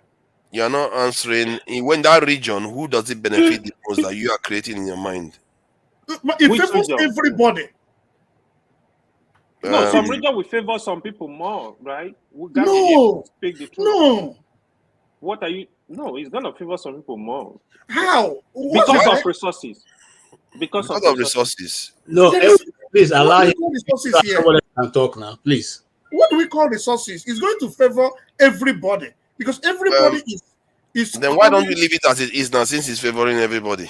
It's not favoring anybody as it is now. It's not favoring anybody. Because then why don't you just leave it with the 6 geographical spaces that we have now? Southeast, south, northeast, northwest, south. What benefit is that? What benefit is that? What you're proposing, forefather? The reason why, the benefit of that is that the south remains separate. You see that they remain separate on their own, because the reason why I say this, the first secessionist movement in Nigeria started from the south, almost the same year as the one that happened in this thing, and a lot of people choose to forget it, that there was division there, and a lot of people felt like they were being hard done by the major group in that southeastern region, and they pretend as if they don't know it.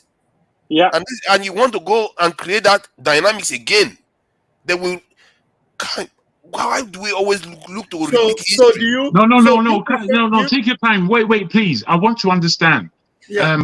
I hear what you said, forefather, and I think you're speaking about during the war when Adakaboro, yes, was speaking on the South, as we call it, and we know what went through then, and I feel that's a fair enough point. But that doesn't take away from the negotiation. You people keep missing this important point out in order not to bring the conversation on. We are staying stuck in pontification or pointing a finger. There's a negotiation that would go on, that the conclusion of it is not in your mind, it's not in my mind. And it's not what I said. Yeah, go ahead. Wait, I have my own mindset on what it should be. And I'm willing, as I've been waiting for a long time, please. Righteous man, I thought you've gone to bed. Last time you spoke, allow righteous man. Yeah, it's only fair. You can have Southeast and Southwest go together now, if that negotiation can be had. Righteous man, please go ahead. the question I keep asking, you guys are still dancing disco around it. Whether you create regions, you create states. As long as we don't have a constitution that gives equal rights to the citizens, Nigeria is not going to work. Nigeria will not work. Now, there are two submissions somebody made here, which I want to please correct. You know, my being in this panel, it has opened me up to understand a lot of things and the reasoning of Nigerians. More especially, Nigerians are getting their information from what they read from newspapers, and they hear some columns, some people did a write-up, and from there they build it to become truth, which is far from the truth. I think one person spoke here and said that the Southeast is landlocked. Can you prove that? Do you have statistics to prove that? Do you know a place in Abia State called Azumiri, the Blue Sea, that is 23 nautical miles to Atlantic Ocean? I don't know. There is a lot of trouble in Nigeria. The kind of rotten information and history, people will just conjure things in order to malign other people or other tribe or other region, you know, for them to look at themselves as if they want nothing. I beg your pardon. No. We should go beyond those things. Wait, Now listen. can I, righteous man? Can I quickly Hold on, stop? hold No, on, Jago, I need to stop you a I've been minute. waiting. You're Jago, going I've to been waiting continue. for long. You're going to continue. Just take your time a minute for me, please. You see, there is Sudan, Ethiopia, and Egypt. All of them contain the River Nile. That River Nile, it pours into the Mediterranean Sea, and it does that from Egypt only. Now, given that it is the same Nile that they speak of, the same Nile that belongs to all of them. However, Egypt has the responsibility of that ocean, of that sea port. You understand? So what Ethiopia has is the power to stop that water from flowing all the way down into the Mediterranean. So if you do not understand geography, you see, you're saying from your part of, there's a part of the blue waters, which I know of, in the eastern region, that will take you into the Atlantic. We can agree. But it will pass through other people's territory in order to do that. If the Igbo territories were supposed to become one country, if they were supposed to become one country, and then the cutoff, the border from that country to the part where the Ijo and the Ibibio and those people are living, therefore you will be landlocked if you understand geography. I've given you a good understanding of geography. You can take it how you wish. Righteous man, that's what it is actually. And I've seen people on the comment saying, you're saying, oh, we have more than 4 cardinal points. I don't know. I don't know what to tell you. Please go online. There is something like northeast, northwest, north south. It doesn't cardinal. In terms of cardinal point in geography, I've not finished. 4 cardinal points. I've not finished my submission. Yeah, I've not ended. Any other thing that is coming, they are just sub, not direction. It's a way of identifying the quadrants. Yeah, exactly. So maybe these people. Please, can I finish up my time? Yes, please. Righteous man, if I may add, can we stop harassing him now? No, the way he came up, for me, I prefer making a submission, because if someone is touching an elephant is so big that if this person is describing an elephant from that point, you don't necessarily say the person is ignorant. You give your own opinion. It's educative. That's the way I look at it. Fair point. Yeah, like what Jagu said is what I know about the Blue River. Now, but you came in that all people that are saying that you are landlocked are ignorant. So we should Always. You have to go through other people's territory to make It's it exist. emotions, Hence, you are Augustine. It's landlocked. emotions. Please go So, ahead, Too Rogers. much emotions. yeah, it's not about emotion. It's not about emotion. AY, the countries that are doing well in this life today, they are not doing well because of water or natural resources. It's what God has deposited in their brain. And this is why, as much as You we need have, water, though. You need water. we hold on, water does not contribute in your doing excellently well. It's your brain. Okay, Nigeria has water. What have we achieved? It's a question. What have we achieved?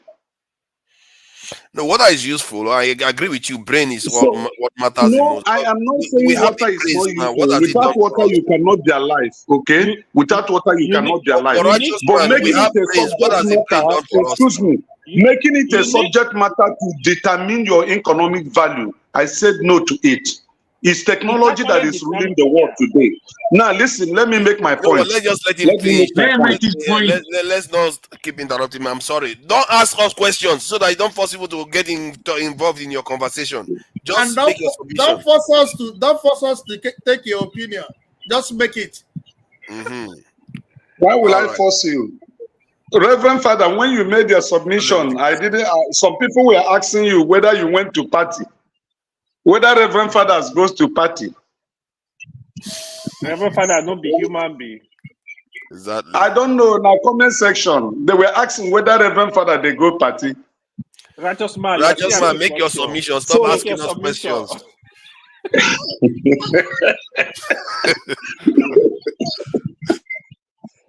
so back to our discussion. One more So minute.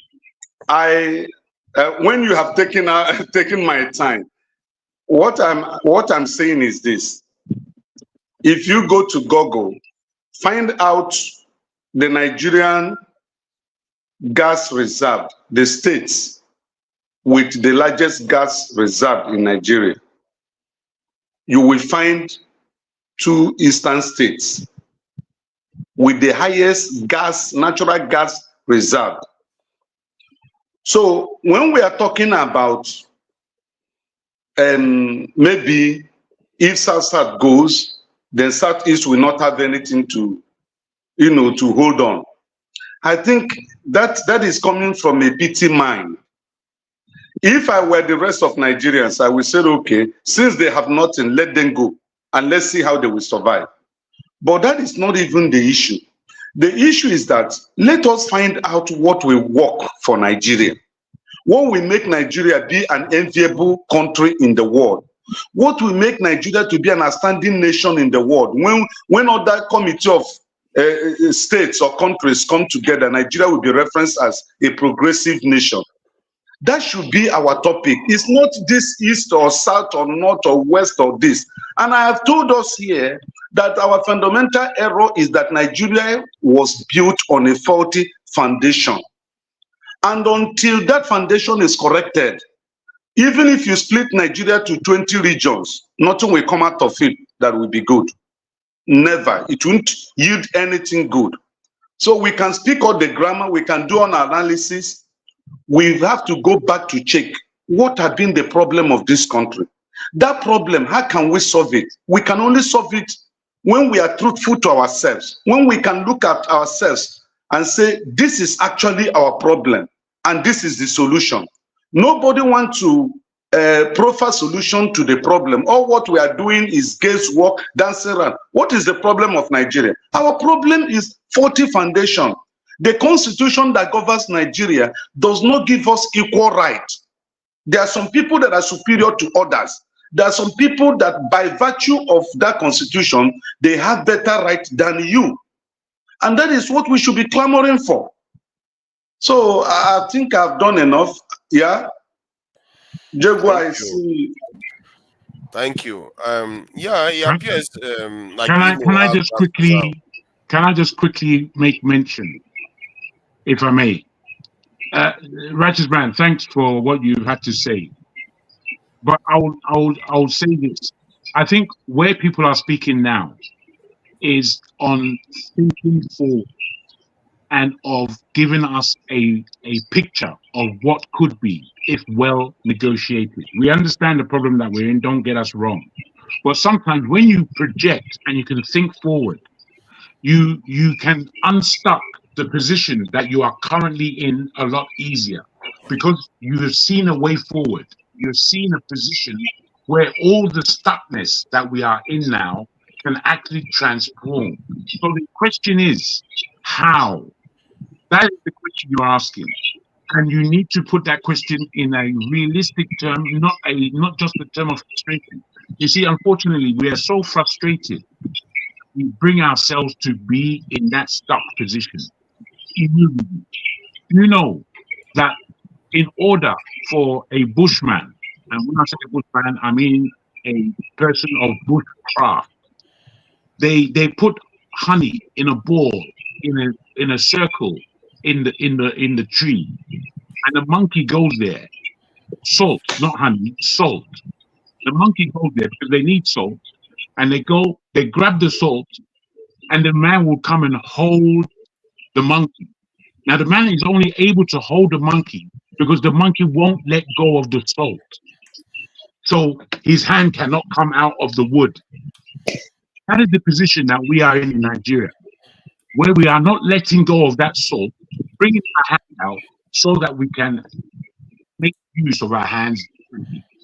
Now, the man who is catching this monkey, he does it for the reason of making that monkey lead him to water. Because after he's licked the salt, he will need a drink. So the monkey will find where the water is. The man will go there and collect the water and keep that monkey. So I'm just saying that right now, Nigeria is in a position of stuck. We are stuck, and we are coming here to speak. How do we get unstuck? I think the exercise of this question is a fair way of looking forward at the laces that are tying us up and not allowing us to walk in a straight line. We have to know how to untie the knot in order to walk forward correctly. Thank you. The truth is, I think we already, given all the conversations we've had here, most of us are aware of what needs to be done. What is needed is I'm concluded quite a while ago. It's about the resources, because I can have the will, but I don't have the ability to do it. You know how they say in the world of this thing. They will say this person has the will but doesn't have the capacity to deliver. And you can have all the will you want, and I'm sure a lot of Nigerians do, but they don't have the capacity to deliver. They are not in the position to do those things. They don't have the resources. They don't have the support. So, well, if you have the resources, you see that changes will start happening. I guess one of the ways we could do it is to find a way to band together and start making things happen on the ground. And that is what everybody's working on. I think electricity is working on some things. I'm doing my own. Everybody's doing the least they can do, everything they can do to help the homeland, because we all know it's all we've got. We like it or not, right down to our bones. That land is in our blood. Literally, we literally had to gain malaria resistance from there. All those things is infused. Nobody that didn't and that is not indigenous to that area has that same blood. It's in our blood, just like a parent gives you life. That's how that land gave our parents life. It's all we've got in this world, and we have to do what we can to retain it. Like I said earlier on, it's funny because I never really put it like that before. That our priority should have been, the moment the Igbo left, to do everything to make sure they never return again. That should have been our number one priority. That would have forced us to think carefully that the reason why they didn't do it, because some of them thought it wasn't such a bad thing. It wasn't such a bad thing anyway, yeah. And because they were all brainwashed. Their priority should have been, we will never be subject to the control of other men and other societies again, and do everything to stop that. But our leaders, without any shame, they didn't close the door, and here we are today. Yeah, Righteous Man, thank you for joining us. We really appreciate your dedication. Why are you dismissing Righteous Man? No, he says he wants to go. Okay. No, he said he wants to go. He said he wants to go. And he's from Nigeria, you see. He's from Nigeria. Forefather. Oh my God. What did I do now? I didn't do anything. What are you trying to accuse me of now? KJ is there watching from the background. The journalist of the year. Yeah, go ahead, Amy. Forefathers. My What? question is this: Emily, why are you scared, or let me say, why are you dismissing people's pain or and their own emotions, or why are you dismissing their take on their self-sovereignty? I don't dismiss Yeah. it. I No, said it because earlier on. you make light of it, and it's one of those things. You have to be sensitive. Look, if anybody, if any group feels like they want to leave, they have the right to feel that way, and don't make light of that right, because these are one of the things you I have. didn't say you should not have the right to feel that way. It's one thing for you to feel that way. It's another thing not to allow that to paralyze you, not to fix problem. Because there are people suffering, right? Your people are suffering right now, and you are focusing on something that cannot be delivered in the near future. You Do want you to think focus that on Forefather, are we free to make a are we free to make a deduction? Because okay. when you are scared of, because you supported the South complaining and wanted to separate, but now you do not want the entire country to do a regional. Are you scared that if the separation happens, you will be marginalized? What I said was that because the No, South forefather, hold on, don't answer yet. The forefather, don't answer. Let me ask another one so you can answer together. You see, some minutes ago, you didn't want the Southeast, okay, to want to separate. You called it all kinds of names and say it cannot succeed. But you are reminded of your history, okay, and you are quick to also support the fact that you don't want the South to join the Southeast because you will be marginalized. You have all kinds of idea of what's going to go on. But you are quick to support your people who are also doing the same thing. So where are you? Are you a bat No, or a head? Let's know. like I said, you have to learn from history. If something has happened before, why go back there again? You already know how it's going to play out. This one is going to feel marginalized, then will destabilize, and you end up in the same cycle again. What you want to do is work with what we like it or not. We hate this dispensation all we like, but it's the one that has lasted the longest, 24 years. We've never had that before in Nigeria. And you just take it and throw it in the bin, and then the next one shows up. It doesn't last 5 years. You start regretting what you just did. forefathers. He said something that I was with you before, but he said something that doesn't really make sense to me. So, Okay. have been in this dispensation for 24 years or 30 years without progress, is it really important? It is important because having an element of because we could have been in the situation that Congo is in. It could have been worse. The what is happening to Nigeria is not only Nigeria, it's happening everywhere in the black world.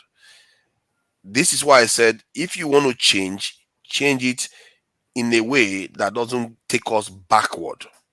Change it in a way, maybe incrementally in the right direction instead of going the wrong direction. Because people look at the past with a kind of rose tinted lenses. They try to feel like the past is nice.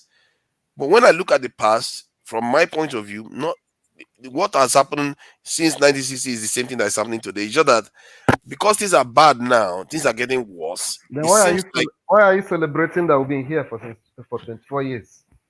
I'm celebrating it because if you understand how to remain still, one system, you can maintain one system for 24 years, maybe there's a lesson to learn from that. Instead of just jetting in and get a new one and start all over again. Then that one, what if that one doesn't last 3 Let's years? say that's the lesson. Let's say the lesson is to get out of this trap that allows the whole nation to have malaise and to be jettisoning the country by the millionfold. That is not something to celebrate, my friend. You see, I think sometimes you're right. please. I've got to push back on you to some level. You see, there's a way that you look at things that makes us wonder if you're not reading the same newspapers, if you're not seeing the same thing, if you're not looking at the same television.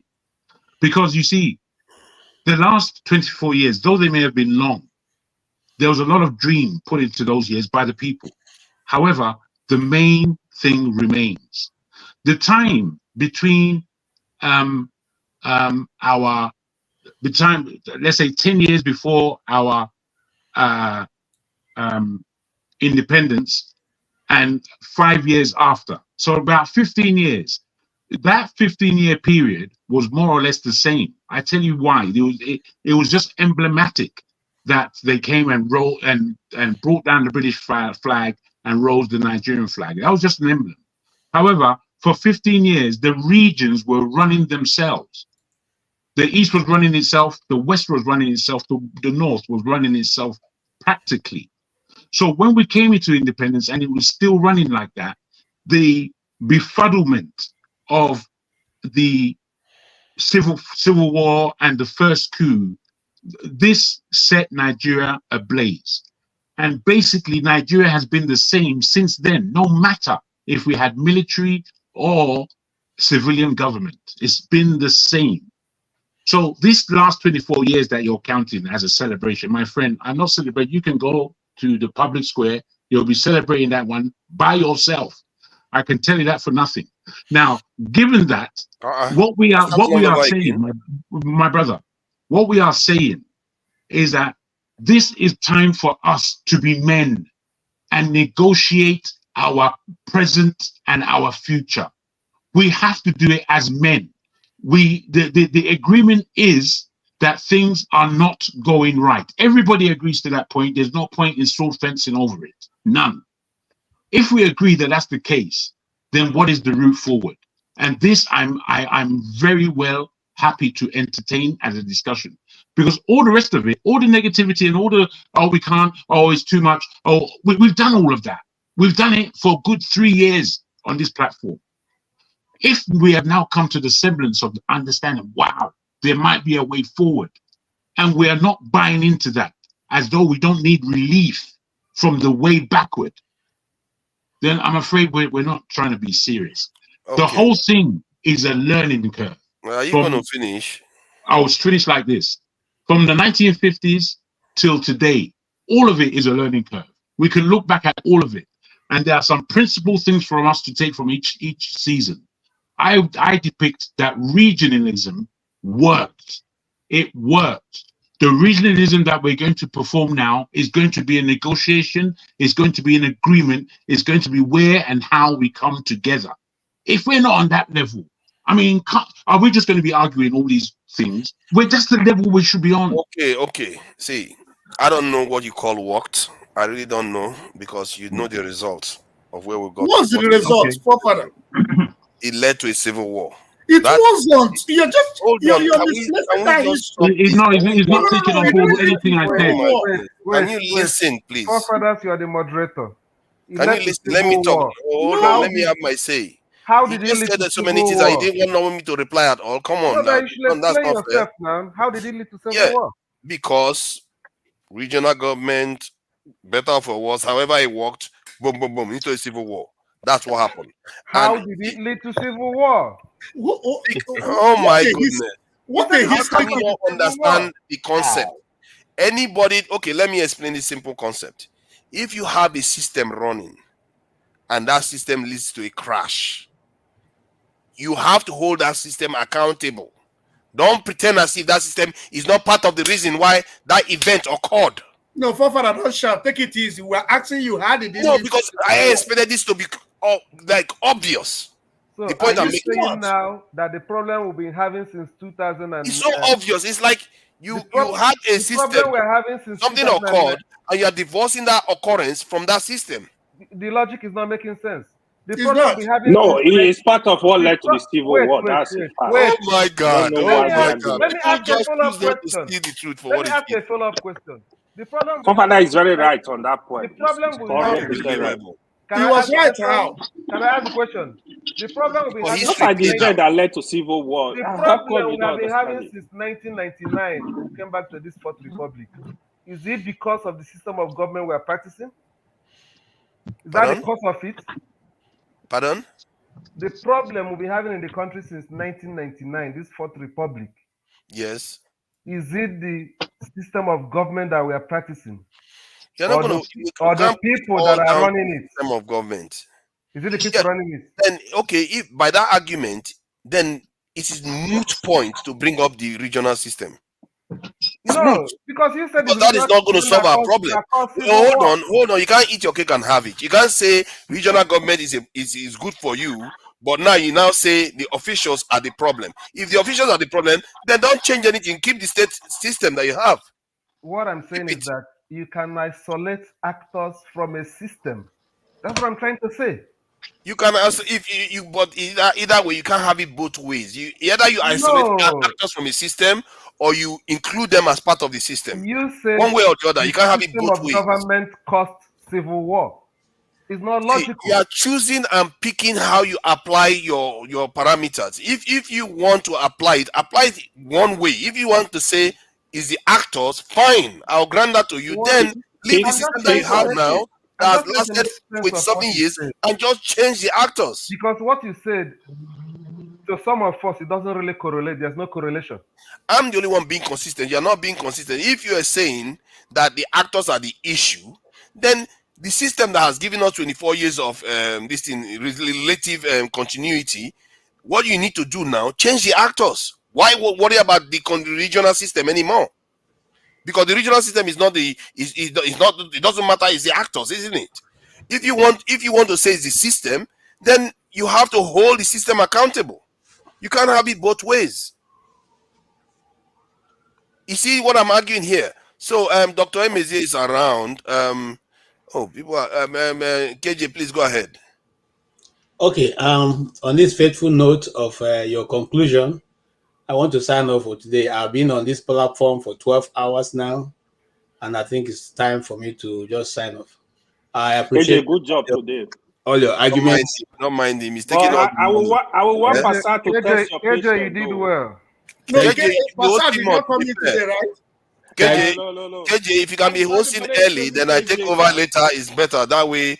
When the intellectuals come in, you let people talk and let them have their say like a proper journalist. Then I can come in with proper incisive discussion. I will enjoy that because all these people they don't like me moderating during the day. I reject the term proper journalist. Yeah. You got trained now. I'm a journalist. I'm not practicing from now. I've been in practice. Okay. Yes. So I just want to thank everybody. It was beautiful, and it's still going to be beautiful. I just wanted to sign off because 12 hours is more than enough time. You try.